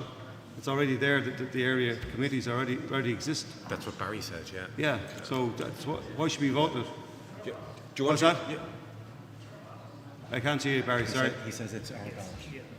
Yeah, there seems to be a bit of resistance to this option from the top table. And it's quite clear what James was saying, what John was saying. So it's terms of, if they're already in existence and you have an option 2, which is to create more town and district councils, why not try and use some of those structures that are already there, rather than adding more and more officials, more and more staff, more and more duplications? They're there, let's enhance them, but you haven't given that option at the moment.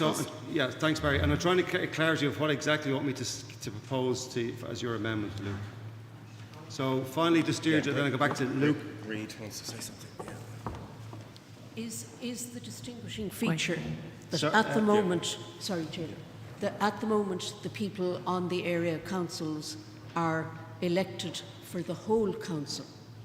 Is the change that people want to make that the people on the area councils would, on the ballot paper, be designated as coming from those areas as opposed to being elected for the whole of South County Dublin or wherever?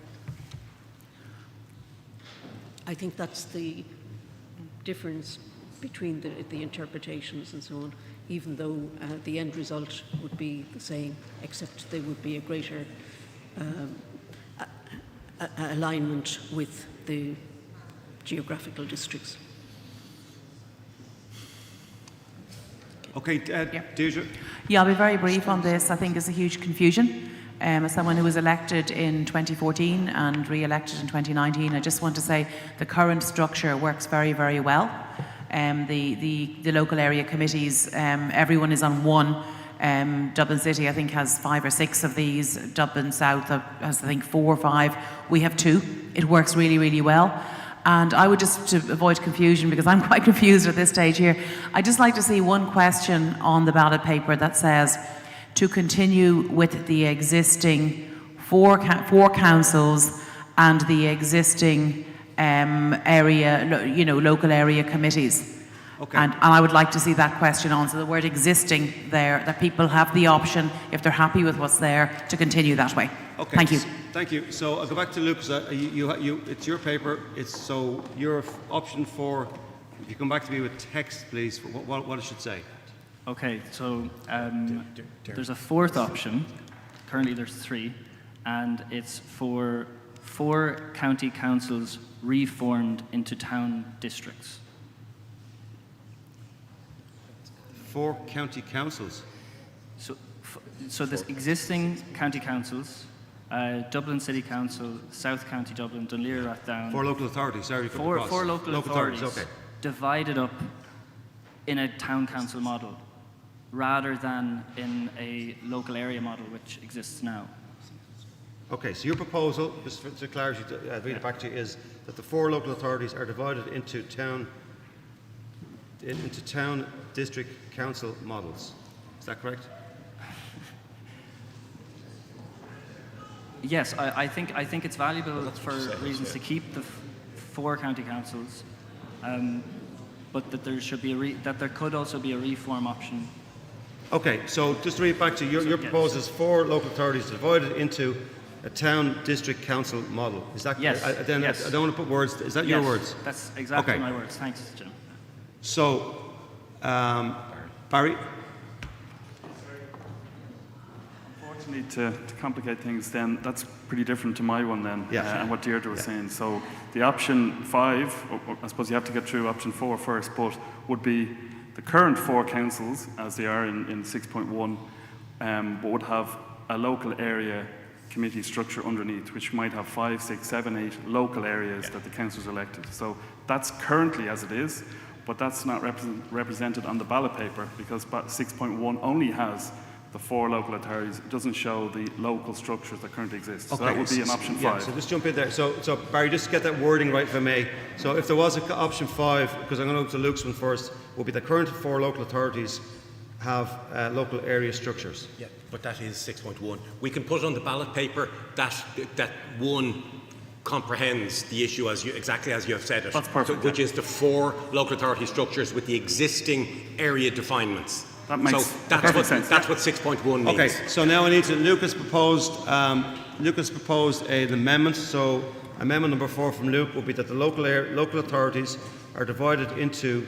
This is an option 4. Excuse me, an option 4. local authorities are divided into a town stroke district council model. Is that correct, Luke? Could I have a show of hands, please, to support that amendment? And show of hands against? Okay, so that amendment is not accepted. Could I just urge just that you're proposing now for... Yeah, just 6.1 along the lines as Barry said. I mean, if you vote 6.1, which is the 4 local authorities, current existing local authorities, this is the structures that currently exist, which comprehend the local area structures underneath. So how are we going to put that as an asterisk? I'm going to put that as an asterisk in relation to 6.1, just to say that. Okay, so... Pardon? Okay. Existing, yeah. So it is the existing structure. Okay, so this is a proposal from Barry. It's going to be an asterisk, Barry. And Art, you just read out the wording, please, for the asterisk once more. The 6.1 is the existing structure of 4 local authorities includes the existing local area. What are they called? Local area. Okay, area local area committees. committees, and then that'll be that, just to interpret what it is that you're voting for if it is 6.1. Barry, is that you happy? Okay, can I have a show of hands, please, for that amendment, that asterisk, the text, and show of hands against? Okay, so that amendment is passed. Okay, thank you. That was table 6. Luke, did you have a second one for me? Could it just be, I'll just give it back to you, the mic back, just to clear the decks and that. So just a number of amendments on the question 2 on ballot paper 5. One, how many cabinet members sit on the cabinet? And I don't know how to word that because I would have to propose the number of cabinet members. So we would need a number of options to be able to vote on that. So you want to make a proposal with the number of cabinet members? Yes. So could you just give me some text to that? Thanks, Luke. Well, that's my problem. I think that we should be voting on how many cabinet members should be sitting on the cabinet. Just from the reports, from the feedback from all the tables, every table seemed to be talking about a cabinet of 10 to 12 councillors. Now, if there is a different view, or 10 to 12 members, if there is a different view in relation to that number, let's hear it. But it is something we could put in as an assumption, because the 2 big assumptions here is that the new City and County Assembly will have 20 to 25 councillors if it exists, and the Cabinet will have 10 to 12 members if that exists. If people have an alternative view, I'd love to hear it. Okay, so it's an assumption that the Cabinet will be comprised of 10 to 12 members. Can I have a show of hands that that's an assumption? And anybody against that assumption that the Cabinet is 10 to 12? So the assumption passes that assume that the Cabinet will be, and we reflect that in the report. And the Assembly then 20 to 25, you might as well deal with it now. And the Assembly then 20 to 25, that's an assumption. Members, can we have a show of hands who agrees with that assumption? And a show of hands against? Okay, that assumption has always passed and will be reflected on the report. Anything else, Luke? Last one. Last one, Sorry. okay. It's not only the room, the table as well. I thought that should an amendment for on the Citizens' Assembly, an additional question, should a representative of the Citizens' Assembly stand on the Dublin Assembly, be given a seat on the Dublin Assembly? That's an extra question. So do you pose an extra question on ballot paper 5? Ballot paper 5, question 4. Okay, so this is a new question, and the new question is? Should a representative of the Citizens' Assembly sit on one seat of the Dublin City and County Assembly? So new question, ballot paper 5, should a representative of the Citizens' Assembly sit on the? Dublin City and County Assembly. Dublin City County Assembly. Can we have a show of hands who support that amendment? If it exists. If it exists. If it exists. Brackets if it exists. Show of hands who support that amendment. Show of hands against. The motion, the amendment is not passed. Any more, Luke? Okay, thank you. That was table 6. Table 2, please.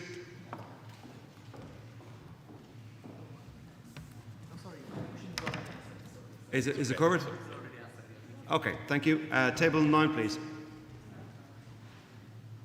So it's table 9, 7, 10, 9, 9, 8. Anybody else want to get in? Okay, table 9. Hi, Susanna from table 9.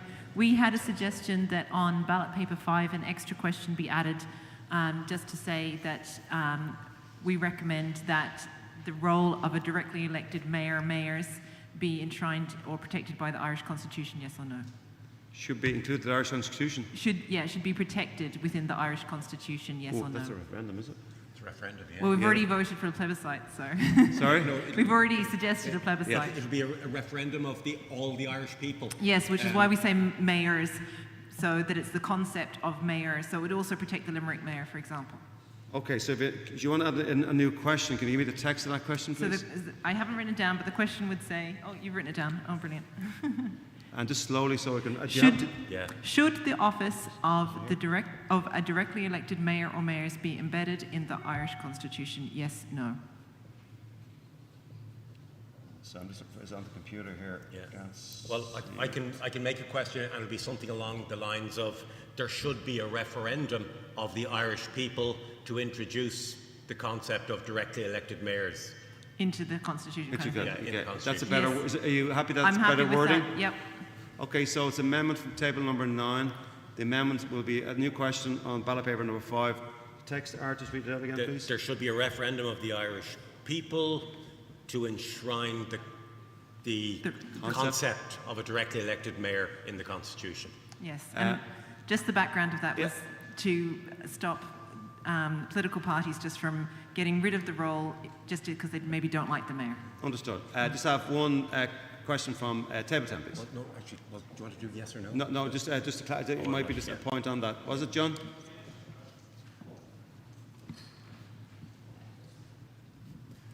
Thanks. Just would that mean that you would have to have a referendum before the directly elected mayor was introduced? It's just to keep that in mind.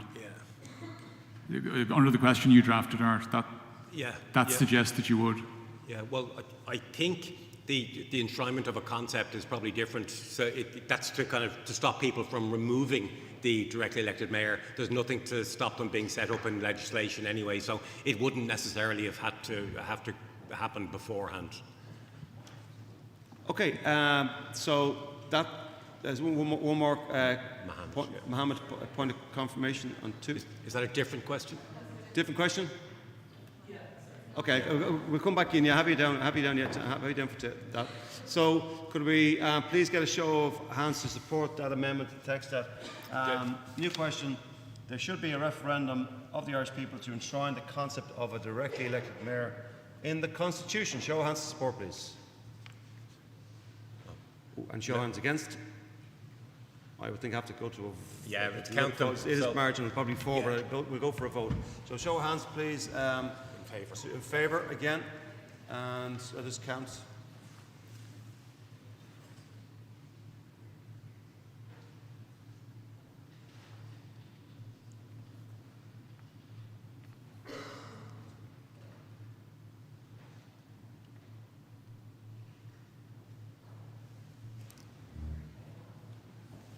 What you got? Okay, and against, please.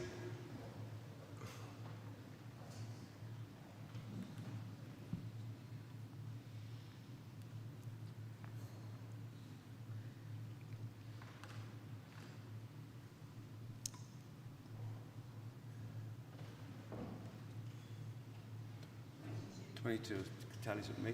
Okay. So that motion is passed. So anything else from table 9? Thank you. Table 7, please. So you did. Okay. Ross is it? Thanks, Ross. Table 7, table 9, please. This proposal would be an additional question to ballot 5 in relation to the powers between the mayor and the Director General or CEO, and it would be basically, should the DEM be able to pick the Director General / CEO?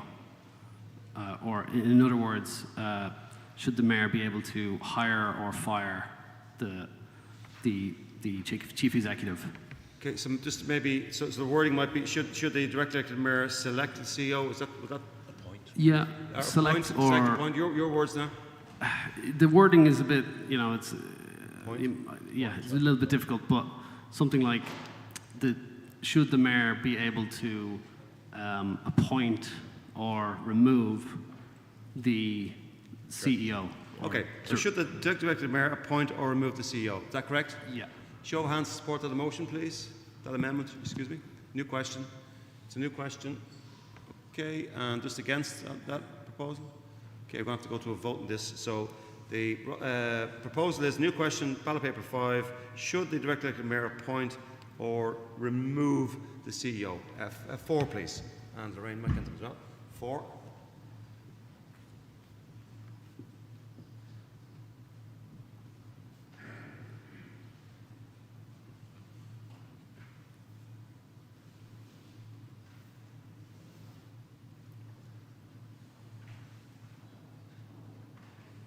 I got 24. Okay, it's close enough. So against?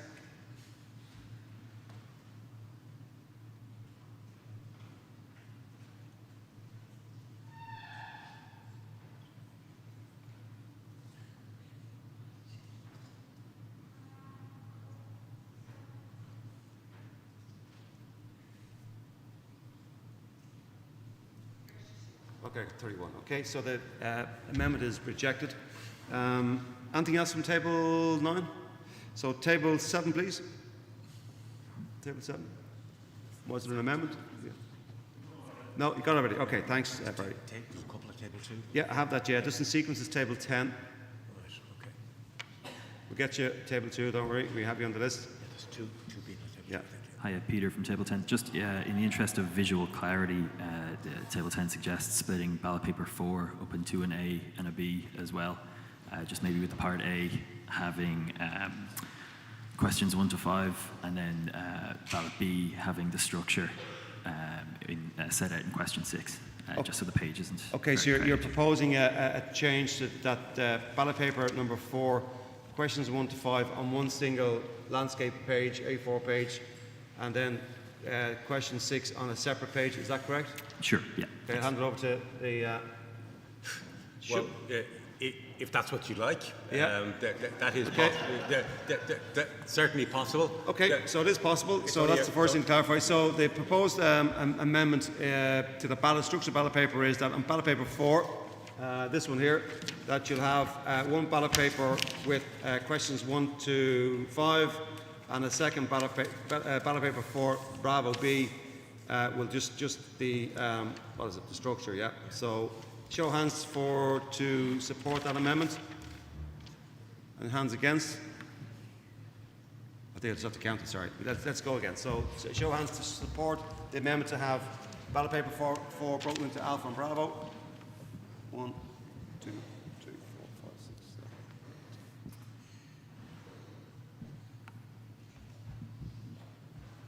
14 correct tallies. And against.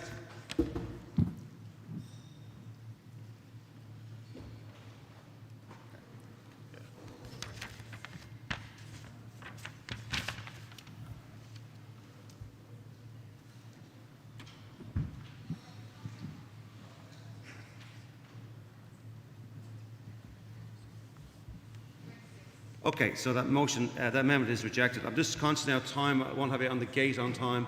It's just past coming to 15:30. So we got table 9, I believe, another question. Then 8, and then 2 from 2. Is that? Have I got everybody accounted for there? So table 9. Vincent on table 12. Sorry, table 12. Is there? Okay, 12 is all. Okay. So is there a question from table 9? No. No.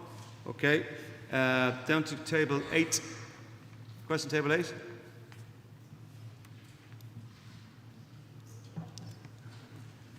And Paul, you might just deal with that comment as well. That there, Actually, the question I had originally, or the amendment, suggested amendment, I think I'll pass on.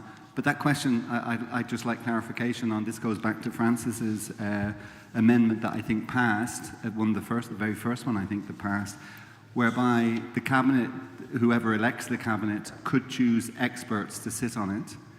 So my question is, does that mean actually in theory they can all be experts and the cabinet won't exist of any elected members? But by passing that amendment, does that allow that possibility? My interpretation that it is, but I'll refer to the EAG to give me some advice on that. Is that the interpretation? Yeah. So that's an assumption. There's an assumption so that. And did we all understand that when we were voting? Maybe we did. Okay, so the assumption is that the entire cabinet could be made up of all experts with no elected representatives on it. That's an assumption.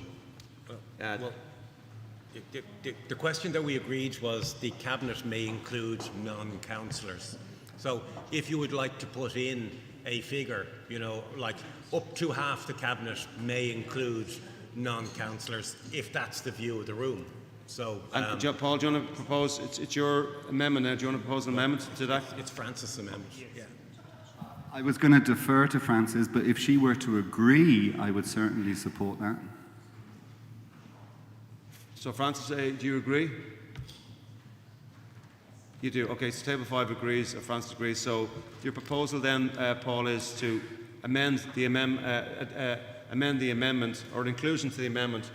And up to, the cabinet can include up to, personally I'd say 49% of experts, but 51% at least should be elected members. Okay, so I'll just read it back. Sorry, go ahead. Okay, the membership of the cabinet will be made up of a majority of councillors. Elected councillors, Elected councillors. Okay, so the amendment is majority of the cabinet will be made up of elected representatives. Elected representatives. Okay, are you happy with that wording? Can I have a show of hands? Okay, John has one question on that. No, I fully agree with Paul and Francis, but I think it should say, if you're saying councillors, it should actually say councillors rather than elected representatives, because of course there are national elected representatives as well. So I'd just be specific on it. Yeah, okay. Okay, Paul, it's your amendment. So the amendment will read, membership of the cabinet will be made up of a majority of elected councillors. Are you happy with that take before I go to vote? Paul, yeah, okay, he is. So could I have a show of hands to support that amendment? And against the amendment? And the amendment is passed. That is Table 8. By the way, if I'm too quick with the amendments, the amendment is passed. As always, please feel safe to raise your hand and say, Jim, can you go for a count? Please do that if it's required. Table 2, there'll be 2 for Table 2, down to Table 12 then, I think to finish off with. So Mohammed on Table 2. Hi, sorry there, I'm just going back to the question number, ballot paper 5, the last question again. Are we putting, I'm not sure, are we putting a cap on the government take to respond to the CEO report, or we're leaving it as it is? Yeah, 2-year max is what I have. 3. 2. 2 is the max we have. Yeah, okay, great, the response to the Citizens Assembly report is different to the implementation of the report. Right. So right now, the question is, how long should the government take to respond in detail to the Citizens Assembly report? 3 months, 6 months, 1 year, or 2-year max? All right, fair. Thank you very much. That's good. Thank you. Thanks. Mohammed, did that clarify your question? Okay, thank you. Table 2, do you have a second question? Patrick, did you have a question? You okay? You're okay? Oh, just Okay, Mohammed. and I believe we've only got one more from Table 12. Okay, Vincent on Table 12, please. Thanks, Jim. Table 12, we just asked in relation to item ballot paper 5, section 4 for the Citizens Assembly here. Should the Citizens Assembly be a permanent feature or established as required?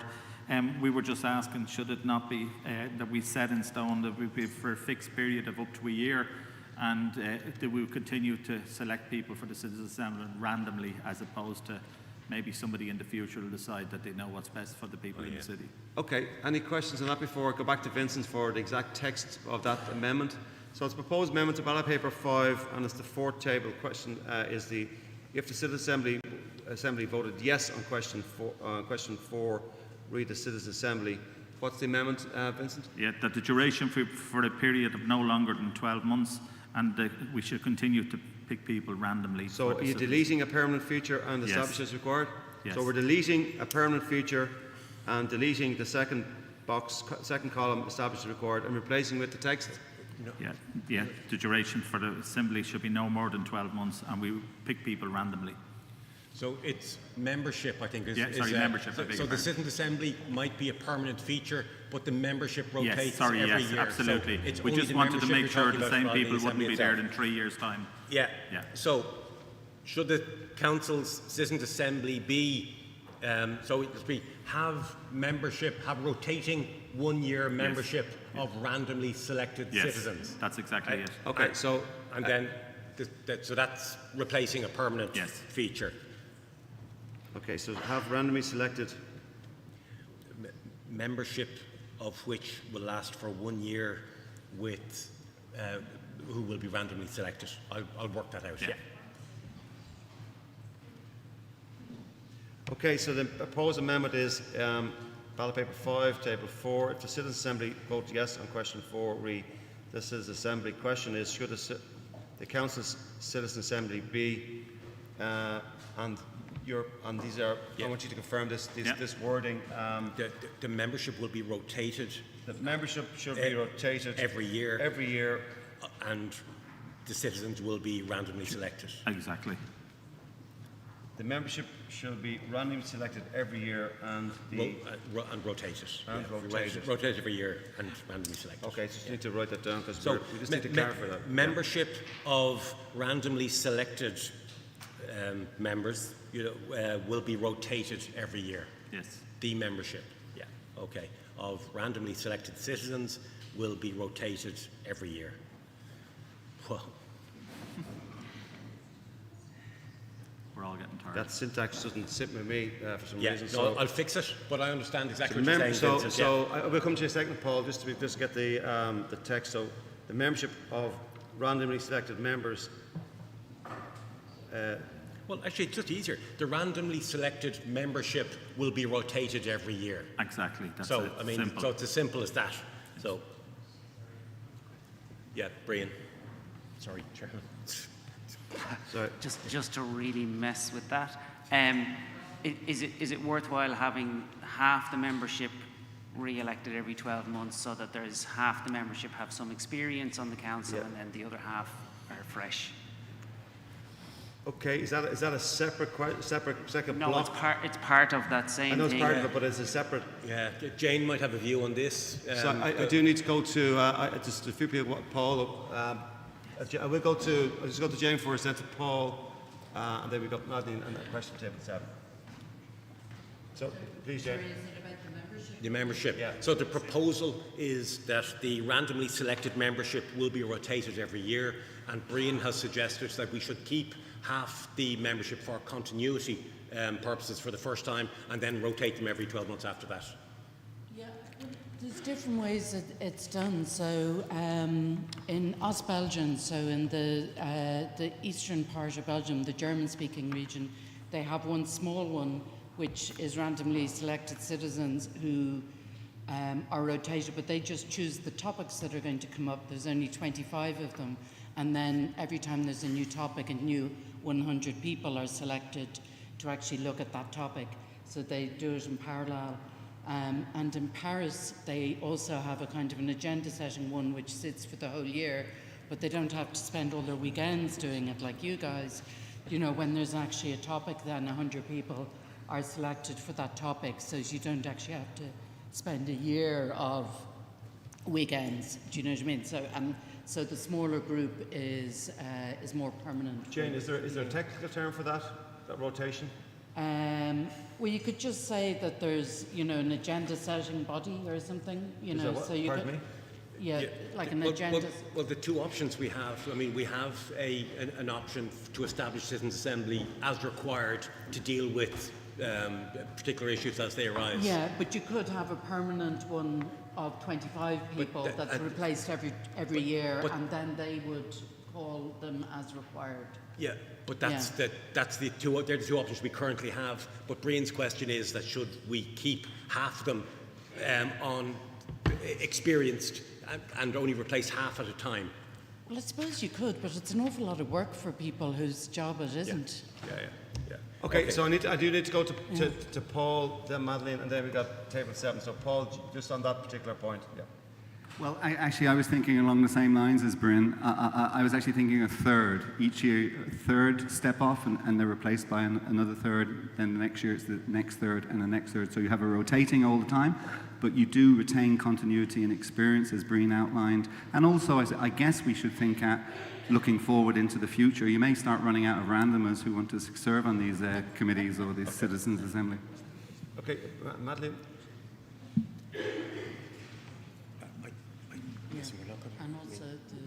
Thanks. I'm just slightly unclear of whether this is going to be a third option under that question, because I would prefer to see a permanent feature remain on the ballot paper as an option.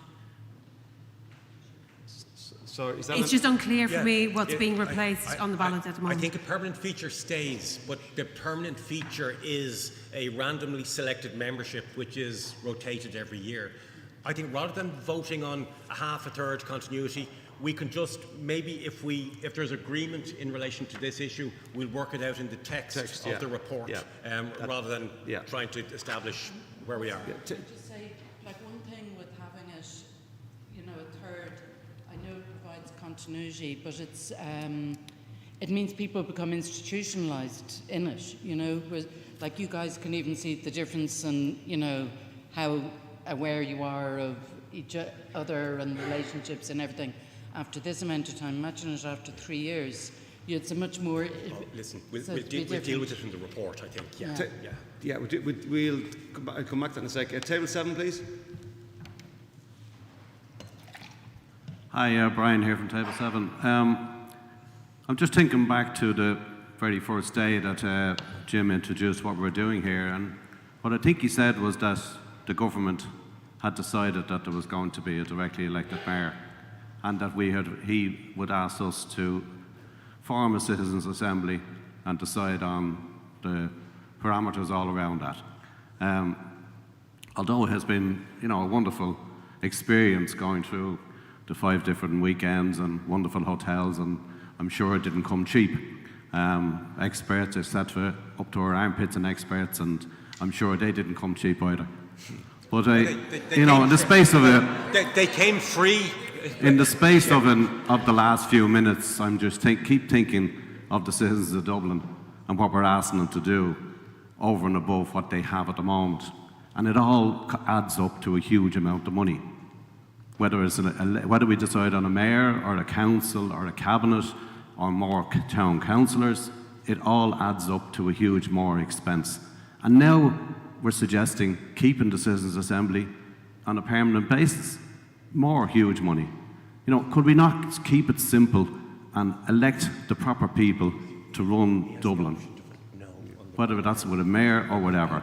And also, we're now suggesting going on a constitutional vote for the whole country, which is another 4 or 5 million. It just seems as if we've lost the run of ourselves. We go back to what we're supposed to be here for and decide on that, and let's close the door.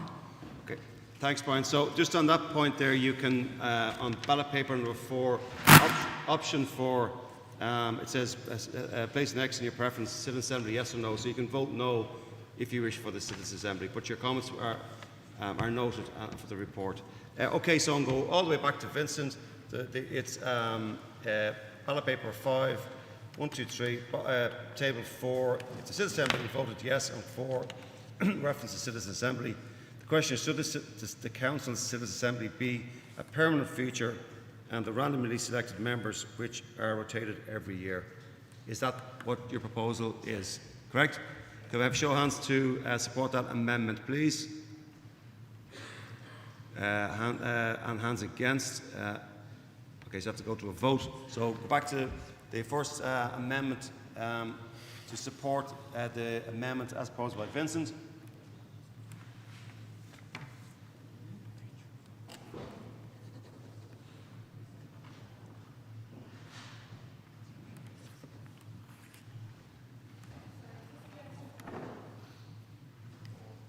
I get 18. What'd you get?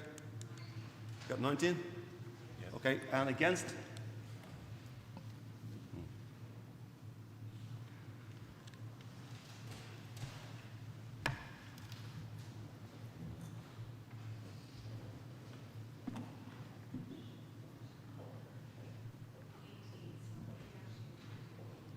20, yeah. I got 20 there. Listen, I mean, if it's that close, put it on the ballot paper and let the votes decide. Okay, Yeah. do we show hands to great art suggested there? We just put it on ballot paper? Show hands? Yeah. Okay, all right, But so... more people abstain So, in that than yeah, vote yeah, yes okay. or no. So let the people decide. Okay, so do I have any more questions, any more proposed amendments? Going once, going twice? Okay. I'm gone. So, coffee. do we have the three Bravo ready?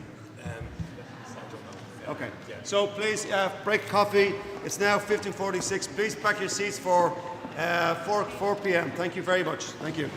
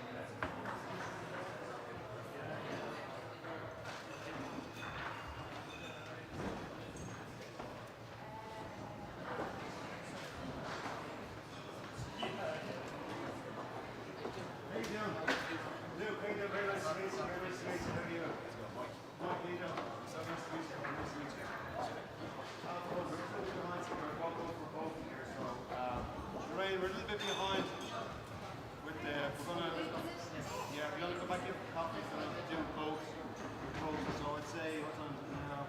We'll come back here at 4 o'clock, so it's maybe 4 past 4. Yeah. And then, I know you gotta keep, what time do you remember off?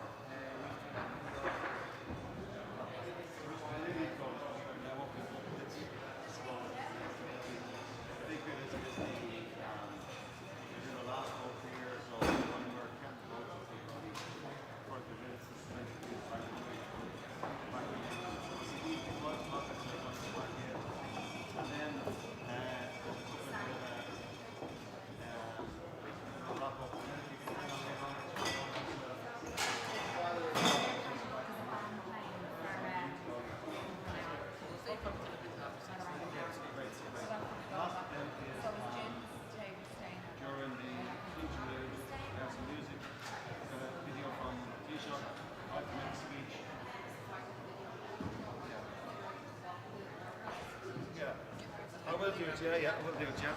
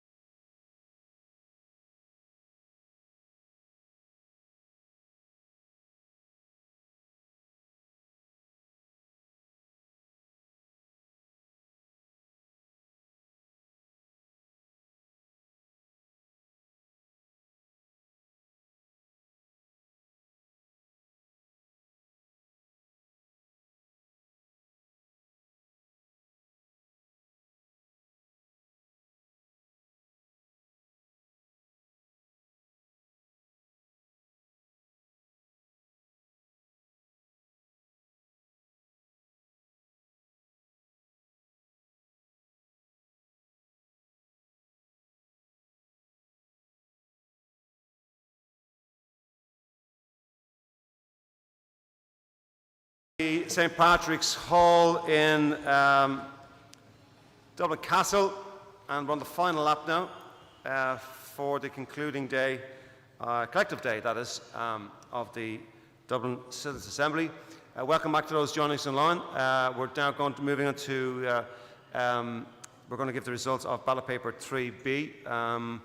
Our Assembly members for the last hour have been discussing and questioning the Secretariat, myself and the Expert Advisors Group on some clarifications with the ballot paper.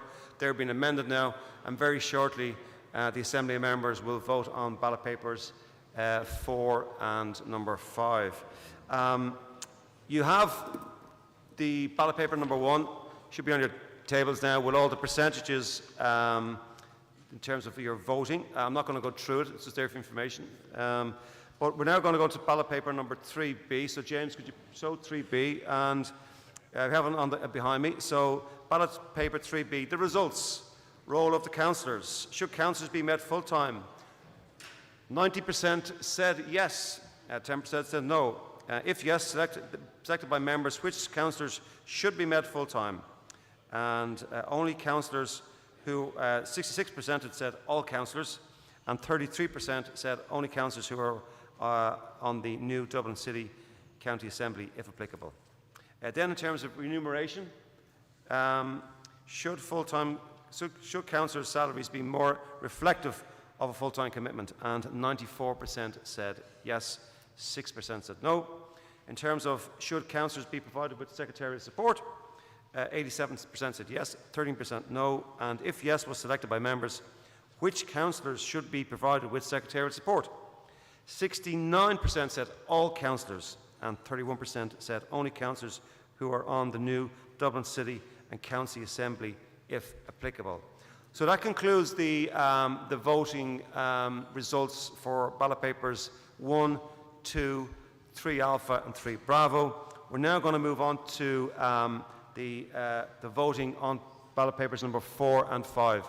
Before the Assembly members, the Secretariat, should I say, hand them out. When you're finished your ballot paper, could you just please come back? We're going to stay in the hall now for the rest of the Assembly. So come back down, sit quietly in your seats.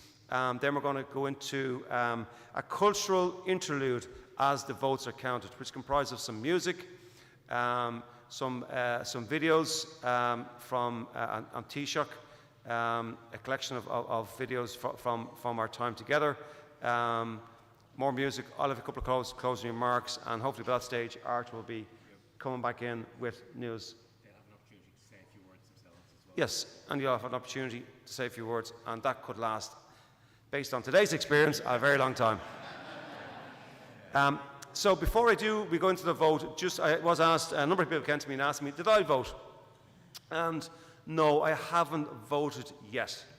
I will only vote if there comes a split decision, and if there is a split decision, I will put the paper on the screen, and I'll vote, and I'll be very transparent on what way I vote if that is required. So just to let you know, that's the process. I have the casting vote, and I'll be very transparent with it if required, as I said. Okay, so could I now please ask the Secretariat to hand out ballot papers?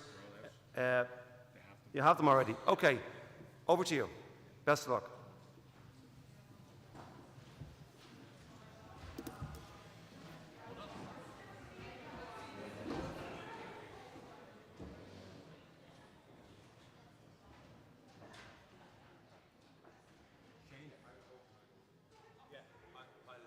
I'll mail them to you both, the results, to Shane and to Rachel. As soon as the results are available, we'll mail them to you. I think you know what the answer is going to be. Ready?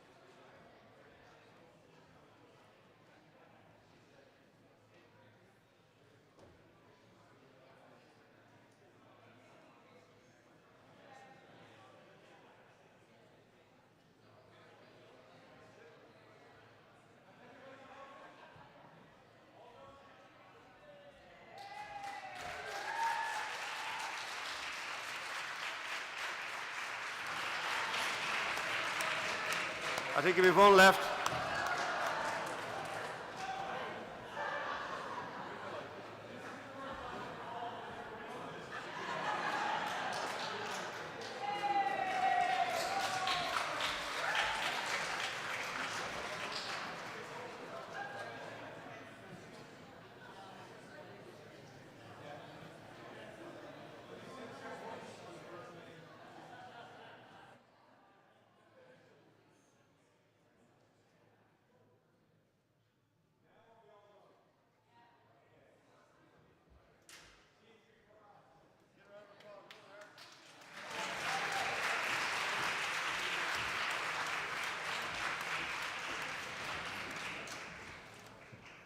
So we're going into a cultural interlude now for the next while, and we're going to have some music to entertain us and some videos, as I mentioned before.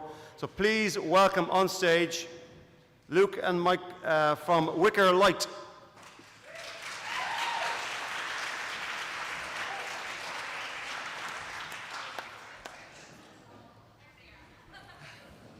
How's it going? I'm Luke, this is Mike. How you doing? Thanks a million for having us. This is probably the nicest venue we've ever played in.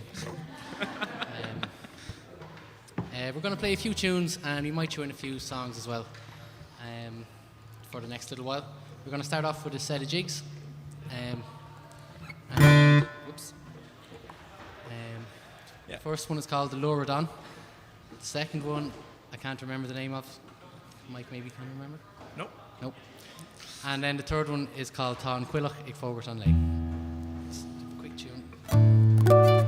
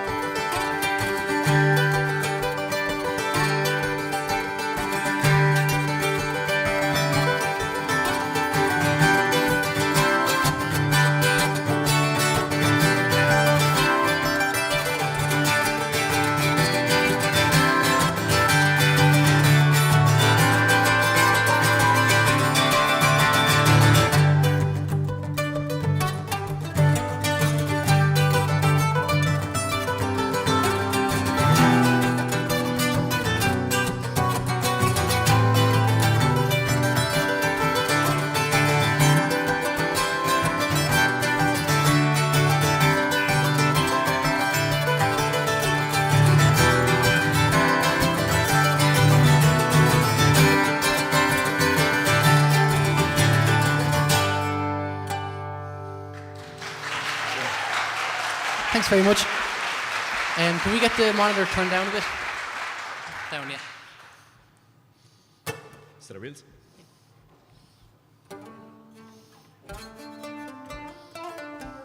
D minor, A minor, G minor.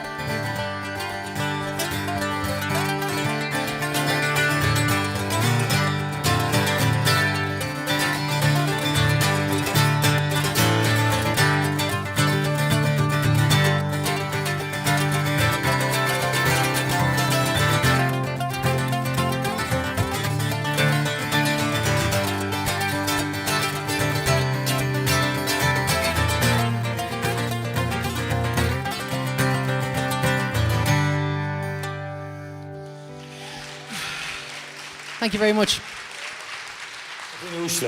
Bhfuil buchas a go bhfuil libh, as an obair hochtach atá déanta goibh mar chultaí de Cheanol Serránach Bhaile Átha Chliath.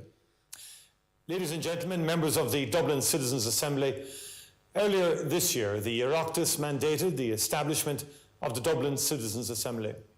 You were asked to come up with recommendations on the type of directly elected mayor and local government structures best suited for Dublin. As you now know better than anyone, this was no easy task.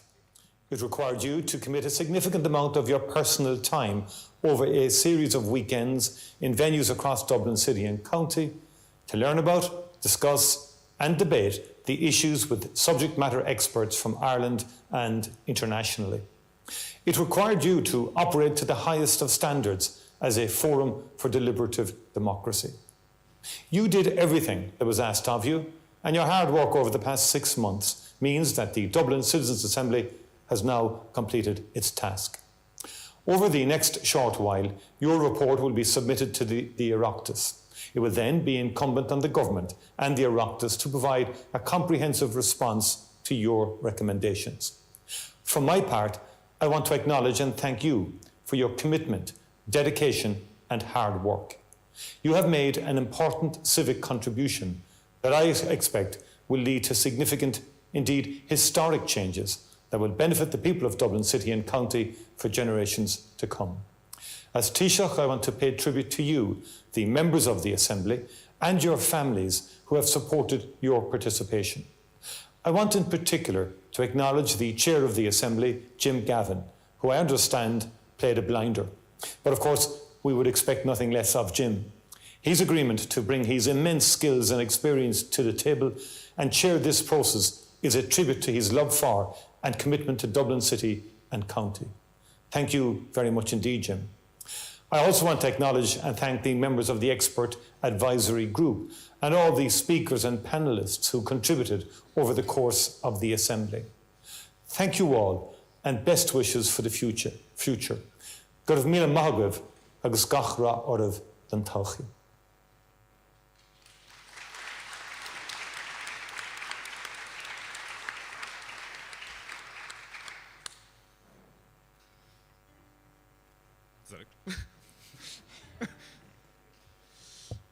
Kate Mila Fáilte, welcome to the opening session of the Dublin Citizens' Assembly.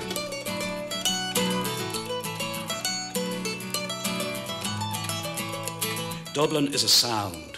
Dublin is the sound of people talking. Dublin City is the sound of people who love talking, people who love words, who love taking words and playing with them, twisting and bending them, making short ones longer and long ones shorter. People who love inventing words and giving fresh meanings to old ones. Back in my day, it was Dublin Cuick. The gaffs faced round the other way when I was ground the Gruick. Bounced the ball in the square, fled the legger down the lane. So the archers were there to protect you from the pounding rain. Borrowed Bonya from a neighbour, sourced the sweets from the van. Then a bit of brown and a loose, thinking me a big man.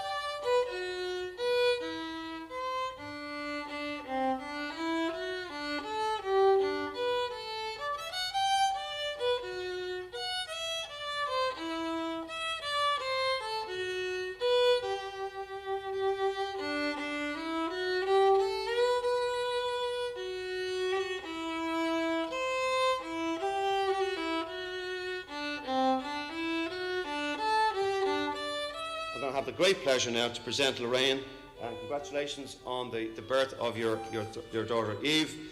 A lovely bottle of bubbly that you can enjoy this evening, not today. So Lorraine, congratulations. Oh, the baby's here. Oh, wow. So now we have 81 members of the Assembly. Congratulations, Eve. Yeah.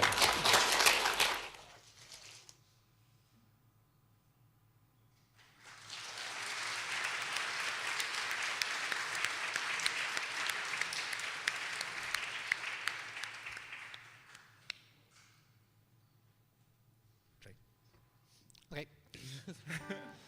I don't know if you noticed in one of the clips there was a guitar and a mandolin playing. That wasn't us. But I was tempted to start pretending to play in case you thought the first two sets were mimed as well. Which set of Polkas? Yeah. Sure. We're going to do another set of tunes now. This is a set of polkas. And the first one is called Ladies Come Down to Tea. Then the second one is called The Honeybee, and the last one is called Heart-Shaped Wood. That's not the names of these tunes. Yes, it is. You want me to back? No? Okay, play whatever you want. Okay, I actually think it isn't. I think I got it wrong. It is. I don't know the name of them, actually. All right. It's the E minor, A major, yeah.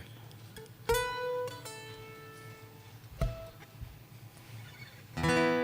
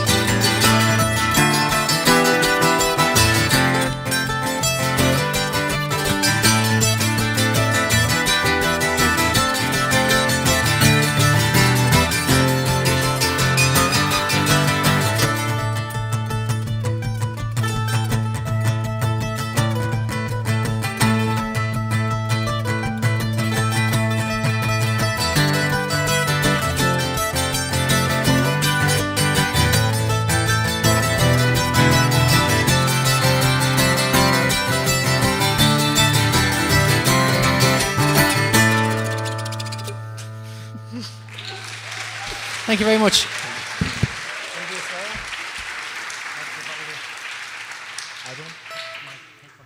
You pick one.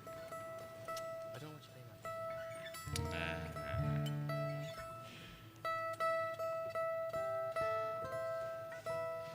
you Need a tune, sorry.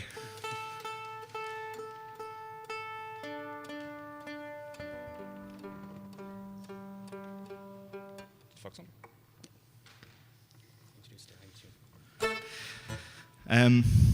Two tunes, and the second one is called The Fox Hunter. It's a reel in A, and the first one, I believe it was a Liz Carroll tune, and I'm not sure what the name of it is. There you go. Great. He's better at talking than me.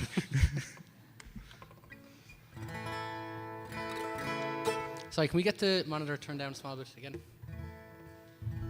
Thanks.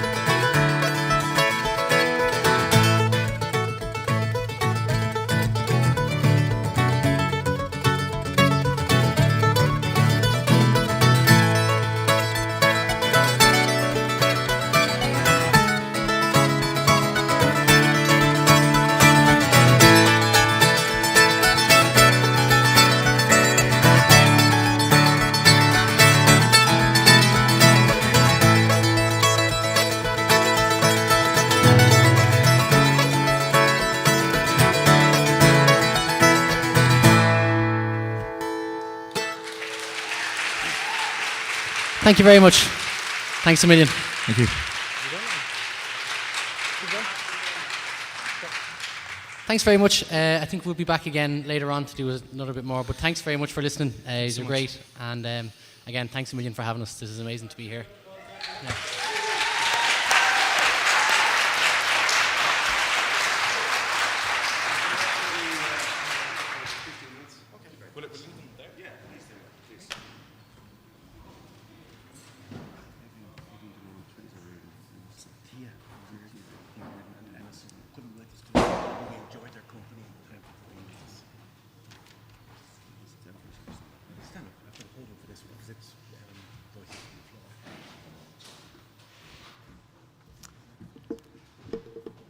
So that was fantastic, Wickelight. We're going to see more of them shortly. The next part of our afternoon is to open up the floor. This is our last collective gathering. As I said, your work hasn't finished yet.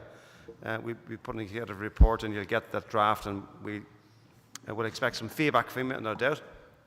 But we'd like to open up the floor to get your thoughts and your reflections on the process for the record, and it's a part of that deliberative democracy process. Before I do, we've got a couple of the members who just couldn't be with us today, but I know they're looking in. So to Michael Pigeon, to Avian Dwan, to Tia O'Riordan, and to Emma Stutton, welcome to Dublin Castle and the St. Patrick's Hall. Hope you've enjoyed the proceedings, and we'll catch up later on in the week. And I hope you enjoyed your fellow Assembly members and discussions that went on today. So I'm going to open up the floor randomly, and we just want to get some feedback, if you may. I said one thing I've learned over the last number of months, you're not shy for talking once you get warmed up. I think the room is full of energy now. So I'll open up to the floor, and we'll have, just introduce your name. You can remain seated, and any words you'd like to give us, any feedback, would be great.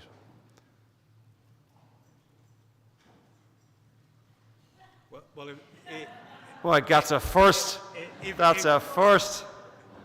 If they're overcome with shyness, for a change, Chairman, can I just say, please? I mean, what a privilege it has been for me personally to work so closely with 80 such committed people who gave freely of their time. You know, so I travel around the world a little bit talking about the way citizen assemblies work in this country.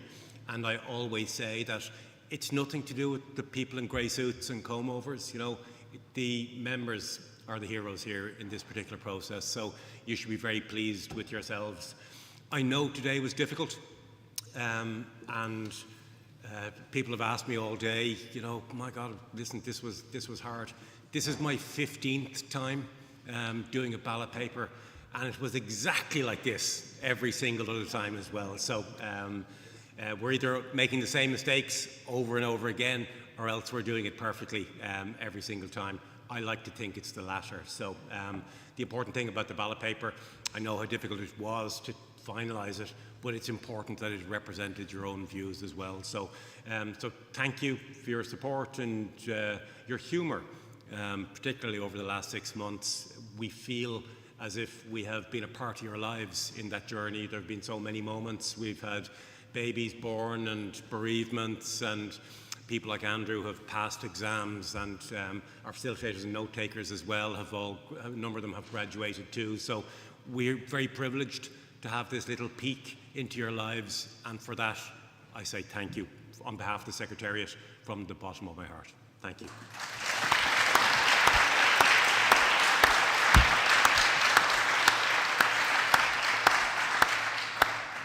We have a reply from the floor, table 5, please. Thank you to God.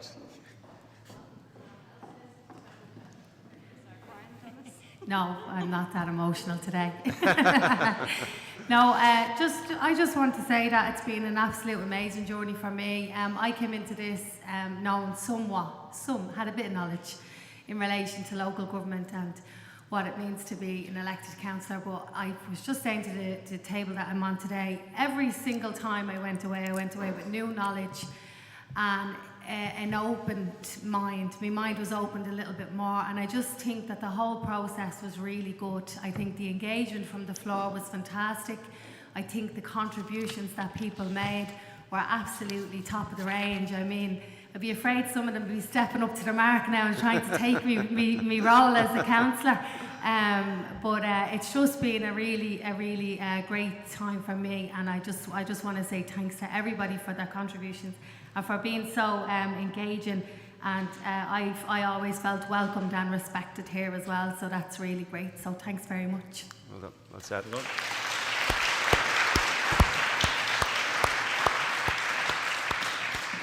Table 9, please. Table 9. Thank you. Yeah, thank you. I was just find it very extraordinary that in 1 week we as an assembly creating a report that will go to a government, while at the same time some people in Ukraine were imposed a vote. So I think living the difference is quite striking. Here. Well done.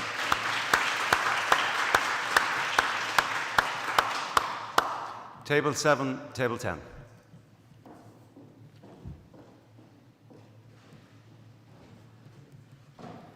Thanks very much. I'd just like to echo the previous speakers in relation to the whole process. I came to the process not knowing a huge amount about it, reading a lot of the previous ones in the paper, and I probably was a little bit cynical coming to the process, but I've been completely won over in terms of how it's run, the process, citizens, their engagement. I've learned a huge amount, particularly from the expert group. They were fantastic in terms of their breadth of knowledge, how they worked well together. And maybe I came thinking I knew a lot more than I did, but I've certainly leaving knowing a lot more than I did before I stepped in. So I think the fact that citizens are engaging in a democratic process, we just look at what's happening in Ukraine, and I think we are so lucky to be able to have the freedom of congregating, the freedom of speech, the freedom to disagree with people. Those freedoms are something that we sometimes take for granted. So this whole process has been a really enlightening process. I'd like to thank all the staff who've done a fantastic job, who've kept us up to date on everything. It was hugely rewarding for all involved. I'd like to thank Art, who is the very dapper gentleman at the top, if we didn't know, just for all his huge amount of work in his team that go on behind the scenes. I had the privilege of being on the steering group, and even there, just in terms of when you asked a few questions and tough questions, no was never asked. Information was sent out, answers were always forthcoming. So the huge amount of process that goes on to deliver all of this and making it look so easy was phenomenal. So to him and his team, I think they've done a fantastic job. And finally, sorry, there's a round of applause there, I think, coming for...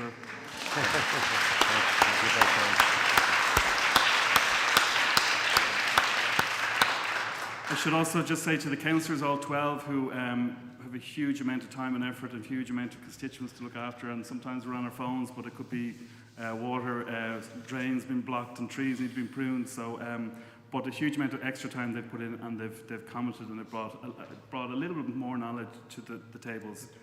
Finally, just to Jim as chair, who's done a fantastic job in terms of, I don't know how he could follow on from his success in Dublin GAA and football, but today and for the last number of months, just his energy, his courtesy, his professionalism.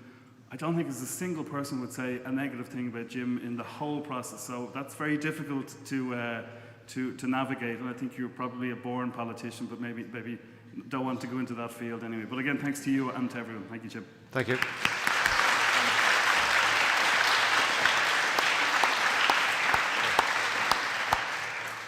Table 10. Yeah, and then 9. Hi, I just like to add a few words. Just to say it's been a privilege to be involved in the Citizens' Assembly, and as a fairly new councillor, I certainly learned quite a lot about local government, particularly, as Barry said, from the expert group. And I think they gave a huge amount of time and expertise on a voluntary basis, and they challenged us to think a little bit differently, all of us probably to think a little bit differently about how we saw local government and plans for reform of local government. That was really positive. I learned a lot from people at each of the tables. It was great the way the councillors moved around to different tables, and I got to meet a lot of different people. And I think this process really works. I mean, it's difficult at times, but it's an exceptional achievement to come up with a report on which we have actually a high level of agreement, which is there's a high level of support in the room over 5 sessions. I think that's an exceptional achievement, and it speaks really well of everyone involved in it. I'd also like to thank the staff. I just know there's a huge amount of work that goes in behind the scenes to organising events like this, and it was run with incredible professionalism and diligence, so thank you so much. And I'd also a big thank you to the facilitators and note takers at the tables who kept us on track and who stopped me talking too much, which is always appreciated. I was struck by something Barry said. Often, I mean, like during council meetings, inevitably, like many other councillors, I'd spend a fair amount of time replying to emails in between debates, and you know, we sometimes would be on the phone. I wasn't doing that at all in the Citizens' Assembly, and it spoke well of the kind of just the focus and the intensity of it. Finally, Jim, thanks a million. I think you're absolutely exceptional chairing. You're an example to anyone who chairs council meetings, and any mayors across Dublin. Maybe no names, but you're an example to them in how you chair meetings. So thanks a million. It's great to have been involved. Thank you.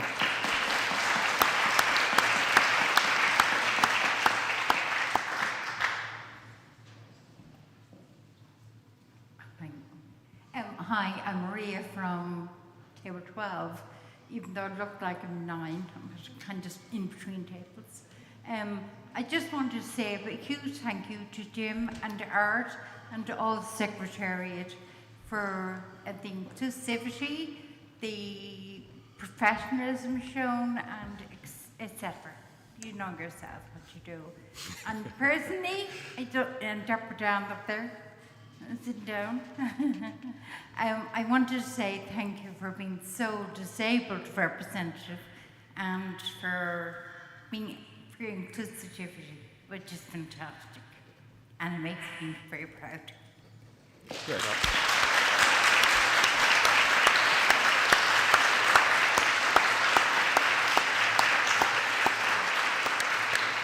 Good. Table 4.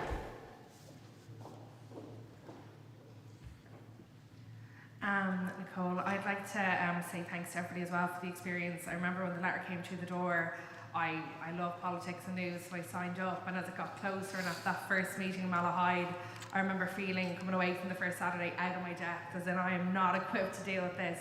But the information we've been given and the people and the passion and the opinions people have had has just been fantastic. And no matter the decision from our recommendations, I feel privileged to have been part of this process.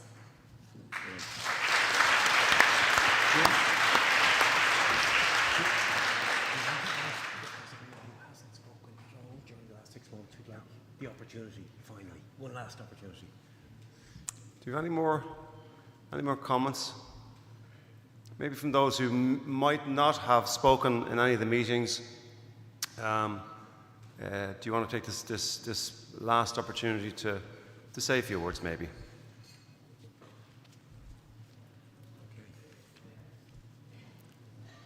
Good man, Adalberto. Oh, my name is Adalberto. I'd like to thank everybody. I'm not Irish, being regarded as Irish citizen, but of course, I came from Brazil, representing people from abroad. Thank you for the opportunity. That's exceptional, really high level of mindset. I suppose a few countries in the world has this opportunity to do what you're doing. And you are excellent, Jim, Art, Lorraine, everybody, Denise. Really appreciate the opportunity. And thank you to receive people from abroad as you're doing. And let us make part of the process. Thank you very much. Yeah, well done. Adalberto.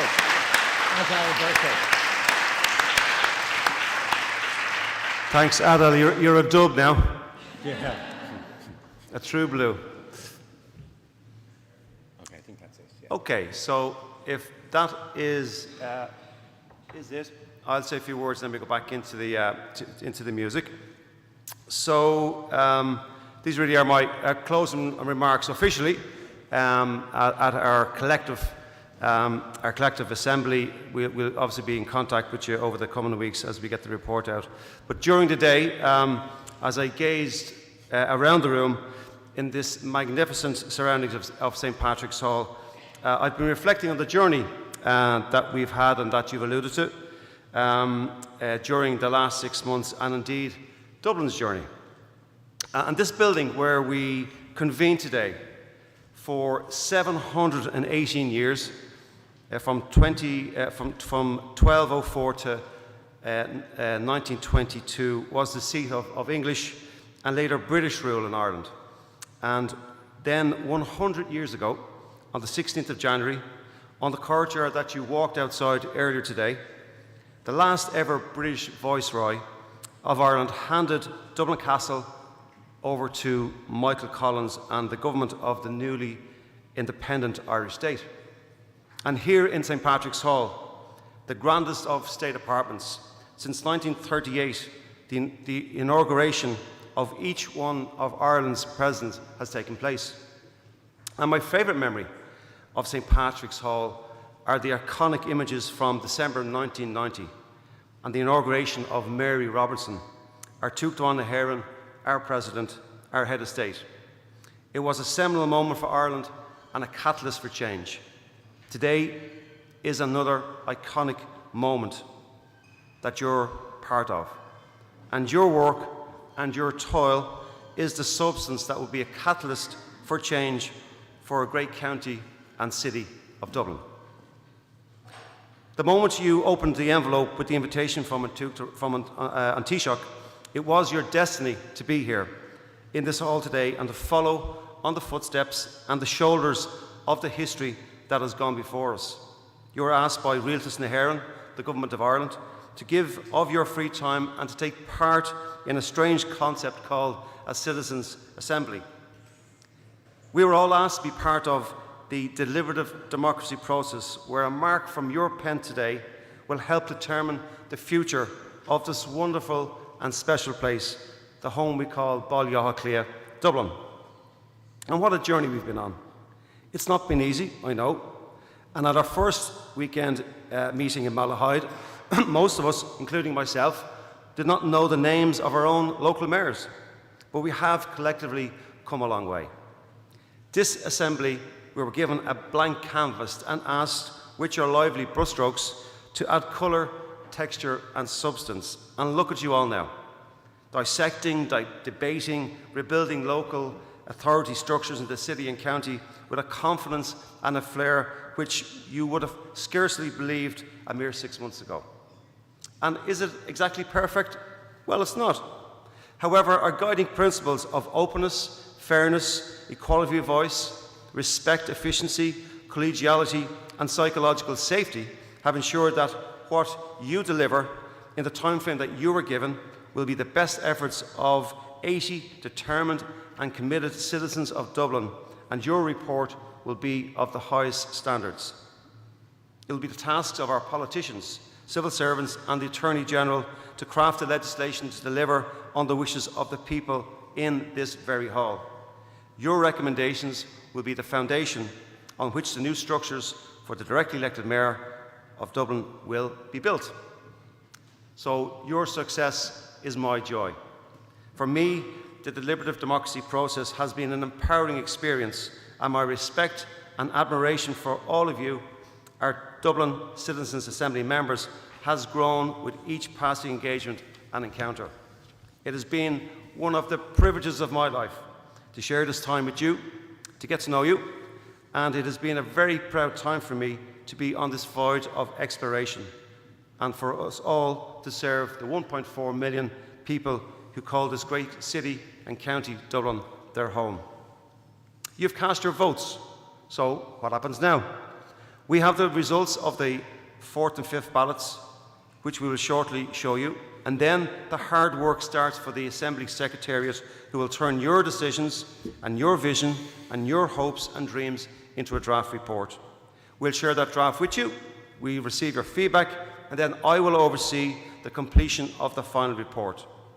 The government have tasked us with sending our recommendations to the Houses of the Oireachtas before the end of the year. It's my intention to do better than that on your behalf and demonstrate to our elected representatives very clearly that where there is a will, there is a way. And my ambition is to have the work tidied up in a navy and sky blue bow and submitted to the House of the Oireachtas in early December ahead of time. So in conclusion, 100 years on from the creation of the state and the vision of the founding women and men of our country, we were given a unique opportunity to make a contribution to the future of Dublin. It's our collective aim to see the three castles of Dublin rise to be a landmark of excellence, inclusion, innovation, sustainability and community. A city and county that will continue to be a great place to visit, to live, to work and to raise a family.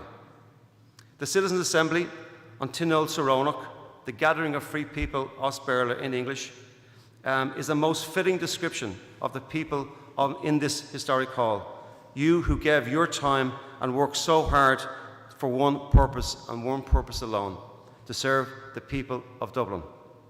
And so, may I misquote the great Roddy Doyle, who was with us on our first day together. Citizens, that was flawless. Bebu agus Bannacht Satuki, Gurimila Margaret.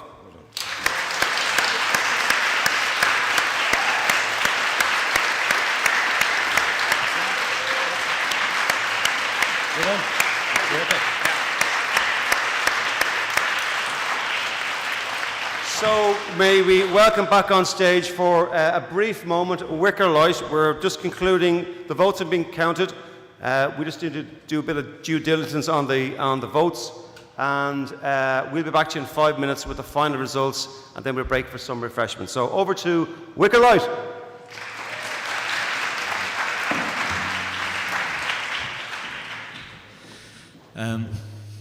How's it going? We're going to start with a song. It's an old building, so we'll do an old song. It's about the Crimea War in 1853. That's about a young fella from Kerry who's off and joins the army, and it doesn't go very well. But yeah, you'll see.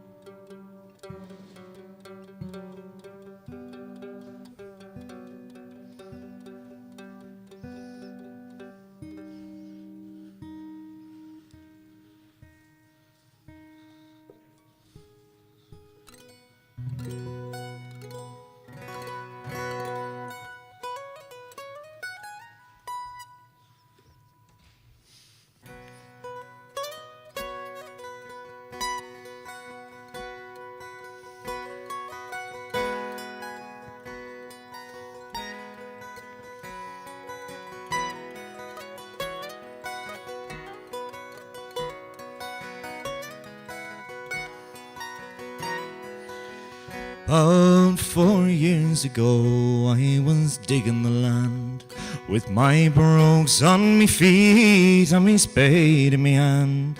Says I to myself, such a pity to see such a fine strapping lad footing turf in Tralee, with my touring in ya, with my touring in ya, with my touring in ya. Well, the first thing they gave me, it was a red coat with a white strap and leather to go around my throat. And the next thing they gave me, I asked what was that, and he says that it was a cockade for me hat, with my touring in ya, with my touring in ya, with my touring in ya.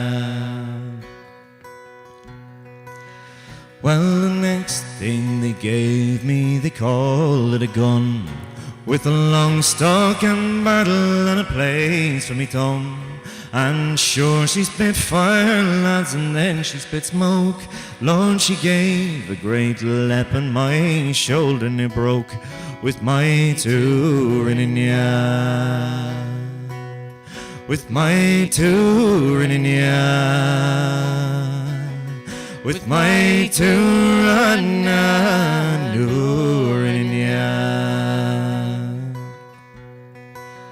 Well, the next place they sent me was down to the sea, all on board of a warship bound for the Crimea.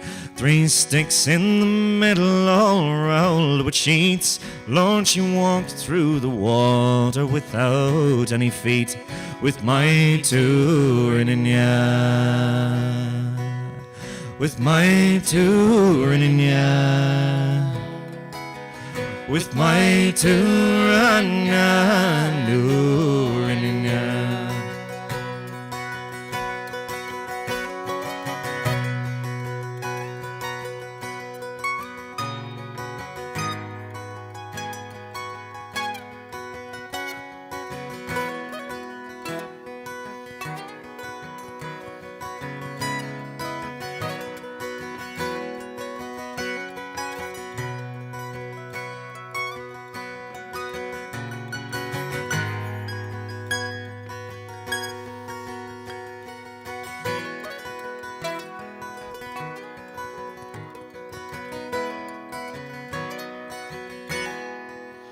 Well, at Balaclava we landed quite sound, both cold, wet and hungry we lay on the ground.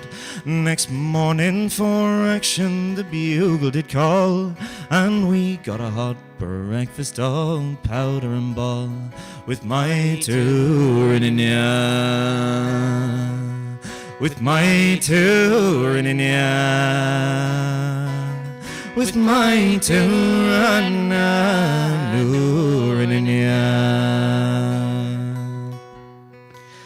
Well, we fought at the Alma like Weisingerman, and the Russians they whaled us down by the Redan.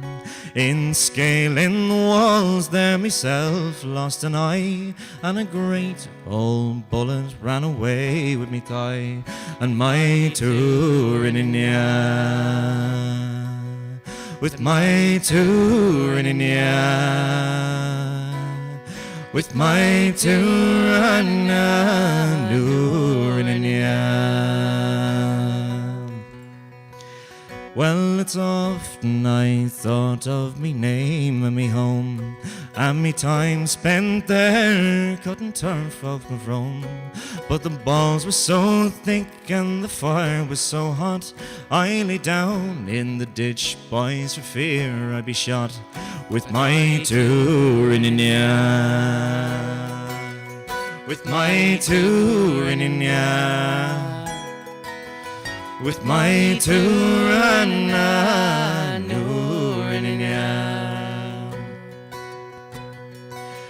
Well, it's there I lay bleeding, stretched on the cold ground. There was hens, legs and guts, they were scattered all round, and I wished that me ma or me cleavings were nigh, they'd bury me decent and leave a loud cry, with my touring yarn, with my touring yarn, with my touring yarn.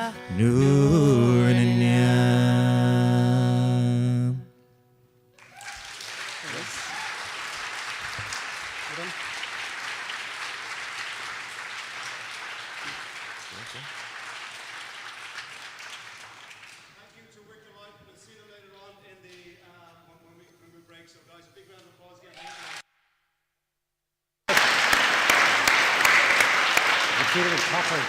You should say that at the end. See all the coppers. So the tanks, the 2 ballots are loaded. So. Okay, so we have the 2 ballot papers. That's the good news. And we'll share them in a few moments. But what we'll do now is we'll just, I'll have some concluding thank yous to make. We'll then move to the ballot papers, and that will conclude our collective proceedings. And we invite you in for just some refreshments to say a goodbye from Dublin Castle. First of all, in terms of thank yous, as in my opening remarks, I just want to thank the Office of Public Works, the team for the use of the hall and how well they've maintained the history of this great hall, this great facility, and that it's been kept in such a great condition and that we have access to it. So, to those who are here representing the OPW, could you please get them a big bullabus?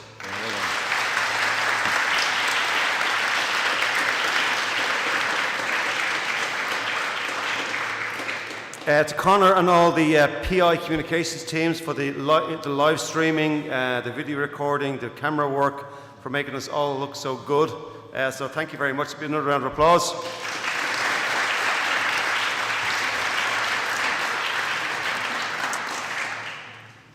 It was referenced earlier on how smoothly this has run, and the preparation that Caroline and her team put into these sessions, the hot washes that I've seen live, it reminds me in some ways of the Dublin football team in terms of that high performance culture, trying to continuously learn and grow. Caroline, for yourself and your team, your facilitators have been phenomenal. The note takers have been just, I haven't come across this process before. I've just been so impressed. So to Caroline and the team of facilitators and note takers, we genuinely could not have done this without you. Thank you so much. Well done.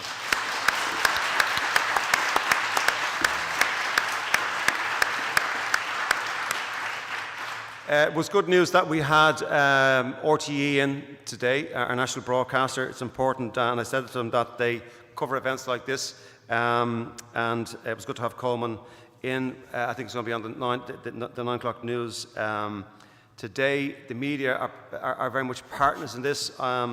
I was probably media shy in my time with the Dublin football team for a very obvious reason. I didn't want to tell either manager what I was doing, but I'm prepared to tell the world about the Dublin Citizens Assembly, and where I can, I will represent all of you as to the best of my ability and put as much momentum and drive into our political class delivering on this report that you will eventually make. And to Ronan and to Sabina, for facilitating that media work, organising yesterday News Talk and FM 104. And I think it's important that I publicly acknowledge the media outlets that are engaging with us on this. So for all that engagement, and then for the tweets, the TikToks, and the media work, got that word right. Thank you so much. Big round of applause.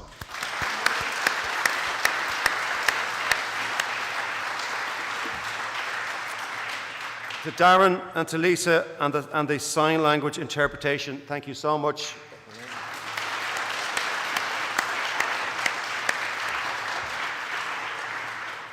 To our expert advisory group, great that Derek, Breed and Jane, I think they're still in the back room. Oh, they're at the back there, are they? Could you maybe just stand up and give a big round of applause?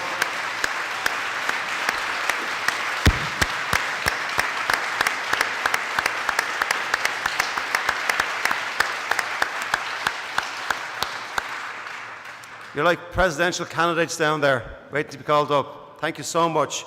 They have been fantastic. I've seen the work in behind the scenes that they do. The meetings that we met, it was obvious that they're in their workplace. The time that they gave to Art and myself, giving us guidance was really, really appreciated. So from myself and from Art to Derek Breed and Jane and thank you so much. Thank you.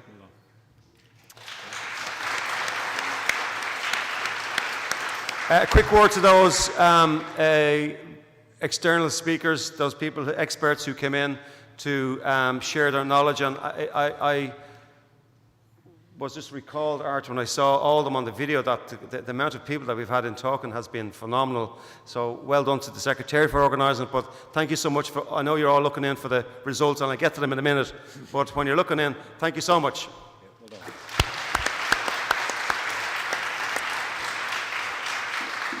And finally, I just want to make one reference earlier on to the OPW and the catering staff here for the lunches. But just the facility here, top notch, and for the catering staff, as I was taught as a young cadet, armies don't march on an empty stomach. Good to see that everyone was well fed and watered here this afternoon and this morning. So give the caterers a big round of applause. Thank you. Finally, to the Secretariat, to Cathal, Tim, Lorraine Kavanagh, Conor O'Malley, Caroline, Lorraine Sexton, Denise, Deirdre, Julianne and Katie. I saw the work that they do every time I come to the Assembly. It does remind me again of I'll relate to sport or even to my aviation experience. When you arrive to the aircraft, it's all there, it's maintained, there's fuel in it, passengers are on board some of the time, and we're just ready to go, and everything's set up for you. This is very much akin to that. The preparation is phenomenal. Everything looks so smooth. The signage, the notifications, just the whole support and organisational skills of that particular team. And I know their work isn't finished yet, and I know we need to execute the report on your behalf. But for the bottom of my heart, I've just been so impressed with the civil service that supports this. And as that word it is what it says in the tin. You're serving the citizens, and it really is a true civil service. So thank you for your service.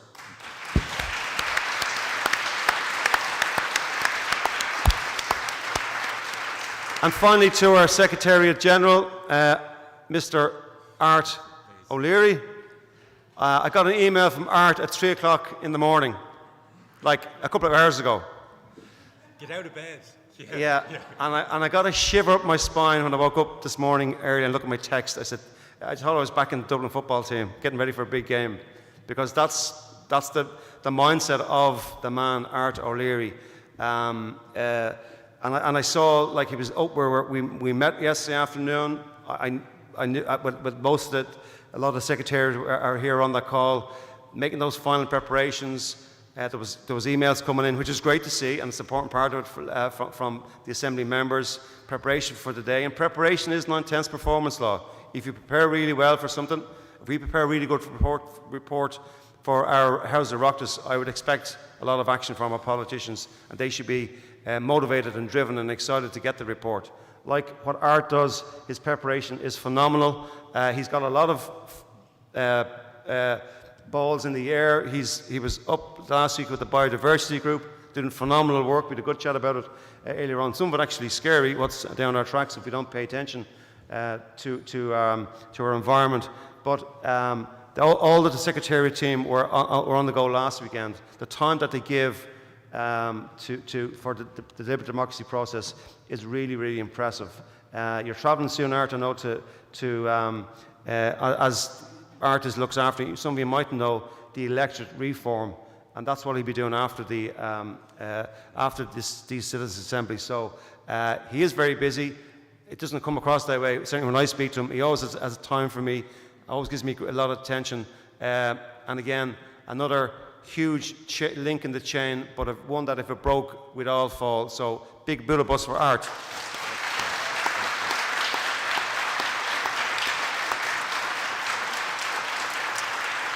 Now, before I read out the results, we do have those forms for Dr. Jane Suter to fill out on the deliberative democracy process.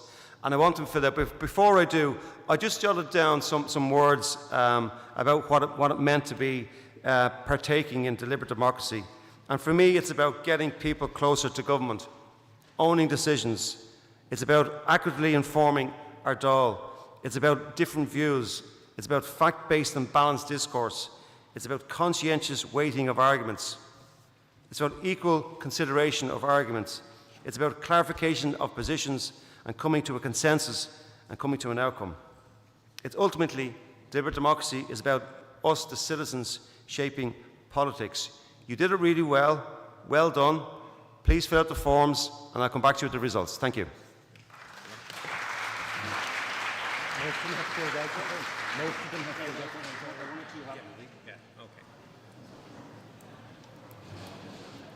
So I'll just wait for Caroline to come to me to let me know that we're finished with the form filling out, and then I'll conclude with the results.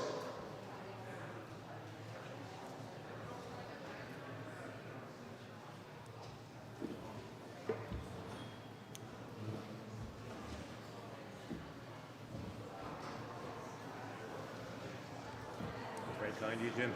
Sorry? I purposely didn't put my name on the list, you know, so I can't reach in the square. No, that's all.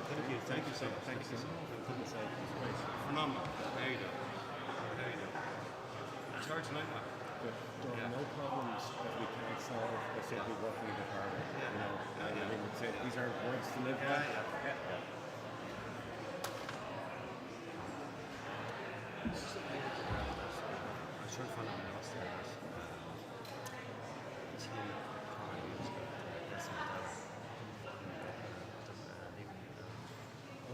It's just being a good ancestor. It's all about being a good ancestor.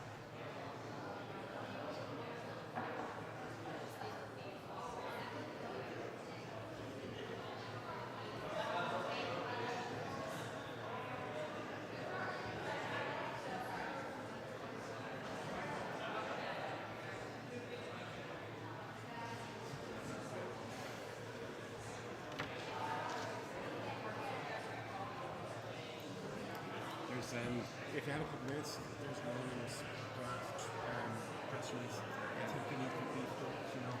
Yeah, okay. You know, we should say things like Dublin, citizens of Dublin, here's Portugal for. Just beef it. Things get headlines. Housing, transport, Even if these aren't names, it's more for me that, you know, the citizens are, you know, the citizens have spoken. We've learned to do that. We don't devolve our, we give some money.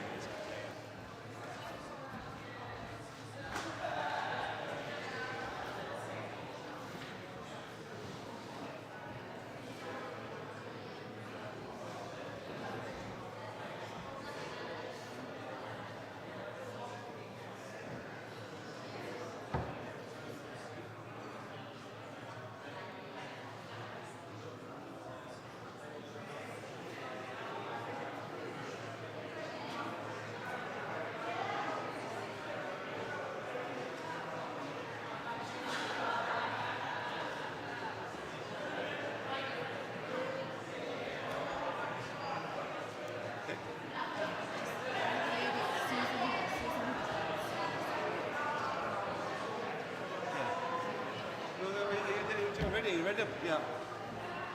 Okay, so we're going to go back live now. I just want to wrap it up. Any forms, I think we have most of them now. I am conscious of time. Time lost and never regained, a great saying in the military, and that's so true. We just lost time this morning, but we had to give you that time. So I'm clear to want to wrap up very, very soon.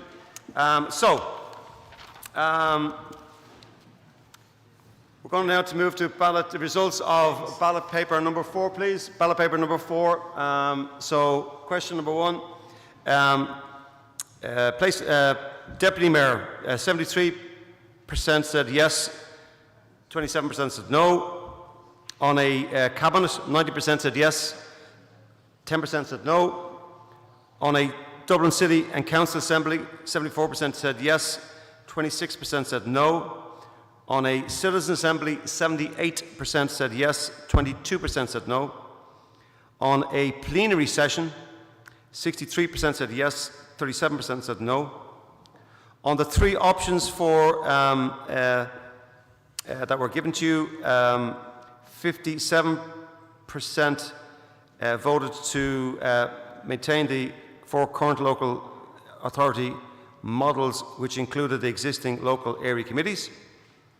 33% voted for the town district council model, and 10% voted for the Dublin City and County Council model.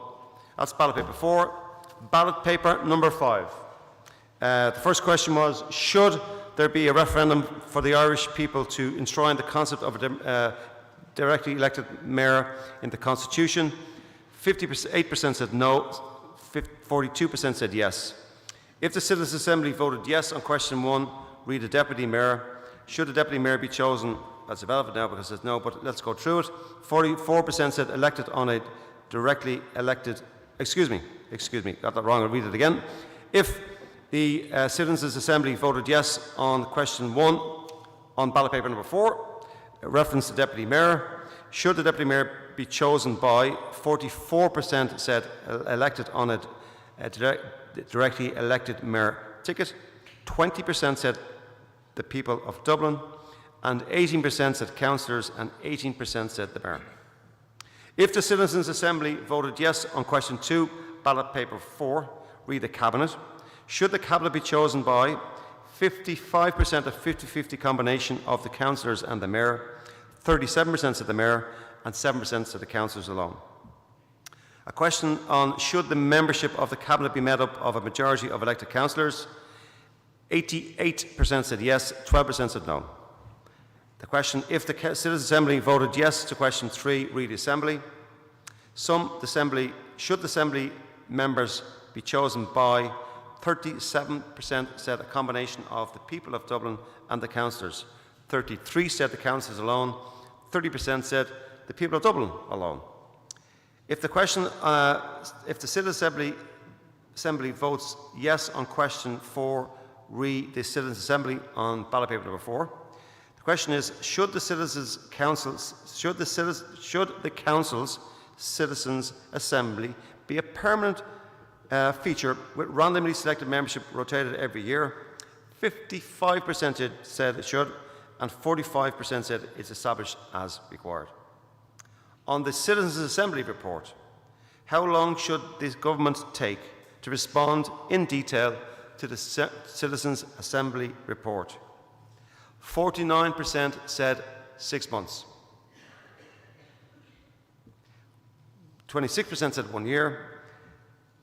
15% said 2 years max, and 10% said 3 months. And finally, the last question voted on was, how long should the government take to implement the recommendations? An overwhelming majority said, 63% said 2 years, which is very clear. 26% said 3 years, and 10% said 1 year. So that concludes your ballot. The next steps, as we said, we will now begin to write the report. And my final words are, Tim O'Connor from Limerick said that we all should be good ancestors, I think the words he used. And when I met Tim, I told him a story that in 2013, the 5th of December, I was sitting at home, won the first All-Ireland, thought things were great, and I saw the passing of a great leader, a great man, Nelson Mandela. And I had the good fortune to see him from a distance, albeit when he got presented at the Freedom of Dublin, the first city he visited. And what he said, and I think it's relevant to what you've done over the last 6 months, and you'll conclude your work now in the coming 6 weeks, is what counts in life is not the mere fact that we have lived. It's the difference that we've made to the lives of others that will determine the significance of the lives that we have lived. And I think you epitomise that. So Thank you so much again for your commitment to Dublin. I wish you a nice weekend, and I look forward to debating with you the draft report in the coming weeks. Give yourselves a big round of applause. Well done. Thank you for those joining us live online, and we hope to see you again soon. Take care. Bye-bye.